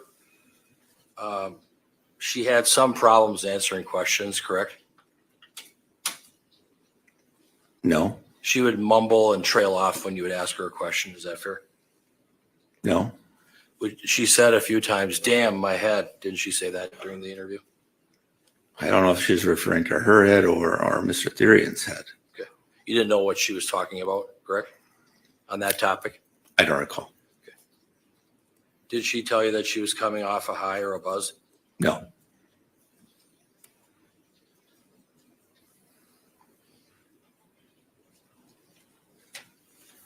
She did say that she was paranoid, correct? She did mention the word paranoid in terms of why she had left the residence. And she said it was really weird. She made that comment, correct? I don't recall. And she said, I think it was the dope. Didn't she say that to you? She did make those comments, yes. As far as the investigation was concerned, there were no human remains found at the Eastman Avenue apartment. Is that fair? Correct. Not inside the apartment. Correct. There was a minivan, well, strike that. At the apartment, Scott Tomes lived there, correct? Yes. And he also owned a gold colored Town and Country minivan, correct? Correct. When you were talking to Ms. Shabusiness, she did say something about she heard gunshots, correct? Correct. Did you hear any gunshots? When? When you were either at Stony Brook or at Eastman Avenue? I was never at Eastman, but when I was at Stony Brook very briefly, which was much later in the day, and I did not hear any gunshots. You reviewed a lot of different reports and talked to a lot of different detectives, including Detective Scanlon, Detective Kemp, Lieutenant Buckman, a lot of the other officers involved, correct? Yes. Did any of the officers provide any details or reports about any gunshots being fired at either Stony Brook or Eastman Avenue on or about February 23rd of 2022? I don't recall who said, but I do recall that during the time that officers were called to the Stony Brook residence, that there was another call that officers were on that might have involved gunshots. At some other location though, correct? I'm sorry? At some other location, not Stony Brook or Eastman Avenue, correct? Correct. During the interview that you had with Taylor Shabusiness, did it go on for about 6 hours? That's an estimate on my part. I'm not sure. That's fair. That's fair. So you started in the morning, and then at some point you took a break because she had to go over to St. Vincent's Hospital. Yes. And then you came back and then resumed the interview, correct? Yes. All at the Green Bay Police Department? Yes. You had a chance to look at her hands, her thumbs, and her fingers, correct? Yes. She had some scratches and some deep cuts on her thumbs and fingers. Is that fair? She had a cut on her thumb and some scratches, yes. And she got medical treatment for that? Yes. Were there, when you asked Ms. Shabusiness some questions, sometimes she was non-responsive. Is that fair? No. She did not answer your question every time you asked one. Is that fair? I would not say that is correct. She said some odd or weird things though, correct? During the interview? Specifically, well, the arm or something like that would rebuild into muscle. But yes, she made several comments of, when she was strangling Mr. Therian that, his muscle would rebuild, and made several comments about, that she forgot to leave the head behind in the bucket in the basement. Those types of comments in terms of describing her actions and what she was doing. But in terms of those being bizarre, I did not find that to be in any way, shape, or form. You found it to be odd, though, especially when she laughed about it, correct? Well, I did not feel that way. But she did laugh about it when you talked about it, correct? I think there would maybe at one point there was kind of a smirk or something, but it was in the context of just how she replied back to me. And she did tell you that on some date before February 23rd of 2022 that her and Mr. Therian were smoking ice, correct? Smoking, yes. Ice, or methamphetamine. Yeah. She used the word bitch, correct? Initially. And then it changed from ice to methamphetamine, yes? Yes. And then she indicated that a meth pipe and a plastic bindle would be in the basement. She said that.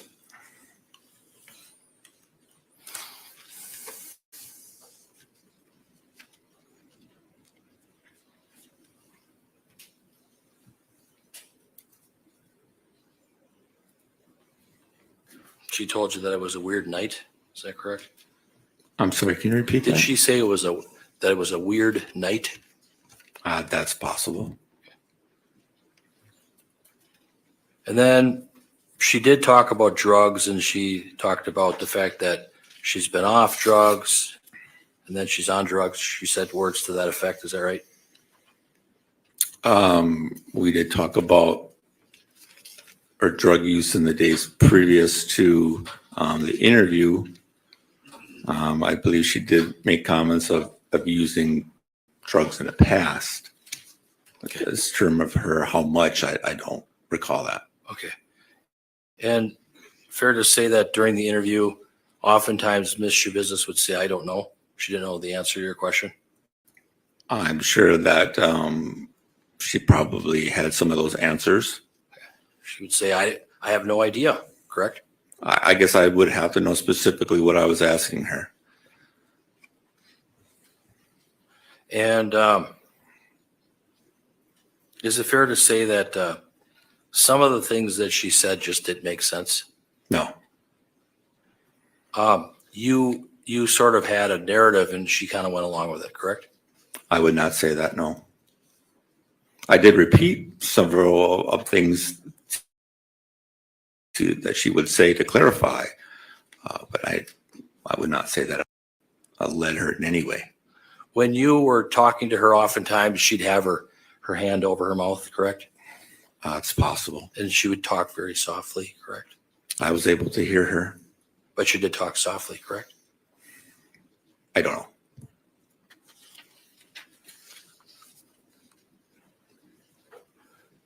She said something about that she was tweaking out, or that she was tweaking. Do you know what she meant by that?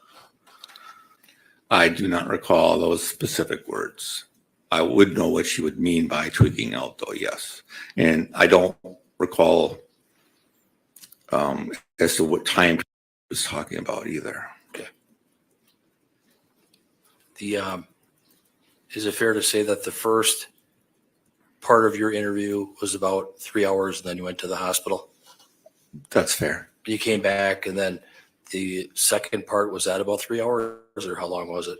I'm not sure. Not sure. A couple hours though? Sure. Okay. Took a while to ask questions and try to figure out what was going on. Fair? Right. As I was interviewing her, there are investigators who were at the house. And so it was an ongoing, continuing investigation to determine what happened. During the interview that you had with her, she said, I didn't mean for all this to happen. I'm sorry. Is that fair? I think that she did make a comment initially that she did not mean to kill Mr. Shabusiness. I'm sorry, Mr. Therian.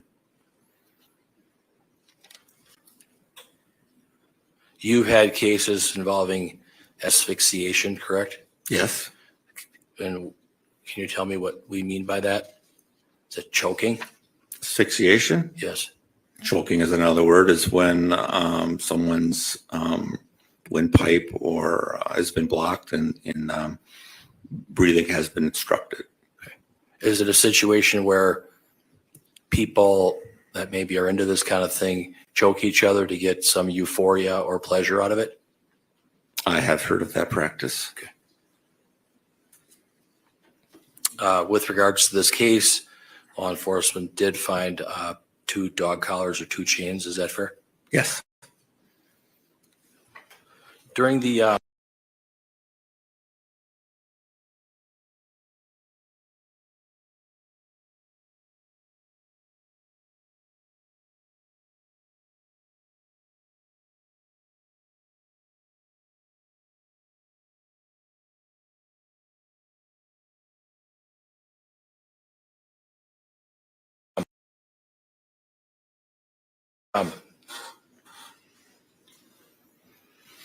during the interview, Ms. Shabusiness said something about, I can't think right now. Remember that? No, She said, I'm fucking nuts. Remember that? no.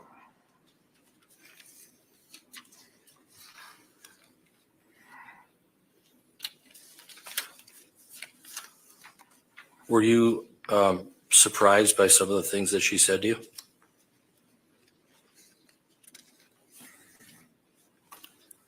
Overall, in the context of what we were discussing and the information that had been provided to me, no. Yes. And did she tell you that the body can rebuild itself? She made that comment, yes.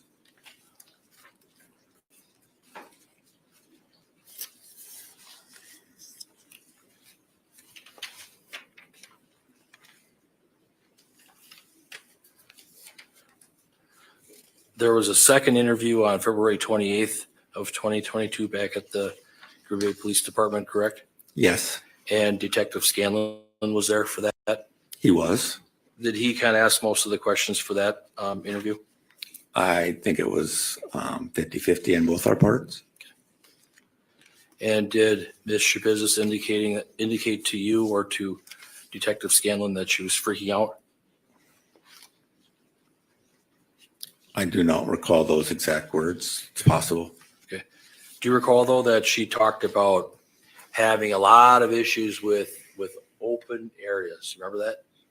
But she was talking specifically about the basement area that she was in. She didn't like the open area though, correct? No,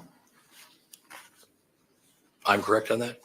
I'm sorry. I'm correct that she did not like the open area. Is that right? She did not like the open area of the basement at Stony Brook Okay. in Green Bay. Thanks. That clears that up for me.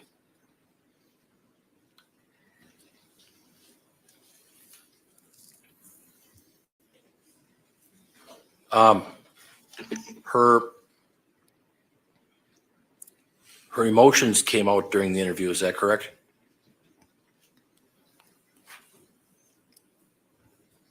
It's possible. Did she tell you that she got very angry at herself? Once again, it was quite a lengthy interview. I do not recall every single comment that she made. Okay.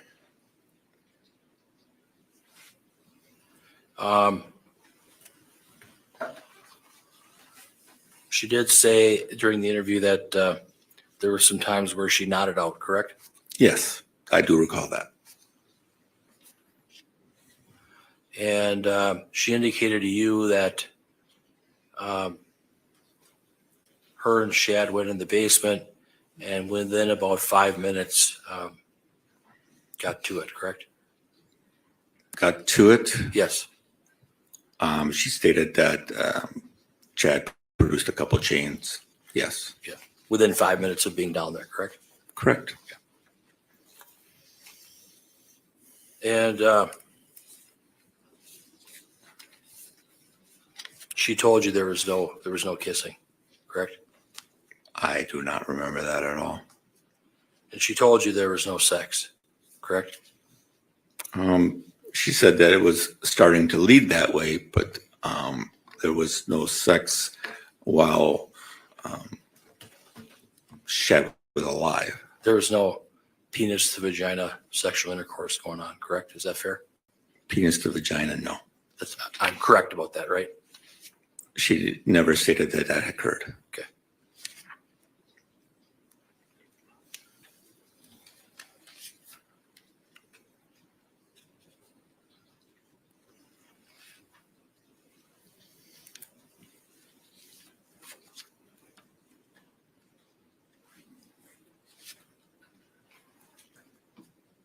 And did she indicate that her and Shad Therian had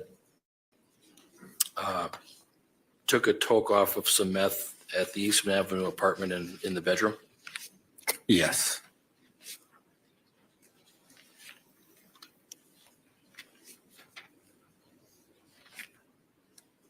Okay, I have nothing further.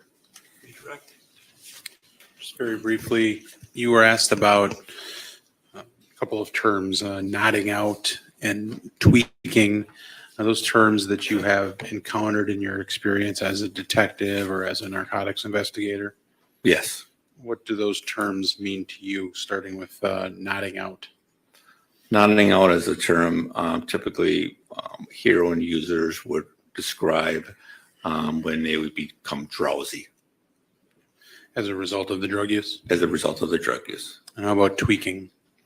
Tweaking, it can refer to methamphetamine users. It's a stimulant, so it could cause them to be hyper or sudden body movements, and that is a result of the use of methamphetamine. No further questions. Anything on that, Mr. Frelick? No. Okay, thank you. You can step down.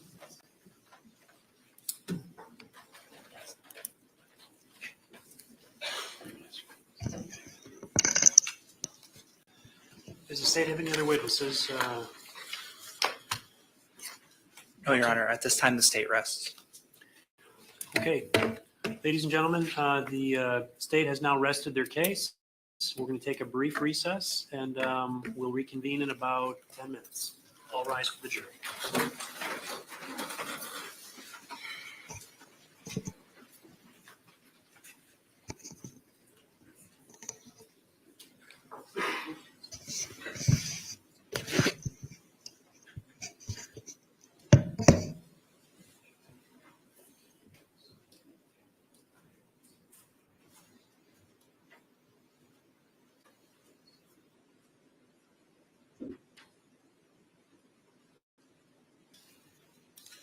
All right, be seated.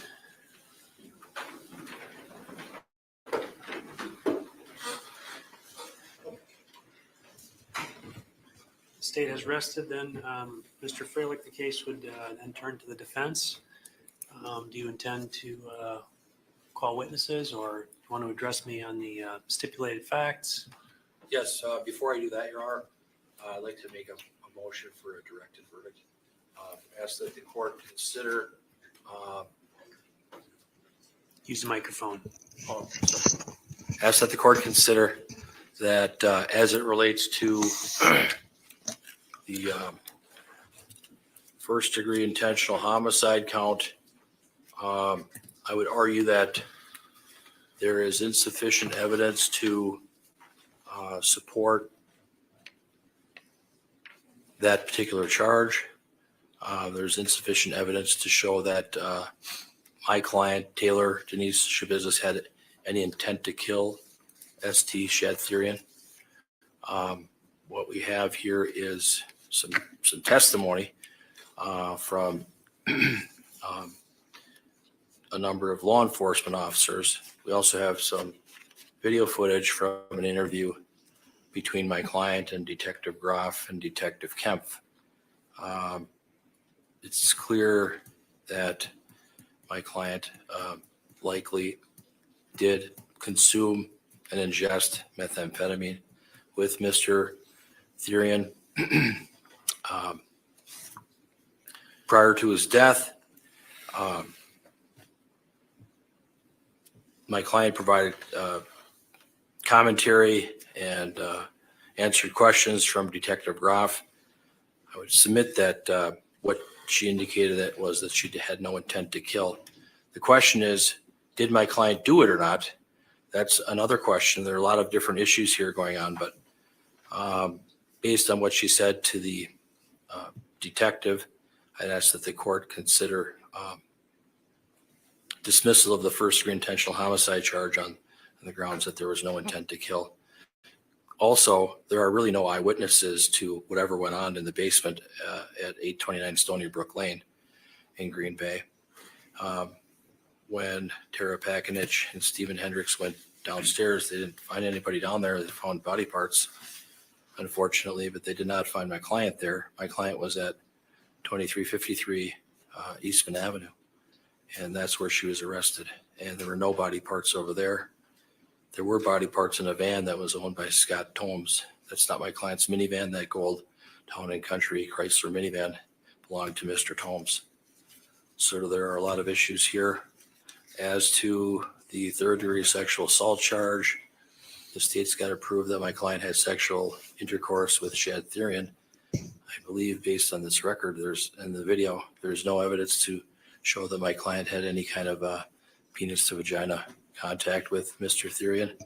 We have testimony from the DNA expert that indicated it was uninformative as to the dildo.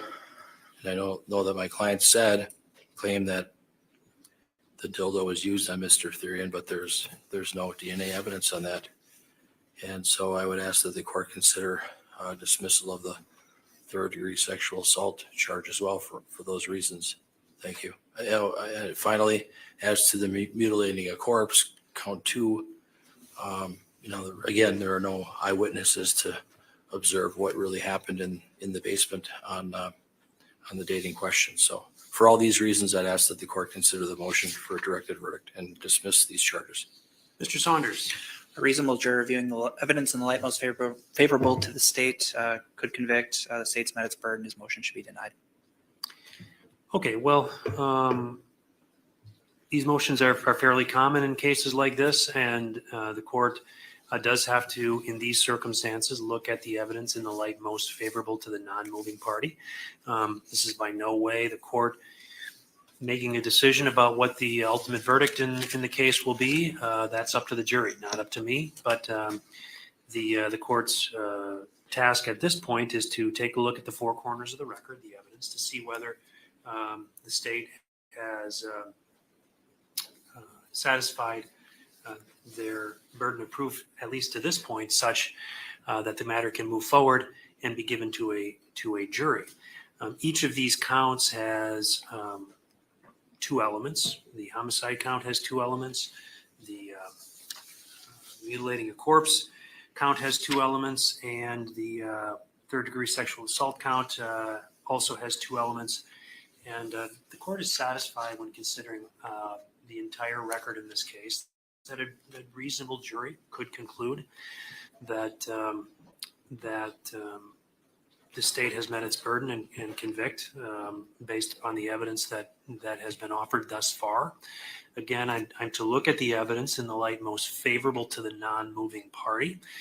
That isn't necessarily how a jury will look at it in their deliberations, but that's what I'm to do at this particular point.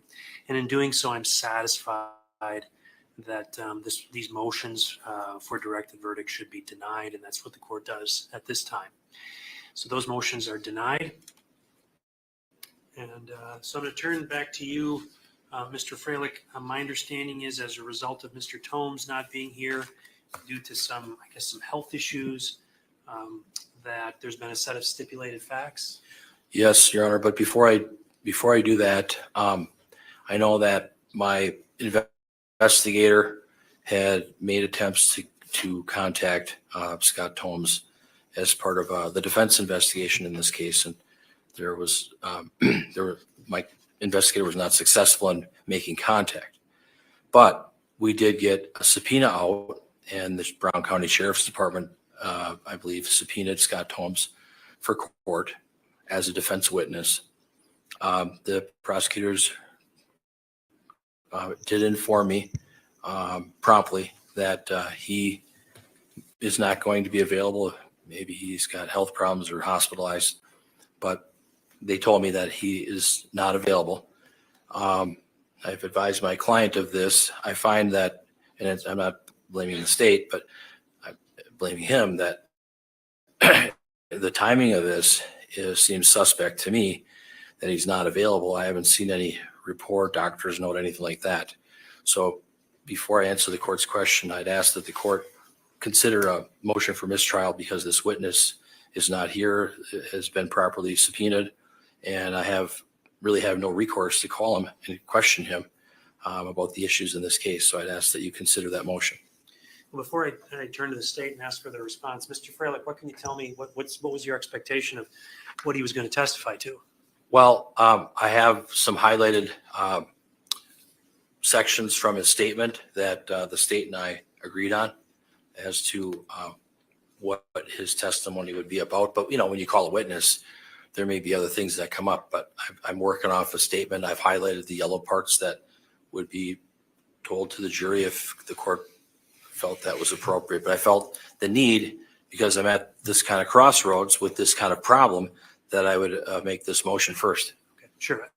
But I don't think you have my question, because the question is, you've asked for a mistrial based upon the unavailability of this witness. So the question is, what was he going to testify to, so that I can assess the gravity of his not being here? I understand. Okay, thank you. I believe that he would testify that on that Monday night, I believe that would have been February 21st of 2022, that that Mr. Therian and Ms. Shabusiness came over, that he did not know Shad's last name, but he saw him before. And that he believed that they hooked up to get some meth or do meth. That would have been about 9 p.m. on Monday night. And that he had this gold Chrysler Town and Country minivan, and his keys were on a lanyard, which hangs on a hook by his front door. And that he indicated that Taylor Shabusiness has used his vehicle in the past, but with his permission, and that she's always asked to use it. And then he said she did not ask to use the vehicle last night, and that he did not give her permission to take the vehicle. And he said he did not call the police to report the vehicle missing.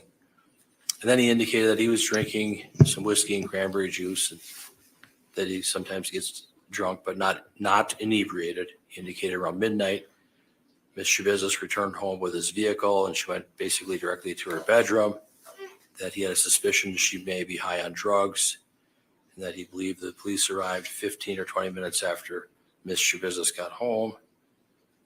And then he talked about the living arrangements in the apartment, and that Ms. Shabusiness stays in the bedroom and he sleeps in his chair in the living room. So. Okay. So the first thing I want to take up is Mr. Freilich's motion for a mistrial based upon the unavailability of Mr. Tomes. So I think the motion should be denied. Essentially, everything council stated, the state is willing and has prepared a stipulation to that effect. So I don't think that a drastic remedy of a mistrial is necessary. I do want to be quite clear. The state does not control Mr. Tomes. We in no way told him to disregard a defense subpoena as part of our case. We chose not to call him. We were advised about the medical issue, and we passed that information along to defense counsel. So I don't want it to be this record that we are influencing his unavailability in any way. Obviously, counsel can still attempt to have him here and still attempt to produce him. It's an issue the state deals with fairly regularly in trials. That isn't being done, so I don't think the defense failing to produce a defense witness is grounds for a mistrial, particularly when the state's willing to stipulate to everything the defense seeks to elicit, essentially. Your Honor, I want to let the court know that Mr. Saunders promptly let me know of this situation as soon as he found out about it, so that was appreciated. Okay. I don't want all the details, but as far as a medical issue, I mean, if you have a bad cold, that's a medical issue. If you are in the hospital for serious surgery, that's a medical issue too. Is he incapacitated? Is he just staying at home because he doesn't feel like getting out? Do we have a sense of that? I think the latter. The information we received is that he was in hospital and would be for several weeks. That was the information we received from a relative. Okay. Okay. Well, so in front of me then is a motion for a mistrial. A number of things. First of all, when I listened to the recitation of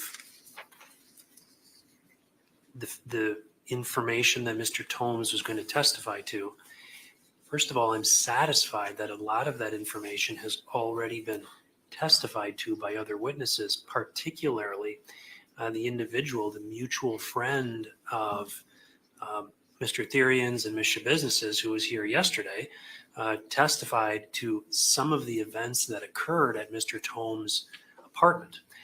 Frankly, some of the other information that Mr. Tomes was going to be testifying to that was referenced by Mr. Freilich, I think was brought in through some other of the witnesses.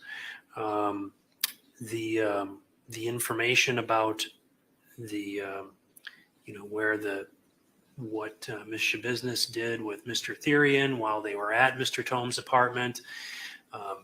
There was reference to potentially utilizing controlled substances there, that perhaps Mr. Tomes was in either a different part of the house or had his gaze focused somewhere else while they utilized controlled substances behind his back so he didn't see. That kind of information has come in other areas. Really, the only piece of information that that I heard that doesn't sound like it came in any other fashion, except by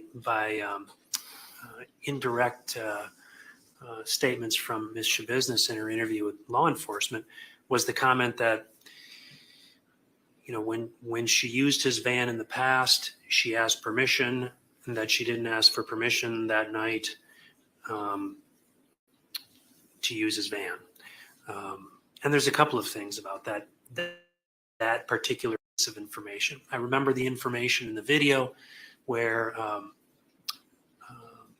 the detective was asking her questions, and she indicated in response to her question, I don't know if he knew that I was leaving or not. I don't know. I think she was uncertain whether Mr. Tomes actually knew that she was leaving. And the reality of it is, if she was utilizing his van and she was uncertain whether or not she even knew about it, whether or not he even knew about it, then that might confirm a statement whereby Mr. Tome says, yeah, she usually asked for permission, but that night she didn't. That would be very consistent with what she reported in her interview. Beyond that, I'm not really sure the extent to which that piece of information is so relevant that his presence is needed here, as opposed to stipulating to the facts that are outlined. For all those reasons, I'm satisfied that the fact that he hasn't responded and arrived here today due to medical reasons, I'm not going to grant a mistrial for that reason.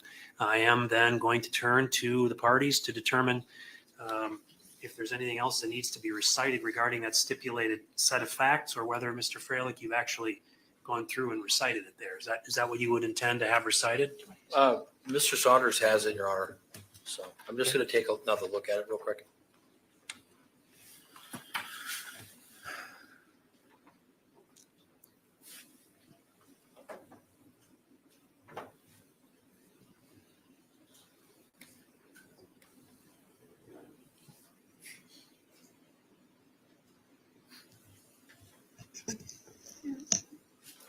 And what I did was highlighted in yellow the relevant sections from the statement he gave to police, and then Mr. Saunders' office had it typed out. So it's in proper order.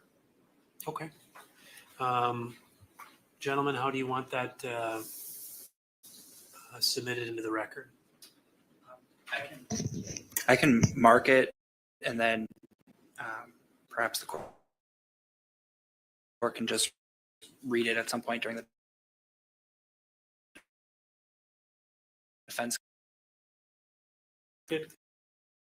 Exhibit 111.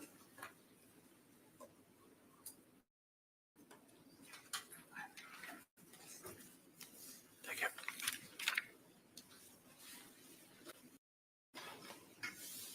Okay.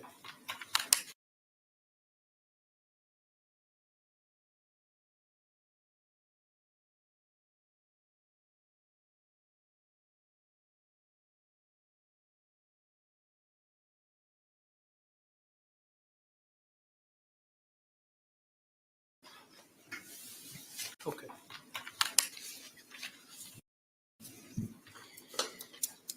All right. So then, just for my own edification, Mr. Freilich, I would intend to read this to the jury as soon as they're brought back in. Okay. Other than potentially your client testifying, do you have any other witnesses that you, because then we're going to move right into other witnesses. But if you said, well, that's the only one, and then the only issue is whether your client's going to testify, then how we'll proceed is I'll bring in the jury, I'll read in these stipulated facts, I'll excuse the jury again, and then I'll have the colloquy with your client about her testimony. So can you give me a sense, do you have other witnesses? Your Honor, I've looked at my list here. A lot of the witnesses I was going to call have already been called. So I think we're good. I will need some additional time to confer with my client on whether she wishes to testify or not. But Okay. That's where we're at.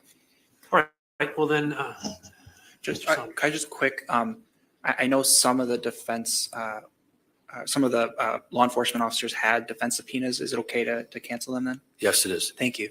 Okay, it sounds like all the other subpoenas that are out there are now canceled, okay?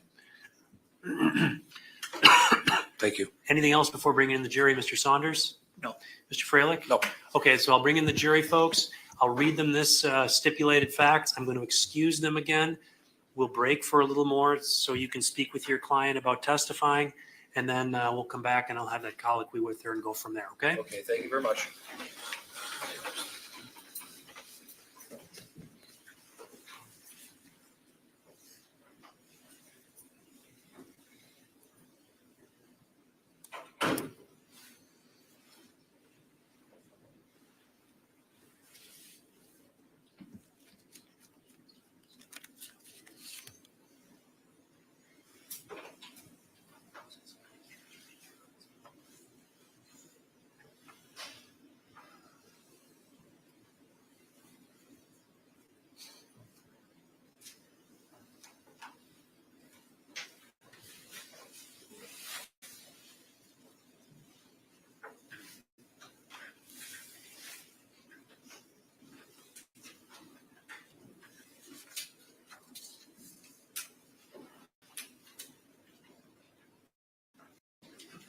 Be seated.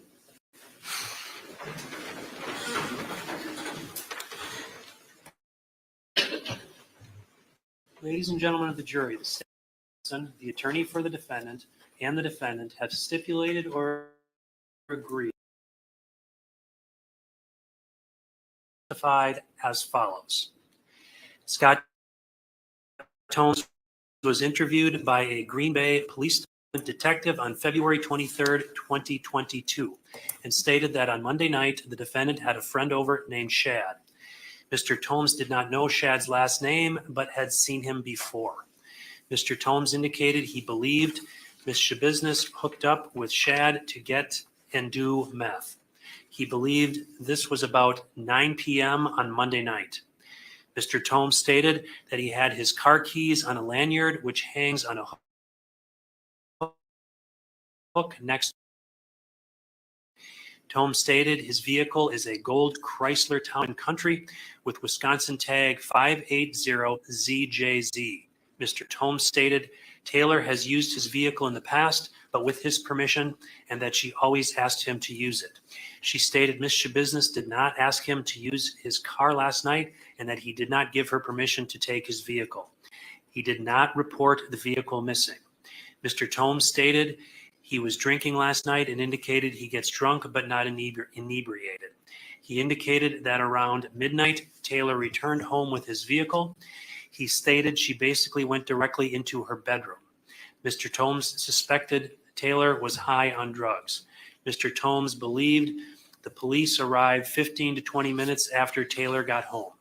Mr. Tomes was also asked about the living arrangements in his apartment and stated that Taylor stays in the bedroom and he sleeps in his chair in the living room. Mr. Tomes was later interviewed by a Green Bay Police Department detective on March 9, 2022. Mr. Tomes stated that A.J. Gannon and Taylor Shabusiness were at the Eastman Avenue apartment on Monday, February 21, 2022, before they left and came back with Shad Therian. Mr. Tomes stated that Gannon did leave on his own, leaving Taylor and Shad still at the residence. You will consider that testimony in the same manner as if it had been given under oath here in court. I have marked that as Exhibit 111, and that's being offered, Mr. Freilich. Yes, it is, Your Honor. Exhibit 111 will be received. Your Honor, could that be published to the jury? Um, Probably not necessary, I Yeah, guess. I'm I'll not going to withdraw that. publish it to the jury because that would involve either putting it up on the screen or passing it through there. And I'm not going to have them read it, but it is Exhibit 111. Thank you. And then, ladies and gentlemen, I'm going to excuse you briefly again, so all rise for the jury.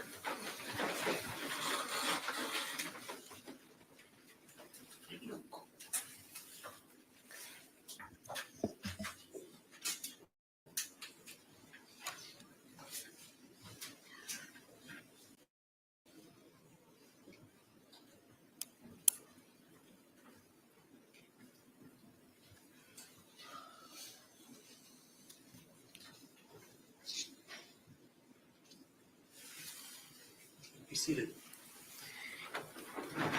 Well, Mr. Freilich, my understanding is you'd like to speak with your client for a little bit about her decision as to whether or not to testify. Is that correct? That's correct, whether she's going to testify or not testify. My understanding is you can do that right back there to the side door. So we'll be in recess then. I'm going to be checking in on you, Mr. Freilich, by 25 after. But if you need a little more time than that, you need to let us know. But I'm going to check in with you about that time, okay?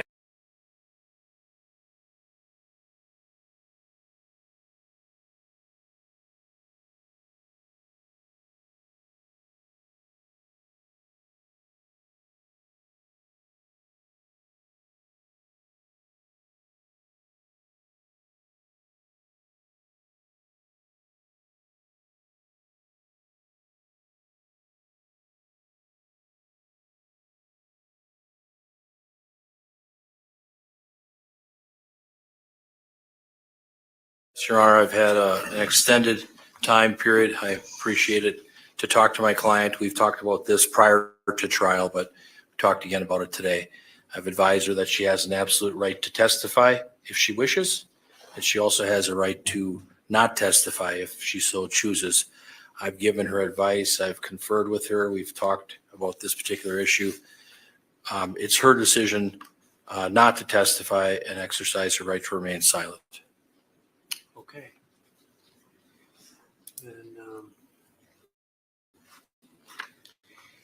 Then I'll engage her in a colloquy about that in just a minute. But Mr. Freilich, then it would be my understanding that that you have no more witnesses, what you indicated before, and that you'd be, when the jury comes back in, you'll be resting. That's correct. Okay. Okay, then, Mr. Business, I need to address you personally. So your attorney told me that he just spoke with you about some of your constitutional rights that are coming up right now. And those rights are that you have an absolute right to testify and you have an absolute right not to testify. Do you understand that? Yes. Okay. Mr. Freilich, the microphone. Not yours, hers. Sorry about that. So, Mr. Business, those rights belong to you. They don't belong to Mr. Freilich. They don't belong to the state. They don't belong to me. Those rights belong to you and you alone. Do you understand that? Yes. Okay. My understanding from listening to Mr. Freilich is that you've decided that you would like to exercise your right not to testify. Is that correct? That is. Okay. Now, I know you've spoken with your attorney. Do you feel you need any more time to talk to your attorney about that decision? No, I did not. Has anybody made any threats or promises to you to get you to make that decision here today? No. Okay. Any further inquiry you'd like me to make, Mr. Lezay or Mr. Saunders? No. Mr. Freilich, any further inquiry you'd like me to make of your client regarding that decision? Just inquire if there's been any pressure on her. Okay. Mr. Business, has anybody placed any kind of pressure on you to make that decision? No. Okay. All right. Well, I'm satisfied based upon the conversation that I've had here with Mr. Business that number one, she understands her rights. She has both of the rights to testify and to not testify. The issue, of course, being you can't exercise both of those rights at the same time. You can only choose one. She's choosing the right not to testify here today. I'm satisfied that she's done that after consulting with her attorney. They took a little bit of extra time. I gave them better than 10 minutes to speak about that. That was the amount of time that Mr. Freilich wanted, and they were back here when I came into court. So They've had an opportunity to discuss that. Ms. Shabusiness has indicated to me she doesn't need any more time to speak with her attorney about that decision. I'm satisfied that her decision is freely, voluntarily, and intelligently made here today. Of course, when it comes time to address the jury instructions, Mr. Freilich will have to address, I think it's instruction 315. I think that's the instruction about that I could give to the jury potentially about, and I'm not sure if it's in your packet, but we'll certainly take it up. It's an instruction about instructing the jury that they're not to hold her decision not to testify against her, and that's another choice that she will have to make. If it's not in the packet, I'll get it for you, Mr. Freilich, but I'm sure you've done enough trials, you're aware of that instruction, and I'll make sure it's available to you, and we'll have that conversation later, okay? Yes, Your Honor. Thank you. Very good. I'm satisfied, therefore, that Ms. Shabusiness is choosing not to testify. Then what we do is we'll bring the jury back in. I'll ask Mr. Freilich if he has any other witnesses. Mr. Freilich, based upon the representations he's made, is going to indicate that he's going to rest. And then we have a choice really to make as to how far we want to go today with the jury sitting here. Either try to press forward or to release the jury and work on the jury instructions and start tomorrow with instructions and closing arguments. Does the state have a preference as to either of those, Mr. Saunders? Our preference would be to proceed today. Any objection to that, Mr. Freilich? My preference would be to go with the jury instructions today and proceed tomorrow with opening or with closing statements. Okay. Well, I can tell you that I don't have to make that decision right at this minute. I'm going to bring the jury in. We're going to finish up the case and we'll go from there. And then I'll let you know what I've decided as far as that goes. All rise for the jury.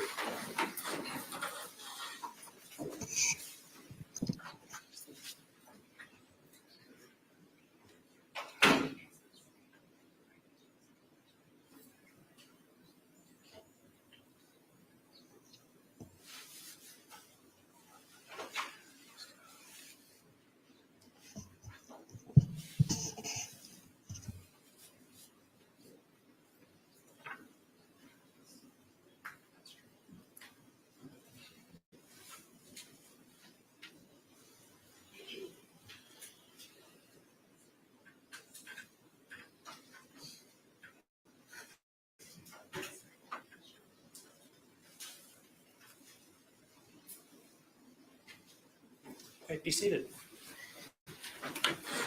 Okay. Ladies and gentlemen, the case is still with the defense, so I'm going to turn to Mr. Freilich. Mr. Freilich, do you have any other witnesses you wish to call? Your Honor, no other witnesses. Defense rests. Ladies and gentlemen of the jury, the defense has rested, so the evidentiary portion of this portion of the trial is now concluded. Just to give you a little bit of a roadmap as to what occurs now, the attorneys and I need to work a little bit on finalizing the instructions that I need to give you regarding the law. Then the attorneys would do closing arguments, and then you would go into deliberations. What I'm going to do is I'm going to excuse you again, and I'm going to start working on these jury instructions with the attorneys. I'm not thinking it's going to take us too long, but probably longer than the other breaks you've had. But that's what's going on. Progress is being made. And I'm hoping that within a half hour, maybe slightly more than that, you'll have a better sense of the timing for the rest of today. If I run into problems, perhaps I would dismiss you for today. But at this point, I'm thinking that I'm going to have you wait and we'll get into instructions and closing arguments today. So that's a bit of a roadmap going forward. But with that, I'm going to excuse you again. All rise for the jury.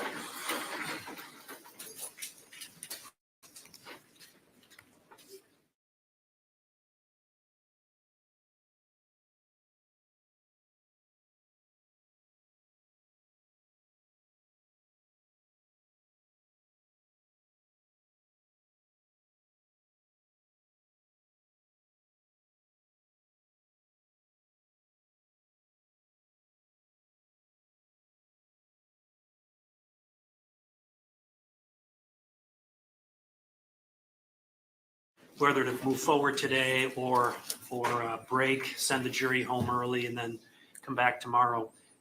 I'm always keeping in mind just the timing that we gave them overall, that this trial would take about a week. I'm concerned, I don't know the duration of the next phase of this trial.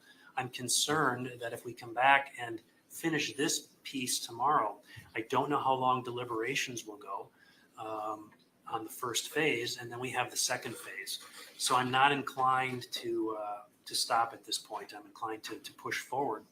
And having said that, then, I think my judicial assistant should have put on your tables copies of the proposed jury instructions and verdict forms. Mr. Saunders, did you get a copy of those? I did. Mr. Freilich? Yes. Okay. Then what I'd like to do is just go through with you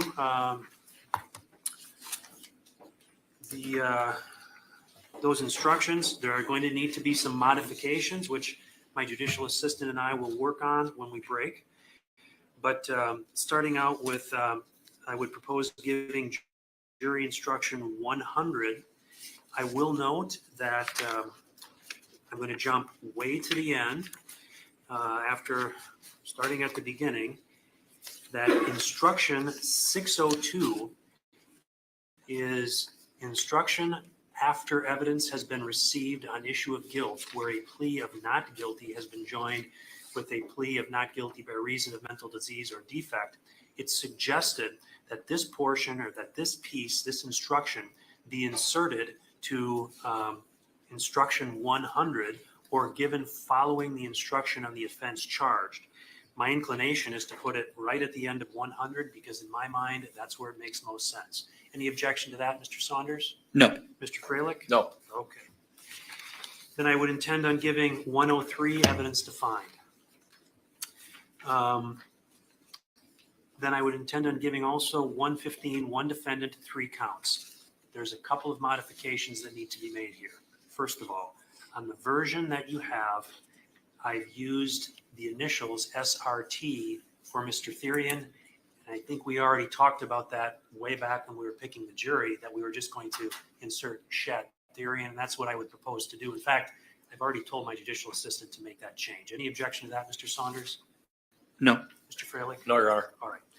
The other thing that I'm not sure if it was corrected on your version, I think it was, and I'll raise this issue. The criminal complaint had the date here as February 22nd, whereas the information had February 23rd. The first draft that I looked at, that I had my judicial assistant work on, had February 22nd. We changed it to the 23rd. I just want to make sure, I think in your copy that you have, it should say the 23rd. I just want to make sure that that's the date we're looking at. Mine That's the says February information. 22nd. Yeah, It says the 22nd? Yes. Okay, so here's what happened. I made the changes in the version that she gave me. She didn't correct it in the version she gave you. But I'm aware of that issue. It's not something like, my God, I'm not expecting that we're getting all these typos. I knew about that issue. That's why I'm raising it. I fixed it in every other time I've read it to the jury. I had it as the 23rd because that's what the information says. But the first time that these proposed instructions were drafted for me to start reviewing was before we even selected a jury. I was working on these, and it said the 22nd. So I had her change it, but clearly that didn't happen in your version. It should be the 23rd, Mr. Saunders, am I correct? No, it should be the 22nd. Okay. Tuesday, the 22nd. The draft we have says Wednesday, the 22nd. I think the information's right. The criminal complaint was in error, and that's the state filed an amended criminal complaint fixing that date. In any event, I think based on the testimony, it should be February 22nd.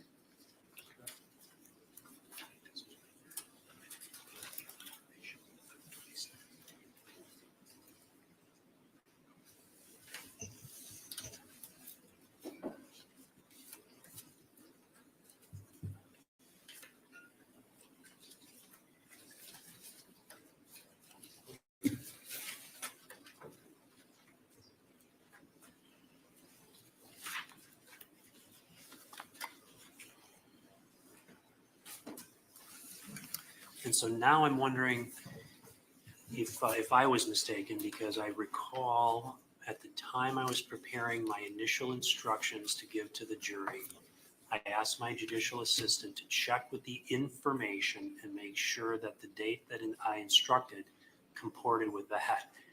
So now I'm thinking she changed your versions, and I'm looking at the old version because mine says the 23rd, but yours actually has the right date. So I think the 22nd, because that is that's in the information. That's the instruction that I gave to the jury at the beginning. So we'll use the 22nd. Any objection to that, Mr. Freilich? That's what the information says. Your Honor, just from my perspective, I'm looking at a criminal complaint that was filed on March 1st of 2022, and the charging date is Wednesday, February 23rd of 2022. It's confusing. It's complicated because we don't know the exact date when this may or may not have occurred. Was it February 22nd, February 23rd?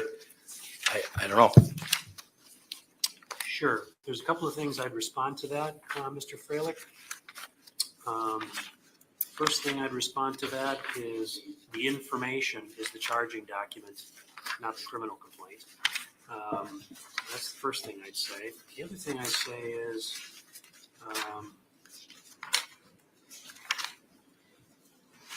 instruction 255, which has been proposed to me, is the instruction stating state need not prove exact date of commission. We'll get to that in a minute, but I'm satisfied that the charging document is the one we need to follow because that's the official charging document as opposed to the criminal complaint. So I don't know what was heard at the preliminary hearing in this case or what the waiver was to, but that's what the charging document says. Your Honor, the court probably already knows this. I just want to make a record. The criminal complaint does have February 23rd of 2022 as the charging date, filed on March 1st of 2022, Brown County, Wisconsin. And then the information, which is the charging document, that has a different date, February 22nd of 2022, and that was filed June 2nd of 2022. For me, it's a little bit different because I wasn't the lawyer at that time. It was Attorney Jolly, but I'm just noting that all for the record. What, and to what end? Are you asking me for something? Well, I mean, if the state thought it was on the 23rd and then they changed it to the 22nd, would appear to me that it's not clear what date this allegedly happened. Okay. Well, what I'm indicating to you is that the charging document is the one that's going to be accurately reflected in the instructions. And I'm also noting 255, which we'll get to in a minute, addresses this very issue. So I'm going to change. I'm not sure if that's an official objection, Mr. Freilich, and I'm not sure what you're suggesting, but the instruction 115 is going to have Tuesday, February 22nd, 2022 in the city of Green Bay, Brown County, Wisconsin. And then where it indicates SRT, it's going to say Shad Therian.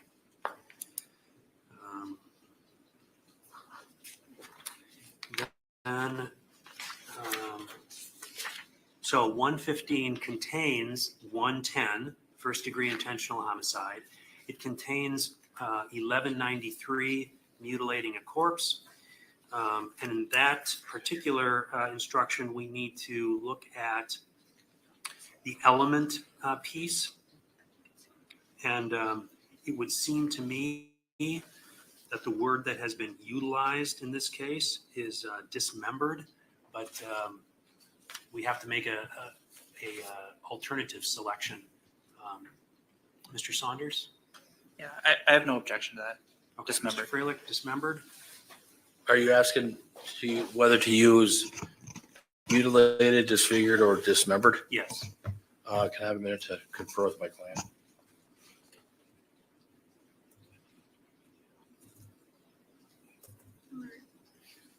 Yes, we would agree with dismembered. Okay. That, Your Honor, that last comment was an objection, just to let you know. Then the other selection we need to make there is in the very next sentence. This requires that the defendant acted with the purpose to conceal a crime or avoid apprehension, prosecution, or conviction of a crime. So, Mr. Saunders, does the state have a specific request? I think conceal a crime fits the facts best. So Mr. Freilich? Agreed. Okay. Conceal a crime will be the alternative we'll select in instruction 1193.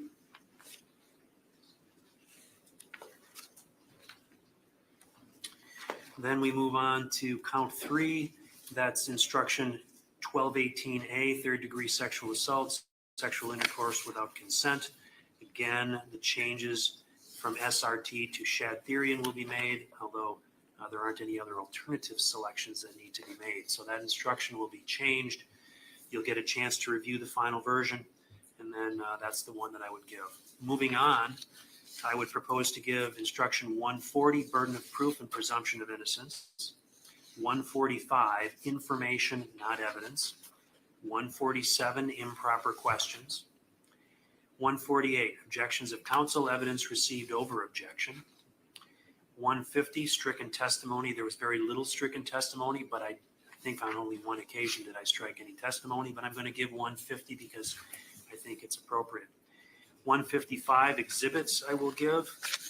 157, remarks of counsel I'll give. There's 158. I've already given that at various times, so I will not give that again. That's recording played to a jury, and it's supposed to be done at the time, and we did that, so I won't give it again. 160, closing arguments of counsel. I will give that one. Next one is 170, circumstantial evidence, and then what I direct the attorney's attention to is the bold or the capitalized instruction indicating that if evidence of flight, escape, or concealment has been admitted, see instruction 172. That's included here. I would propose to give both instruction 170 and 172. Any objection to that, Mr. Saunders? No. Mr. Freilich? No, Your Honor. Okay. On 172, we need to make some selections. The first line, evidence has been presented relating to the defendant's conduct after the alleged crime was committed or after the defendant was accused of the crime. I think the first option is the appropriate one. Mr. Saunders? I agree. Mr. Freilich? I agree. All right. Option 1 will be selected. Okay, moving on. 180. There needs to be some work on that. I intend to give 180. The capitalized portion of the instruction indicates, add the following if a statement resulting from an unrecorded custodial interrogation is admitted at trial for a felony and no exception applies. I don't think that applies in this case because although there was custodial interrogation that was offered, it wasn't unrecorded. In fact, it was entirely recorded. So I think I take that paragraph out, but then continue on with the bottom paragraph. Any objection to that, Mr. Saunders? No. Mr. Freilich? Taking off that bottom paragraph where it says continue with the following in all cases. You want to excise that? No. The portion that says continue with the following in all cases, I would give it because, well, this is a part of all cases. The paragraph I would excise is the one just before it, where it starts, it is the policy of this state to make an audio or audio and visual recording. I take that paragraph out. In the brackets? Yes. Okay, I have no objection to that. Okay. Then I'll move on. I'll give 190, weight of evidence. 195, jurors' knowledge. I would give 200, expert testimony, general. So there's some selections that need to be made there, or at least addressed. It says continue with the following if experts have given conflicting testimony. I don't think that's the case, so I would propose to delete that portion. Any objection, Mr. Saunders? No. Mr. Freilich? And the bottom bracket as well, the 2 brackets? Right, that's the part that they're saying, continue with the following. I'm just asking if you're going to take those out. Yeah. Okay, yes.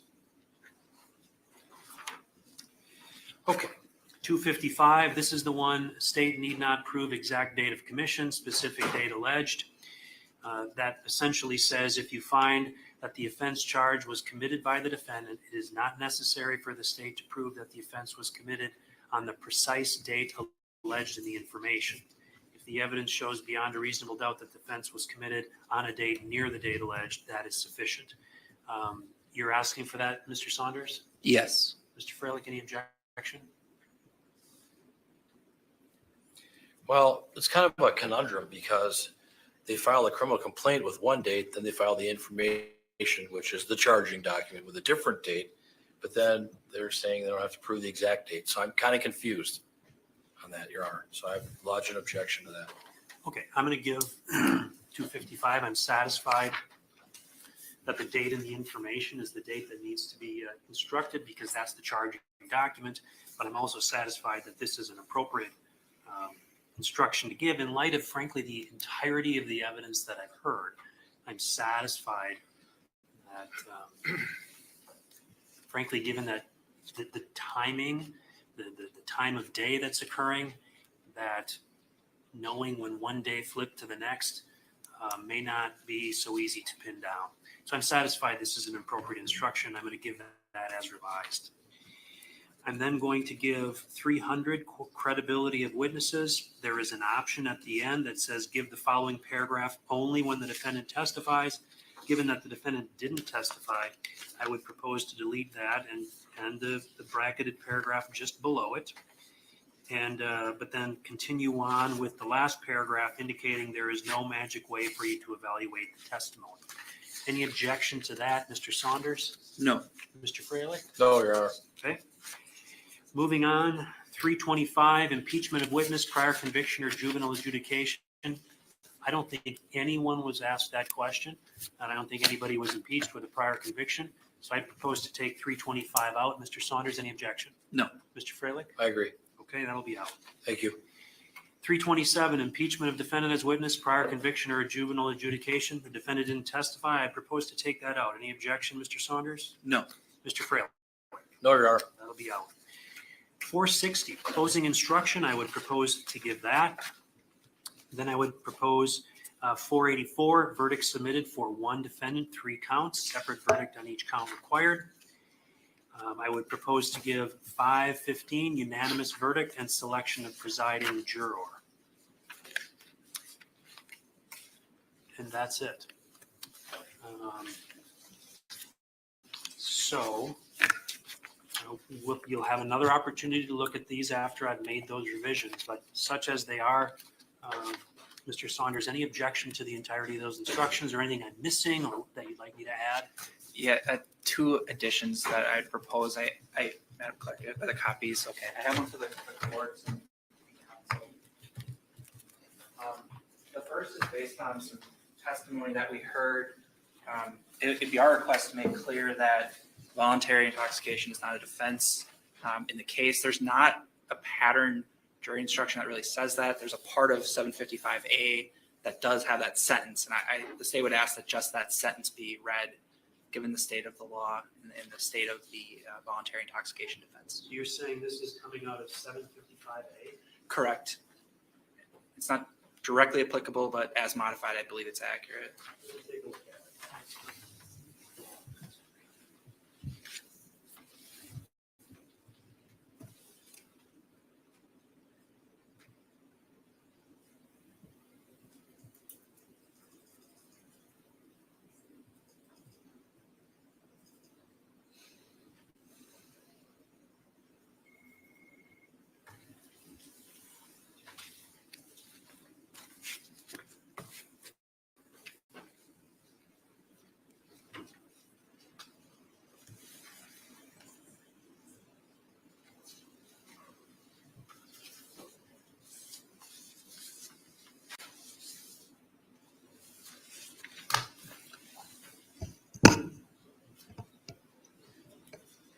Mr. Freilich?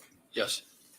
Any response to their request for 755A? Just so you know, Mr. Freilich, and I know you don't have the benefit of having your computer sitting right in front of you regarding 755A. 755A is an instruction that is titled as follows: involuntary intoxication or drug condition.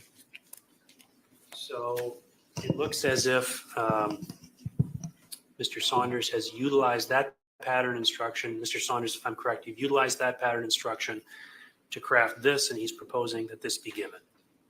Any objection to that? No, Your Honor. Okay. I know the law. Okay. So that's fine. I will give this modified 755A.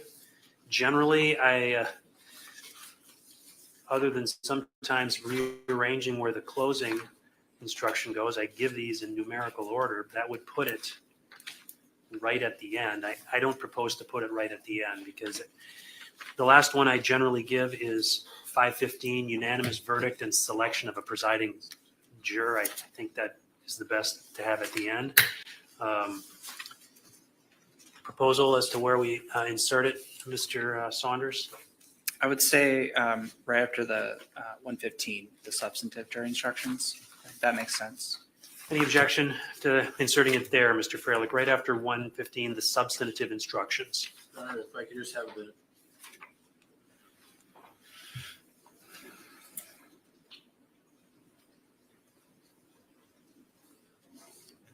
Yes, that makes sense. Okay. Very good. Okay, we've taken that one up. Then before I move on, do you have a Word document with these on it that I you do. can forward to my judicial assistant? Okay. One of you, so that I'm going to be heading over there shortly to finish these off, and we'll need it. But let's look at, you don't have to do that till we're done, but let's look at your other request then, Mr. Saunders. Yeah, so obviously that issue or this issue has been addressed in litigation. There was a motion to dismiss regarding the state doesn't need to prove that a crime victim was alive or deceased at the time of the sexual intercourse. And I think the state just envisioned a jury having that question, given the two elements don't clearly explain what I think is an accurate statement of the law. So our request would be to add something to address that issue, because obviously it's the facts and circumstances that the state's alleging in this case. Okay. Well, let me just, before I turn to Mr. Freilich to take a look at his position on this, I'm just going to pull up the statute. Because we did have this issue that was raised as at the motion hearing on June 13th. This was heard by the court. And I know at that point, I denied a motion to dismiss that count. And the assertion in that motion was that had been filed by the defense, that really the charge should be dismissed because at the time the alleged victim was deceased. And then we looked at the statute.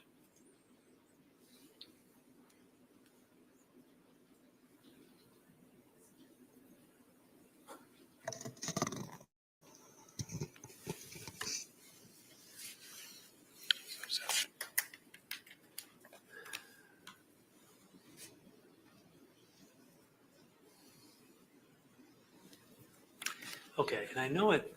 So the instruction, the one that I'm proposing to give in any event that everybody's agreed to, 1218A, references the statute 940.225 sub 3 sub A.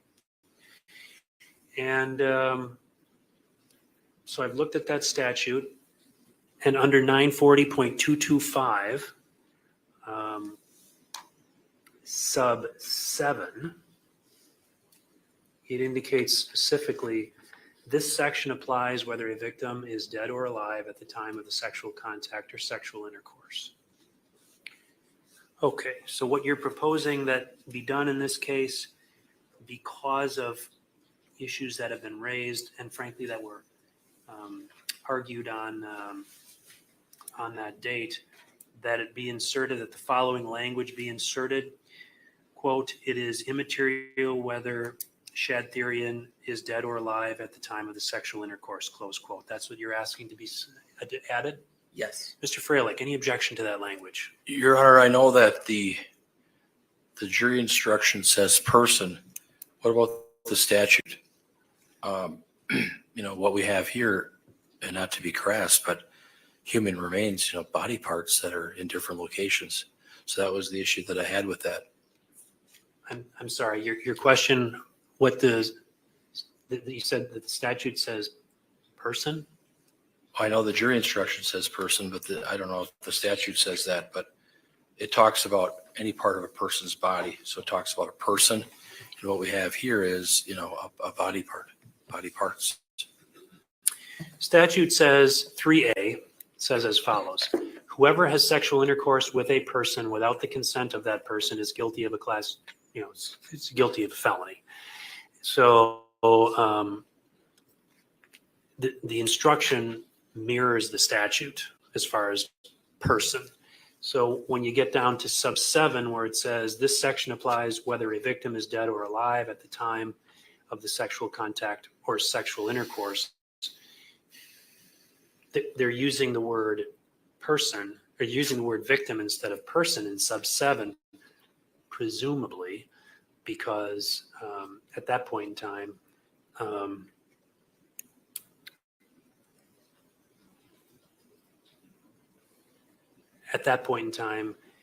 using the word person could get confusing as to whether you're talking about a victim or a perpetrator.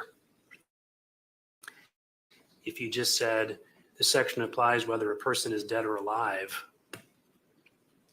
and you perpetrate, I don't want to get into all the machinations, but it would seem as if the word victim is used in sub 7, perhaps for that reason.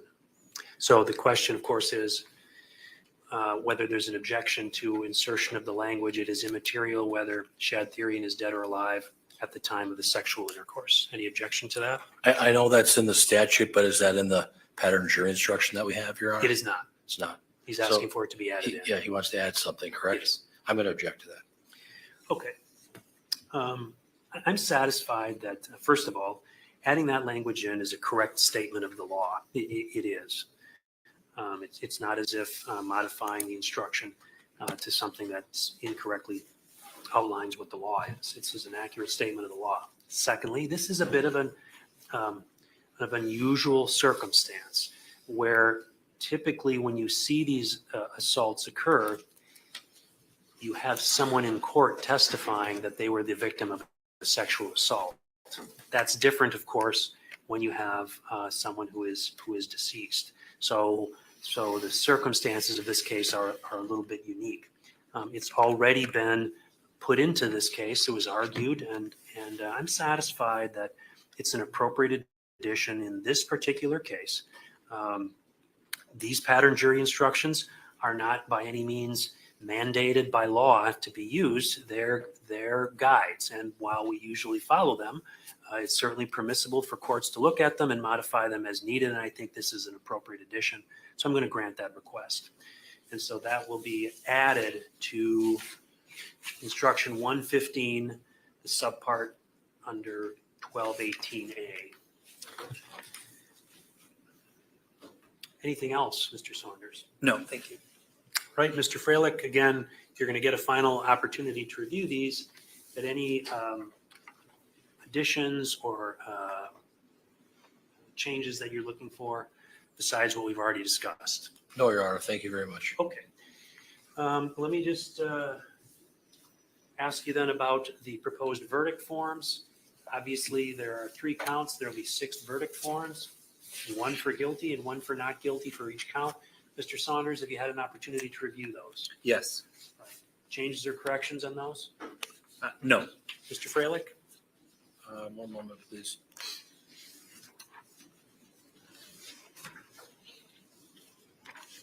Your Honor, I have reviewed all the verdict forms. They appear to be in proper order. Okay. My judicial assistant and I are going to get underway on these right away. Mr. Saunders, if you can make sure you send a Word version over to her. I invite the attorneys to get up and move around if you want, but don't get far because as soon as I'm done, I want to get back on the record. I don't know how long it's going to take me. So just stay close, but you can certainly move about the courthouse, okay? Okay, thank you. We're in recess.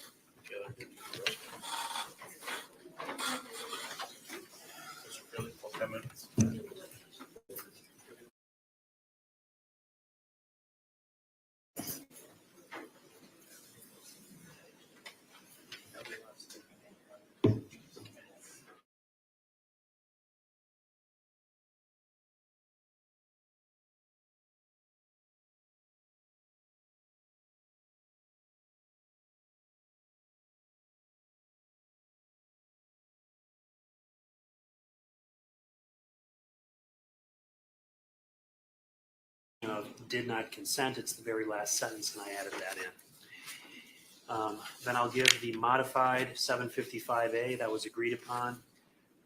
and designed by Mr. Saunders.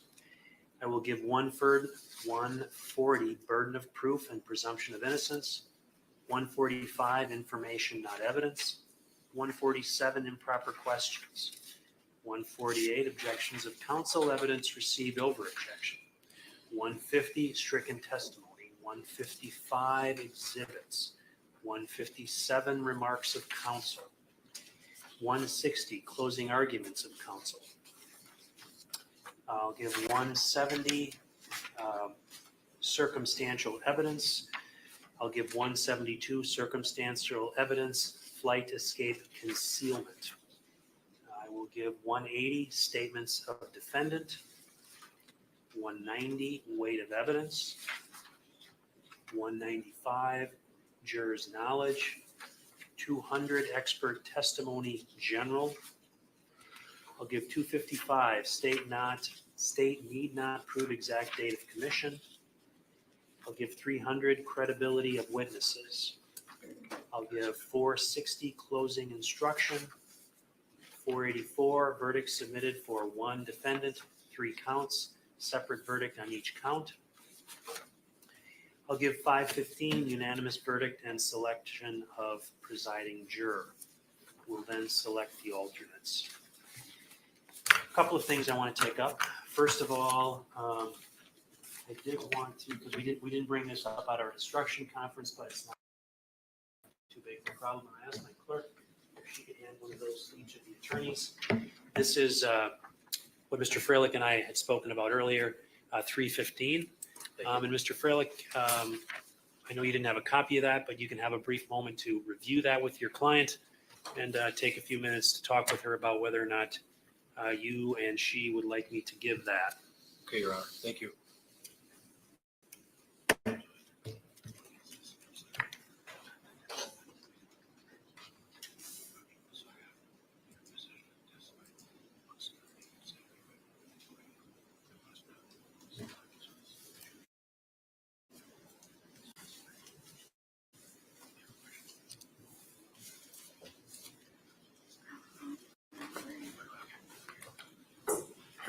Your Honor, I have reviewed instruction 315. I'm fine with that. And I showed it to my client. Okay, and I appreciate that, Mr. Fraley. I think I need more than just I'm fine with that. This has got to be something that you either ask me to give or ask me not to give. And I'm going to have a colloquy with your client about it. Do you need some time to speak with her about it? Because if you do, I can leave the bench and come back in a few minutes. Yeah, maybe that would be a good idea, Your Honor. All right. We'll take about 5 minutes and have a conversation with her, Mr. Fraley. Thank you.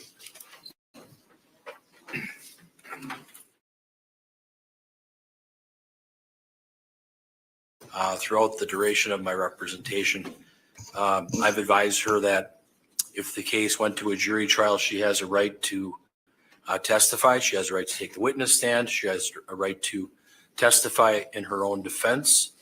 But anything that is said could possibly be used against her. So she understands that she has a constitutional right to testify. I also told her that she has an absolute constitutional right not to testify. She has a right to remain silent. She can invoke her Fifth Amendment privileges against self-incrimination. And we've talked about this at length on numerous occasions, several times today. We've reviewed this jury instruction 315, and she's indicated to me that she wishes to exercise her right to remain silent. Before, when you asked the question, I wasn't quite sure what you were asking, but I agree to the court reading instruction 315 to the jury. Thank you. So you're asking that I read this instruction to the jury? Yes. Okay. Ms. Shabusiness, you have a right to have this instruction read, or you have a right not to have the instruction read. And that right belongs to you and to you alone. Do you understand that? Yes, I do. Okay. Your attorney indicates to me that he would like me to have this instruction read to the jury. Is that correct? Yes. And you agree with that? Yes. You feel you need any more time to talk to him about that decision? No. Okay. I'm satisfied. Well, first of all, Mr. Saunders, any further inquiry you'd like me to make regarding 315? No. Mr. Freilich? No, Your Honor, thank you. I'm satisfied that Ms. Shabusiness has indicated that she would like me to read 315 to the jury. And as a result of that, I'm going to do that. The only other topic I want to take up with the attorneys, and then of course I'll ask generally whether you have anything you want to raise with me. Oftentimes I get a request, I usually read these in order, oftentimes I get a request to have 160 closing arguments read just before you give the closing arguments, which would mean it's right after 315. Before closings, and then obviously after closings I read 460. Any objection to my reading 160 just before closings, Mr. Saunders? No. Mr. Freilich? No, Your Honor. Okay, I'm going to have 160 then. I'll slide that in just before 315. Strike that, just after 315. Okay. Mr. Saunders, are there any other topics or issues regarding the instructions that you'd like to bring up with me? No. You're satisfied with the instructions and the order in which I propose to give them? Yes. Mr. Freilich, any topics you'd like to raise regarding the instructions?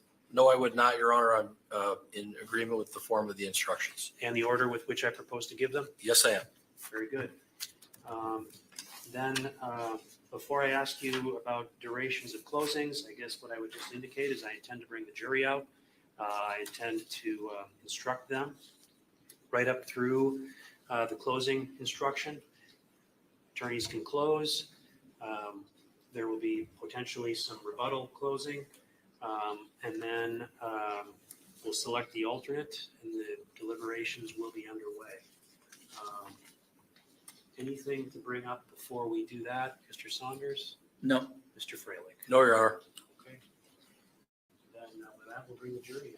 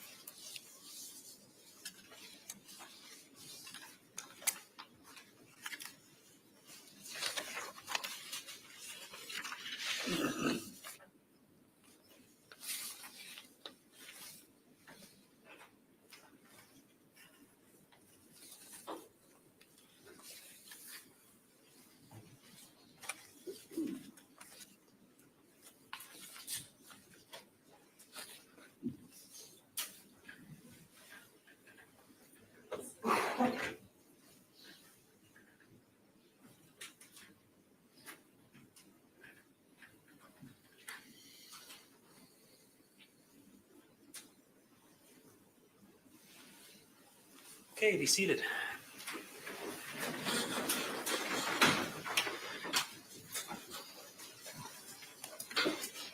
Members of the jury, the court will now instruct you upon the principles of law which you are to follow in considering the evidence and in reaching your verdict.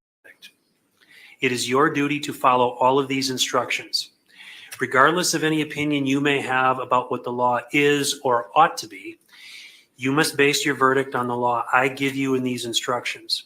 Apply that law to the facts in the case which have been properly proven by the evidence.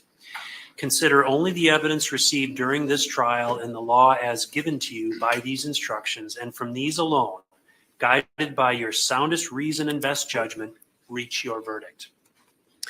If any member of the jury has an impression of my opinion as to whether the defendant is guilty or not guilty, disregard that impression entirely and decide the issues of fact solely as you view the evidence. You, the jury, are the sole judges of the facts, and the court is the judge of the law only. In this first phase of the trial, you have heard evidence that dealt solely with the defendant's conduct during the alleged incident. You are to determine only whether the defendant is guilty of the charges of first-degree intentional homicide, mutilating a corpse, and third-degree sexual assault. If you find the defendant not guilty, the trial will be over. If you find the defendant guilty, the trial will proceed to the second phase, where you will determine whether the defendant was not responsible by reason of mental disease or defect. Evidence is, first, the sworn testimony of witnesses, both on direct and cross-examination, regardless of who called the witness. Second, the exhibits the court has received, whether or not an exhibit goes to the jury room. Third, any facts to which the lawyers have agreed or stipulated, or which the court has directed you to find.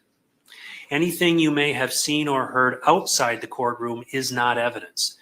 You are to decide the case solely on the evidence offered and received at trial. The first count of the information in this case charges that, count 1, the above named defendant on or about Tuesday, February 22nd, 2022, in the city of Green Bay, Brown County, Wisconsin, did cause the death of Shad Therian with the intent to kill that person, contrary to sections 940.01 sub 1 sub A, 939.62 sub 1 sub C Wisconsin statutes. To this charge, the defendant has entered a plea of not guilty, which means the state must prove every element of the offense charged beyond a reasonable doubt. First-degree intentional homicide, as defined in section 940.01 of the Criminal Code of Wisconsin, is committed by one who causes the death of another human being with the intent to kill that person or another. Before you may find the defendant guilty of first-degree intentional homicide, the state must prove by evidence which satisfies you beyond a reasonable doubt that the following two elements were present. First, the defendant caused the death of Shad Therian.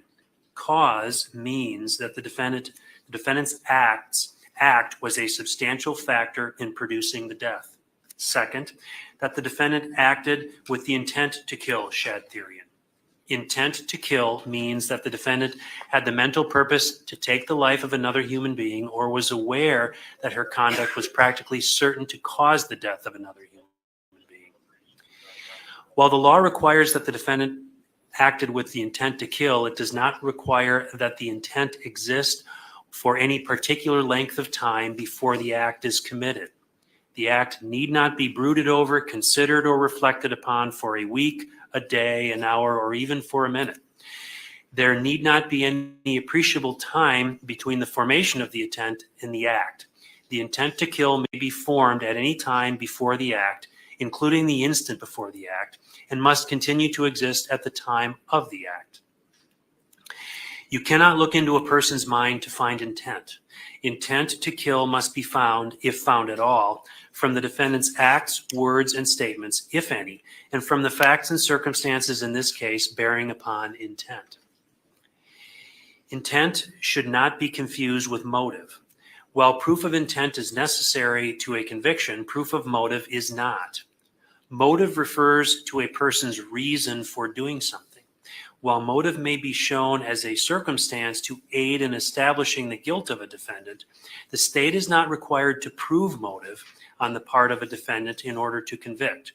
Evidence of motive does not by itself establish guilt. You should give it the weight you believe it deserves under all the circumstances. If you are satisfied beyond a reasonable doubt that the defendant caused the death of Shad Therian with the intent to kill, you should find the defendant guilty of first-degree intentional homicide. If you are not so satisfied, you must find the defendant not guilty. The second count of the information charges that, count 2, the above-named defendant on or about Tuesday, February 22nd, 2022, in the city of Green Bay, Brown County, Wisconsin, did 1 sub C of the Wisconsin statutes. To this charge, the defendant has also entered a plea of not guilty, which means the state must prove every element of the offense charged beyond a reasonable doubt. Section 940.11 sub 1 of the Criminal Code of Wisconsin is violated by one who mutilates, disfigures, or dismembers a corpse with the intent to conceal a crime or avoid apprehension, prosecution, or conviction for a crime. Before you may find the defendant guilty of this offense, the state must prove by evidence which satisfies you beyond a reasonable doubt that the following two elements were present. First, that the defendant dismembered a corpse. Second, that the defendant dismembered a corpse with the intent to conceal a crime. This requires that the defendant acted with the purpose to conceal a crime. You cannot look into a person's mind to find out intent. Intent must be found, if found at all, from the defendant's acts, words, and statements, if any, and from all the facts and circumstances in this case bearing upon intent. If you are satisfied beyond a reasonable doubt that both elements of this offense have been proved, you should find the defendant guilty. If you are not so satisfied, you must find the defendant not guilty. The third count of the information charges that, count 3, the above named defendant on or about Tuesday, February 22nd, 2022, in the city of Green Bay, Brown County, Wisconsin, did have sexual intercourse with Shad Therian without that person's consent, contrary to sections 940.225 sub 3 sub a and 939.62 sub 1 sub b of the Wisconsin statutes. To this charge, the defendant has also entered a plea of not guilty, which means the state must prove every element of the offense be charged beyond a reasonable doubt. Third degree sexual assault, as defined in section 940.225 sub 3 sub a of the Criminal Code of Wisconsin, is committed by one who has sexual intercourse with another person without consent. Before you may find the defendant guilty of this offense, the state must prove by evidence which satisfies you beyond a reasonable doubt that the following two elements were present. First, that the defendant had sexual intercourse with Shad Therian. Second, that Shad Therian did not consent to the sexual intercourse. Sexual intercourse means any intrusion, however slight, of any part of a person's body or of any object into the genitalia or anal opening of another. Emission of semen is not required. Did not consent means that Shad Therian did not freely agree to have sexual intercourse with the defendant. In deciding whether Shad Therian did not consent, you should consider what the defendant said and did, along with all the other facts and circumstances. This element does not require that Shad Therian offered physical resistance. It is immaterial whether Shad Therian is dead or alive at the time of the sexual intercourse. If you are satisfied beyond a reasonable doubt that both elements of third-degree sexual assault have been proved, you should find the defendant guilty. If you are not so satisfied, you must find the defendant not guilty. An intoxicated or drugged condition is a defense to criminal liability only if it is involuntarily produced. In reaching your verdict, examine the evidence with care and caution. Act with judgment, reason, and prudence. Defendants are not required to prove their innocence. The law presumes every person charged with the commission of an offense to be innocent. This presumption requires a finding of not guilty, unless in your deliberations you find it is overcome by evidence which satisfies you beyond a reasonable doubt that the defendant is guilty. The burden of establishing every fact necessary to constitute guilt is upon the state. Before you can return a verdict of guilty, the evidence must satisfy you beyond a reasonable doubt that the defendant is guilty. If you can reconcile the evidence upon any reasonable hypothesis consistent with the defendant's innocence, you should do so and return a verdict of not guilty. The term reasonable doubt means a doubt based upon reason and common sense. It is a doubt for which a reason can be given, arising from a fair and rational consideration of the evidence or lack of evidence. It means such a doubt as would cause a person of ordinary prudence to pause or hesitate when called upon to act in the most important affairs of life. A reasonable doubt is not a doubt which is based on mere guesswork or speculation. A doubt which arises merely from sympathy or from fear to return a verdict of guilt is not a reasonable doubt. A reasonable doubt is not a doubt such as may be used to escape the responsibility of a decision. While it is your duty to give the defendant the benefit of every reasonable doubt, you are not to search for doubt, you are to search for the truth. An information is nothing more than a written formal accusation against the defendant charging the commission of one or more criminal acts. You are not to consider it as evidence against the defendant in any way. It does not raise any inference of guilt. Disregard entirely any question that the court did not allow to be answered. Do not guess at what the witness's answer might have been. If the question itself suggested that certain information might be true, ignore the suggestion and do not consider it as evidence. Attorneys for each side have the right and the duty to object to what they consider are improper questions asked of witnesses and to the admission of other evidence which they believe is not properly admissible. You should not draw any conclusions from the fact that an objection was made. By allowing the testimony or other evidence to be received over the objection of counsel, the court is not indicating any opinion about the evidence. You jurors are the judges of the credibility of the witnesses and the weight of the evidence. During the trial, the court has ordered certain testimony to be stricken. Disregard all stricken testimony. An exhibit becomes evidence only when received by the court. An exhibit marked for identification and not received is not evidence. An exhibit received is evidence whether or not it goes to the jury room. Remarks of the attorneys are not evidence. If the remarks suggested certain facts not in evidence, disregard the suggestion. It is not necessary that every fact be proved directly by a witness or an exhibit. A fact may be proved indirectly by circumstantial evidence. Circumstantial evidence is evidence from which a jury may logically find other facts according to common knowledge and experience. Circumstantial evidence is not necessarily better or worse than direct evidence. Either type of evidence can prove a fact. Whether evidence is direct or circumstantial, it must satisfy you beyond a reasonable doubt that the defendant committed the offense before you may find the defendant guilty. Evidence has been presented relating to the defendant's conduct after the alleged crime was committed. Whether the evidence shows a consciousness of guilt and whether consciousness of guilt shows actual guilt are matters exclusively for you to decide. The state has introduced evidence of statements which it claims were made by the defendant. It is for you to determine how much weight, if any, to give to each statement. In evaluating each statement, you must determine three things. Whether the statement was actually made by the defendant. Only so much of a statement as was actually made by a person may be considered as evidence. Whether the statement was actually restated here at trial. Whether the statement or any part of it ought to be believed. You should consider the facts and circumstances surrounding the making of each statement, along with all of the other evidence in determining how much weight, if any, the statement deserves. The weight of evidence does not depend on the number of witnesses on each side. You may find that the testimony of one witness is entitled to greater weight than the testimony of another witness or even of several other witnesses. In weighing the evidence, you may take into account matters of your common knowledge and your observations and experiences in the affairs of life. Ordinarily, a witness may testify only about facts. However, a witness with specialized knowledge in a particular field may give an opinion in that field.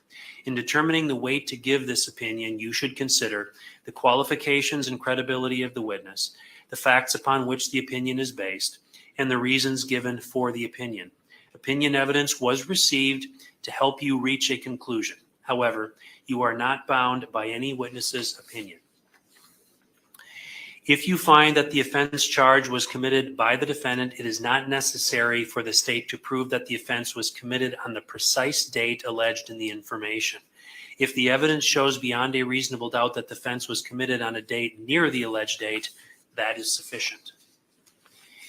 It is the duty of the jury to scrutinize and to weigh the testimony of each witness and to determine the effect of the evidence as a whole. You are the sole judges of the credibility, that is, the believability of the witnesses and the weight to be given to their testimony.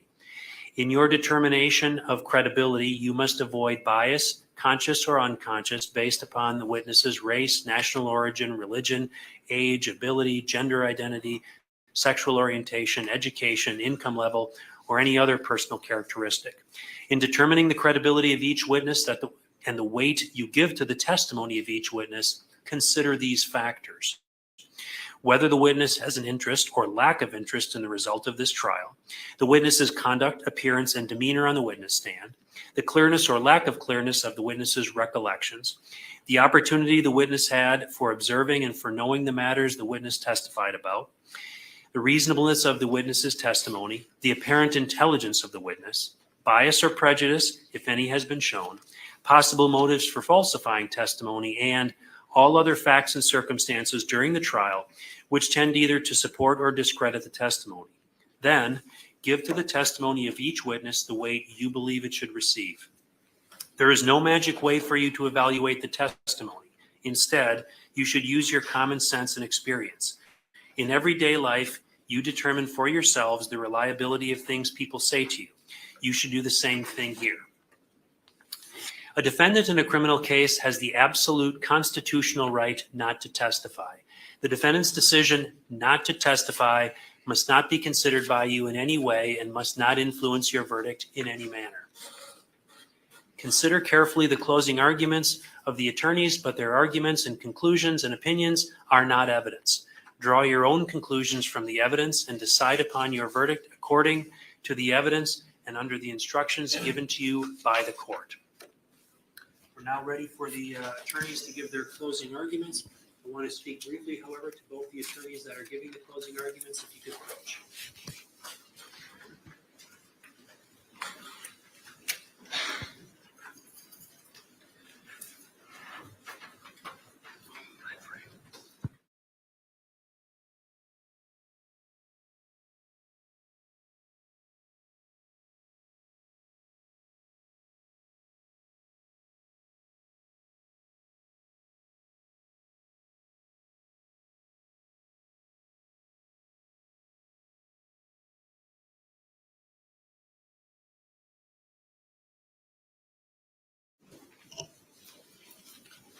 And ladies and gentlemen, in the event you were wondering, you are going to get a copy of these instructions during your deliberations, because I know they're lengthy.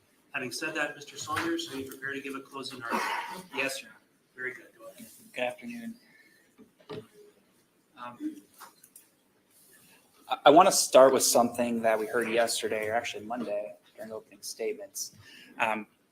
Counsel told us that there's always two sides to every story, and with all due respect, this is not one of those stories. This is a story that pretty clearly shows what happened. It's a story of the defendant taking a dog collar that was around her friend's neck and pulling it so hard and for so long and with such force that it caused his death. That in that moment, she made a deliberate choice to end her friend's life. She then, after the fact, degrades his body, engages in sexual acts with him. This is a story of the defendant then dismembering him and leaving his remains all over the house for his mother to find. And this isn't the state's story. This isn't law enforcement's story. It's the defendant's story, as you heard today, right? So as we go through this, it's easy to sit here and say, yes, the defendant confessed, and it's true. She confessed to every single element that you will see that the state needs to prove. But we didn't just stop there, right? We could have been done with this case on Monday, played her interview and called it a day. But you should expect more, right? We have the burden of proof, and obviously we called a number of witnesses to establish what this story shows. So I want to walk through that story. And I know there's a lot of law that was just read to you, but I'm a visual learner, so I like to see kind of what we're looking at here. So as I go through these three offenses, there's really, as you'll see, 6 things the state needs to prove beyond a reasonable doubt. Not every fact that was testified to, not what time somebody got to Scott Holmes' house at the end of the night. The 6 elements are what the state needs to prove to you beyond a reasonable doubt, okay? So first, count 1, first-degree intentional homicide. First, that the defendant caused the death of Shad, and that she, second, acted with intent to kill him, okay? And again, as I already mentioned, as we go through these elements, you heard earlier this morning that the defendant is acknowledging every element that we hear, okay? Independent of the information you heard today, with the investigation you heard, the DNA, the other information, Dr. Tranquita's testimony, I would argue would prove all these elements as well. But you have on top of that the defendant's admissions to all these elements. Okay, so the defendant caused the death of Shad. I mean, that should be fairly clear here. Obviously, she admits that. You heard Dr. Tranquita's testimony of how Shad died, the cause and the manner of death, strangulation, excessive force being placed on the neck, producing his death. That was the sole cause of death that we heard. So let's talk about intent, right? because that admittedly sometimes is a tricky topic, right? We can never know anyone's intent truly. And as you're told, you're not going into the mind of somebody, right? Kind of looking at all the facts and circumstances that you see. In this case, you have the benefit of the defendant opening up her mind to you and telling you what her intent was here. But you also have other signs, right? So what does intent mean? That somebody had the mental purpose to do something, right? Some volition. Or that they're aware that what they're doing is practically certain to cause that result, right? And you heard both, really, from the defendant. So I want to walk through that because there's a lot of points in that interview where the defendant is telling you exactly what her intent was in this case, right? His face was turning purple, right? She describes that and how he's coughing up blood. And you know that's accurate, right? Because you heard Dr. Tranquita's testimony and you saw those photographs. She's seeing that in person, and yet what does she say? I still didn't stop. No, she felt a heartbeat at one point, right? She talks about feeling his heartbeat, and she kept pulling more, and he wouldn't die. And I just wanted him, and I was like, damn, right? She admits even that Shad's struggling in this moment, that he's fighting back, right? You heard from Dr. Tranquita as well about how it looked like at one point there were signs of that, where the collar slipped up along the tongue. She's telling you, I was waiting for him to die. I liked it. She figured I'm already this far, and she's pantomiming the act. It's like she's starting a lawnmower. That's how hard she's pulling on this chain, right? Took 3 to 5 minutes, she thinks. And again, that's consistent with Dr. Tranquita, right? This is not an accident. This isn't a whoops. This is an intentional act, right? I don't need to prove that she went to that house with this intent, right? We talked about that in voir dire, and we kind of talked through that concept of how, as you're instructed, intent can be formed in the instant before an act, the instant before the pull of a trigger, the instant in this case before Ms. Shabusiness decides, I'm going to go further and pull on this chain so hard that it causes the result that we saw in chat, right?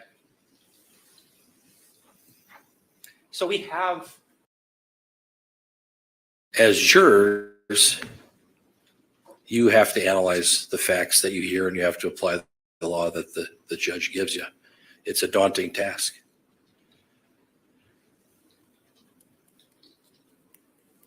So then we hear, you saw the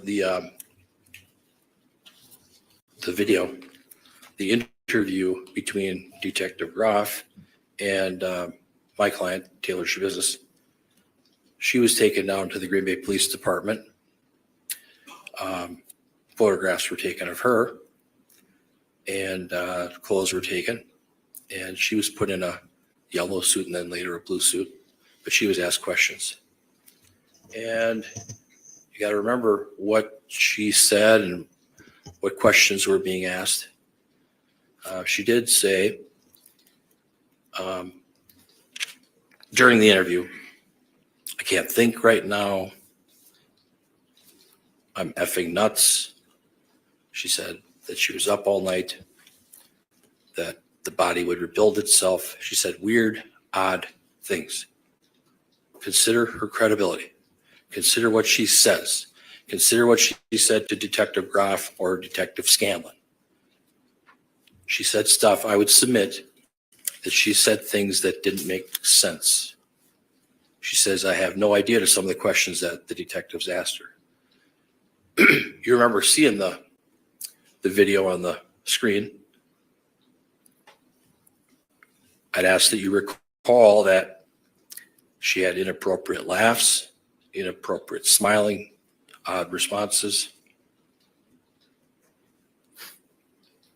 I would submit that she indicated that she did not have sex. She did not have penis to vagina intercourse with Shad Therian. She indicated that she came to the residence and they went downstairs and within 5 minutes they got to it, whatever that means. She talked about, during the interview with Detective Groff, rebuilding muscle or rebuilding into muscle. Sometimes she wasn't responsive. She talked about hearing gunshots. but I believe Detective Groff said that there were no gunshots in the area of Stony Brook, Eastman Avenue, some other place. She said she was paranoid. She said weird things like, I don't like open spaces. I don't like open spaces. No clothes came off, no kissing. She said that she allegedly put the dildo into Mr. Therian's backside, his butt area, his anal area. There's no DNA.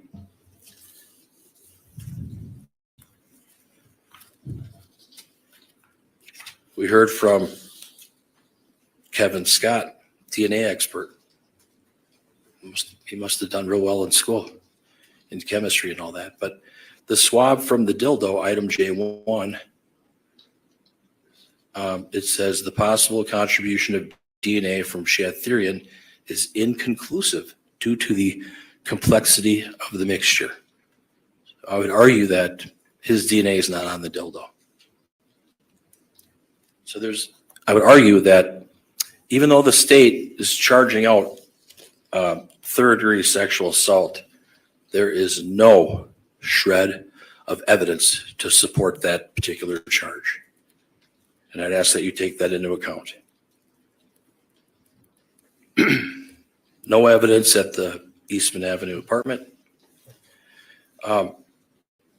When Detective Groff had my client come down to the Green Bay Police Department with Detective Kevin Kempf, they were talking with her for a while. The interview was maybe 3 hours or so. And then they took a break because Miss Shabusiness had cuts on her thumb, scratches on her palms, other cuts on her fingers. Some of them were deep. You saw the pictures because I believe they were published.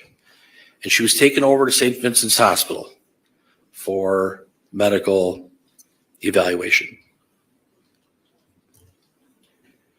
I would submit that the blood on her hands may have been her own because of the deep cuts that she had suffered or that she had. The defense had subpoenaed Mr. Scott Tomes. He was unavailable, and he gave an account of that night. And he had indicated, at least on Monday night, that would have been February 21st, that Taylor Shabusiness and her friend Shad came over. He had seen Shad before, but didn't know his name. And then he thought that they hooked up to do meth. And then he talked about his vehicle. And he talked about that Taylor Shabusiness had used his vehicle in the past and didn't get permission on that particular night. Then he indicated that he was drinking. And then he indicated that Taylor Shabusiness returned to his house around midnight with his vehicle, went to her bedroom, and he had a suspicion that she may have been high on drugs. And then he had indicated that Taylor had the bedroom and that he would sleep in his chair. So that's, something else that you have to think about. We heard from Lieutenant Buckman. He was a veteran on the Green Bay Police Department, and that he was doing some investigating, and he wasn't sure if Taylor Shabusiness was a suspect or a victim because it was an ongoing new investigation. So that's something you have to take into account as well. The state brought up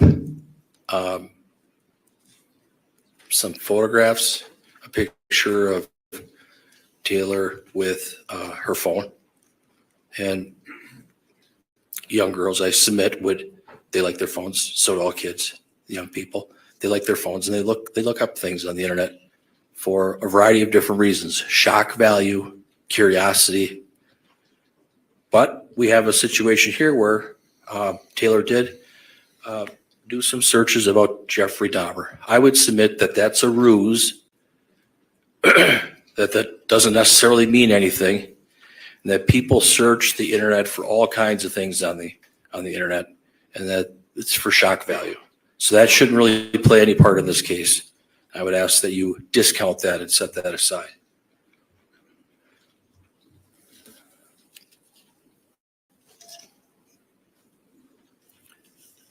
Now, I would argue that I would argue that it's not a clear case here. Was this an accidental death?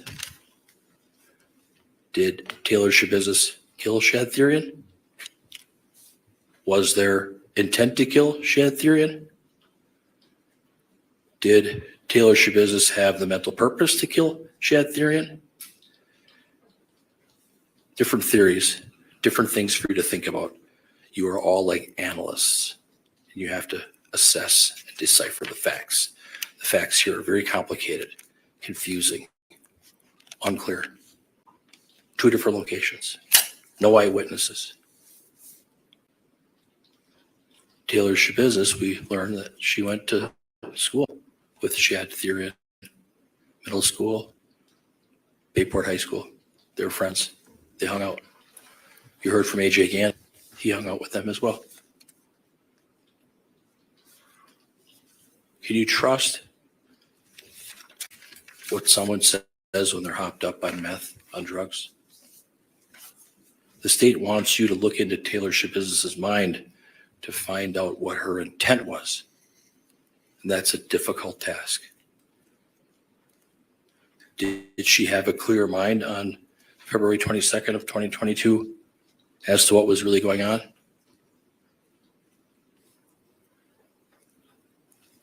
Accidents can happen.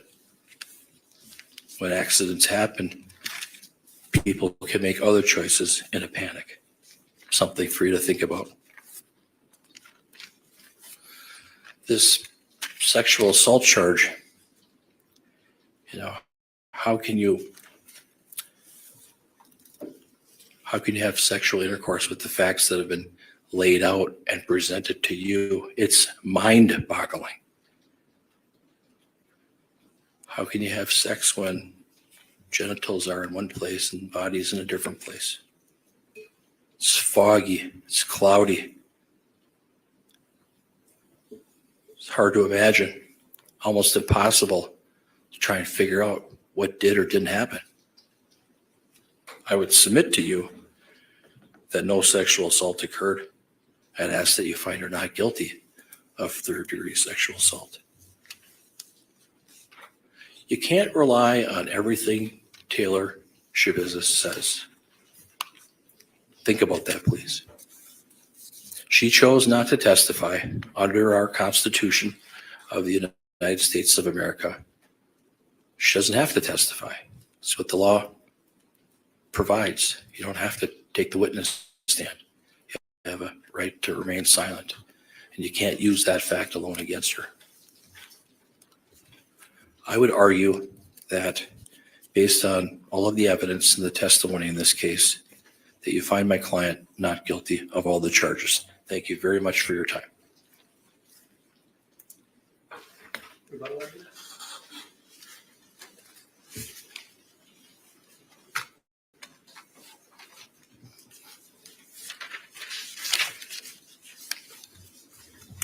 This case is puzzling. This case is bizarre. This case is in absolutely no way unclear. It is crystal clear what happened to Shadtherian, and we know that. We know that because the defendant told you. She told you what she did to Shadtherian. Is it bizarre? Is it unnatural? Is it strange? Yes, absolutely. People do bizarre, unnatural, strange things. They engage in criminal conduct. People kill other people and they dismember them. That's what Taylor Shabusiness did. And we know exactly what she did because the words from her mouth told you with specificity what she did. Can we trust always what Taylor Shabusiness says? No, but as Mr. Saunders told you, we trust, but we verify. We didn't stop at taking her statement. We corroborated. She guided the investigation with the specificity of her statement. How can we not trust her statement when she describes in detail the mechanism of injury, which is exactly what is described and confirmed by Dr. Tranquita? Excessive strangulation over a period of time with layers of injury, exactly as she described it. Described that his tongue would be out. She described that. Dr. Tranquita described that and showed you that. She described his struggle. He's struggling for his life, and she continues to pull that chain, demonstrating her intent to kill Shadtherian. And we know that because we see that in the physical evidence. We see the marks on Shad's tongue. We see the damage to his neck. She described to you what she did with his body after she killed Shad. And we know that it's true because the body parts were exactly where she told you they were. Detectives are finding everything she says on scene, and you saw it with your own eyes, that just what she told you is exactly where those things were located in that residence. She wasn't cloudy. She wasn't unclear. She wasn't hopped up on drugs. She knew where to find the drugs. She knew where they'd find the pipe. She knew where they'd find the chains. She knew where they'd find the knives. She knew the name of the bag where the body parts were going to be located. She could tell you that she put the organs in plastic bags. She could tell you that she cleaned up with Clorox wipes and she put them in the bags as well. She could tell you that his lower extremities were in the car. This is the most specific confession anyone could ask for, and it is corroborated in detail by the work of the Green Bay Police Department. This is bizarre. This is strange. This is unnatural, but it is in no way unclear. We know exactly what happened. We know exactly what Taylor intended to happen for all three of these offenses. She engaged in intentional conduct in each of these acts. You are asked to look at each of the 6 elements, and there are only the 6 elements that Attorney Saunders described to you. That as to count 1, she did cause Shad's death. There is no doubt she had the mental purpose to do that. And that she knew that her conduct was practically certain to cause it. She described to you how she visualized him struggling, blood coming out of his mouth, but she did not stop. He's turning purple, but she did not stop. He's coughing up blood. He's pissing himself, in her words, but she did not stop. This was a deliberate choice on her part to kill Shadtherian, and she knew that her actions were going to cause that. And in fact, she was asked whether or not she liked it, and she confirmed that she liked it. She was asked whether she was sexually aroused by killing him, and she said she was. Her mental purpose was clear. As to the mutilating the corpse, again, there's no doubt that she intentionally did that. She described the detail. She described her frustration as she's mutilating this corpse, and she described her purpose in doing so. How else am I going to get the body out of the house? How else am I going to get away with this if I don't cut this body up? And she didn't just cut it up and leave it there. She cut it up, she packaged it, she cleaned up after herself. Her purpose in dismembering Shad was clear. She wanted to attempt to get away with this crime. A crime that she intentionally committed, a crime that was not accidental, that was not a surprise to her, that she didn't wake up from this nightmare and then call the police and call Shad's mom. No, she made the second deliberate choice. After deliberately choosing to kill him, she deliberately chooses to dismember him and attempt to cover up her crimes. And likewise, the sexual assault is equally clear. There's no doubt that she had sexual intercourse. And for counsel to say that we can't merely accept the word of the defendant, you're asked routinely in sexual assault cases, juries are asked routinely to take the word of a crime victim with no physical evidence. We don't have to take the word of the crime victim. We have the word of the defendant who confesses to this crime and tells you exactly what she did, again, with specificity, and tells you, you know what, I did this and I did it with that dildo. And here's where you can find the dildo. It's in the wall, it's in the box, I put it away. And what happened? They found it in the box, put away exactly where she described that it would be. And she clearly was sexually aroused by this whole incident, and she described that to you herself. So clearly it follows, it makes sense, it's logical, it is reasonable that she did exactly what she told you she did. There is absolutely no reasonable hypothesis consistent with her innocence. The only hypothesis, the only choice that you have before you here today is to find Taylor Shabusiness guilty of each and every count for which she is charged. All of those elements have been proven beyond a reasonable doubt, and I ask that you return a verdict of guilty. Thank you.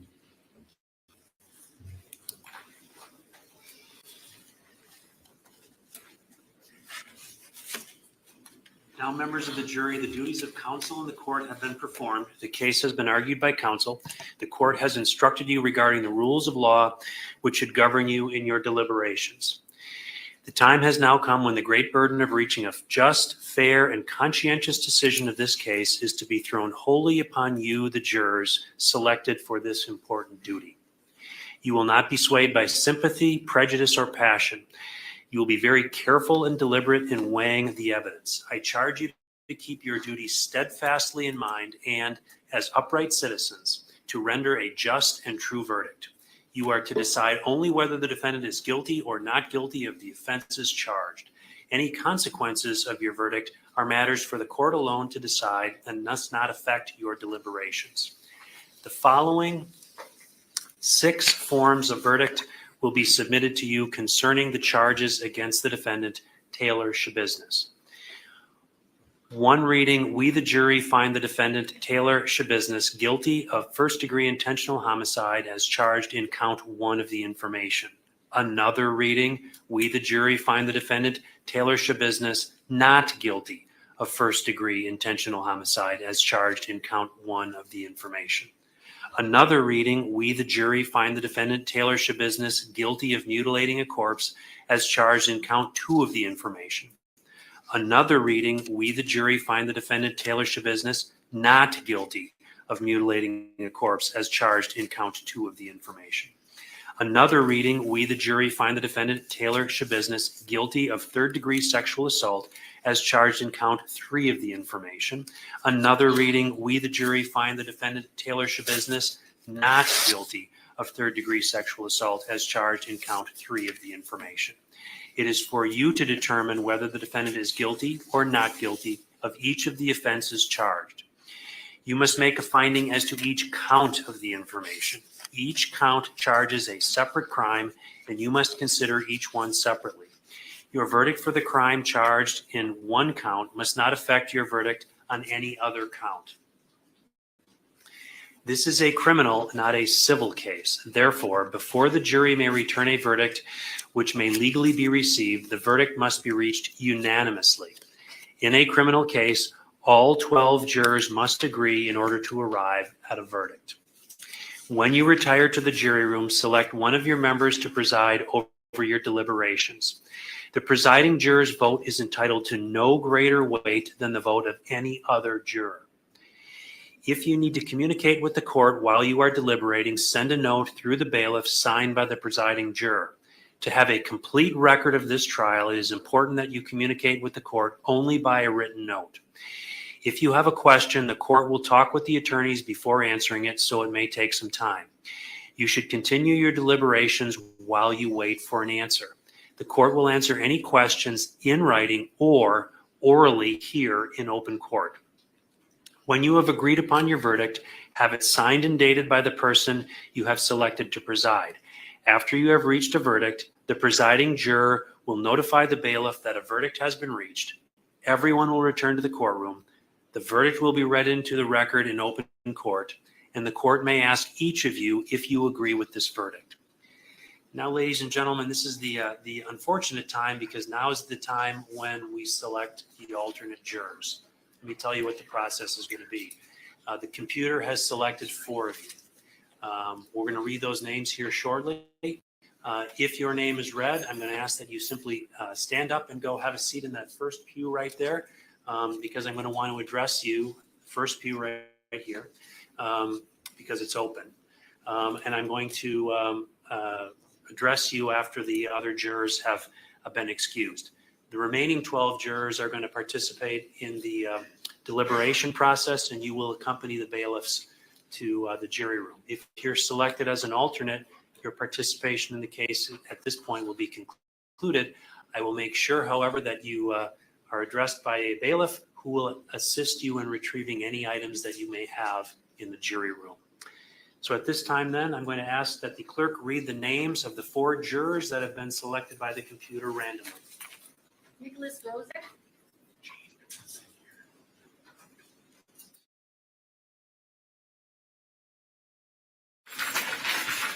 Sean.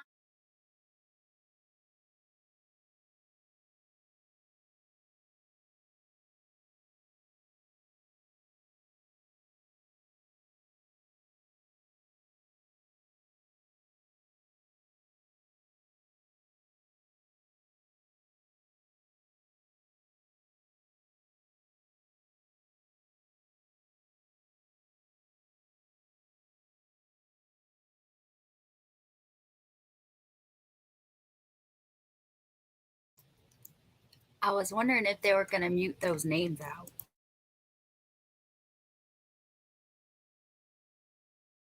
That you will, to the utmost of your ability, keep all jurors sworn on this trial in some private and convenient place, subject to the direction of the court until they have agreed on their verdict or are discharged by the court, and that you will not, before they render their verdict, communicate to any person the state of their deliberations or the verdict they have agreed upon, so help you God. I do. Thank you. All rise for the jury.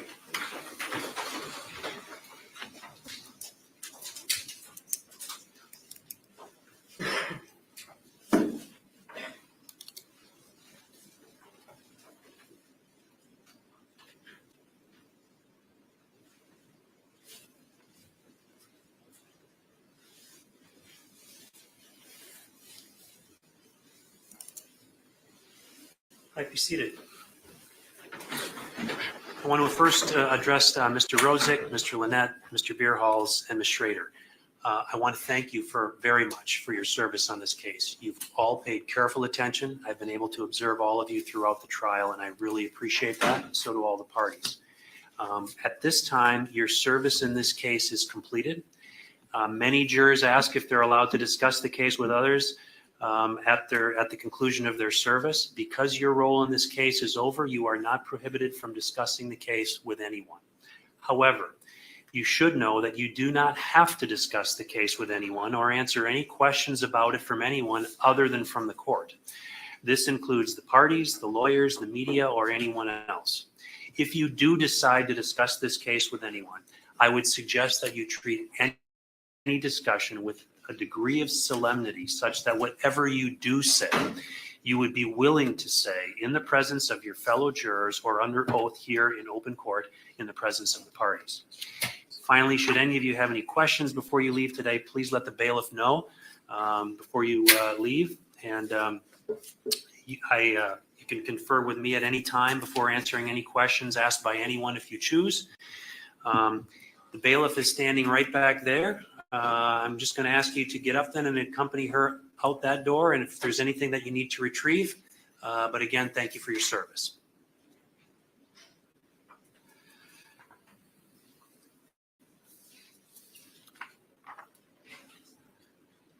Anything to take up before we recess? Mr. Saunders? No. Mr. Freilich? Not at this time. Very good. Then we are in recess. I'd ask the parties to remain very close here to the courtroom for at least 30 minutes. Oftentimes, if questions come in, they come in early. After that, if you just simply leave a cell phone number where we can reach you, then you're free to depart. But I'd still ask you to remain close to the courthouse. But at this time, then, we are in recess. Thank you.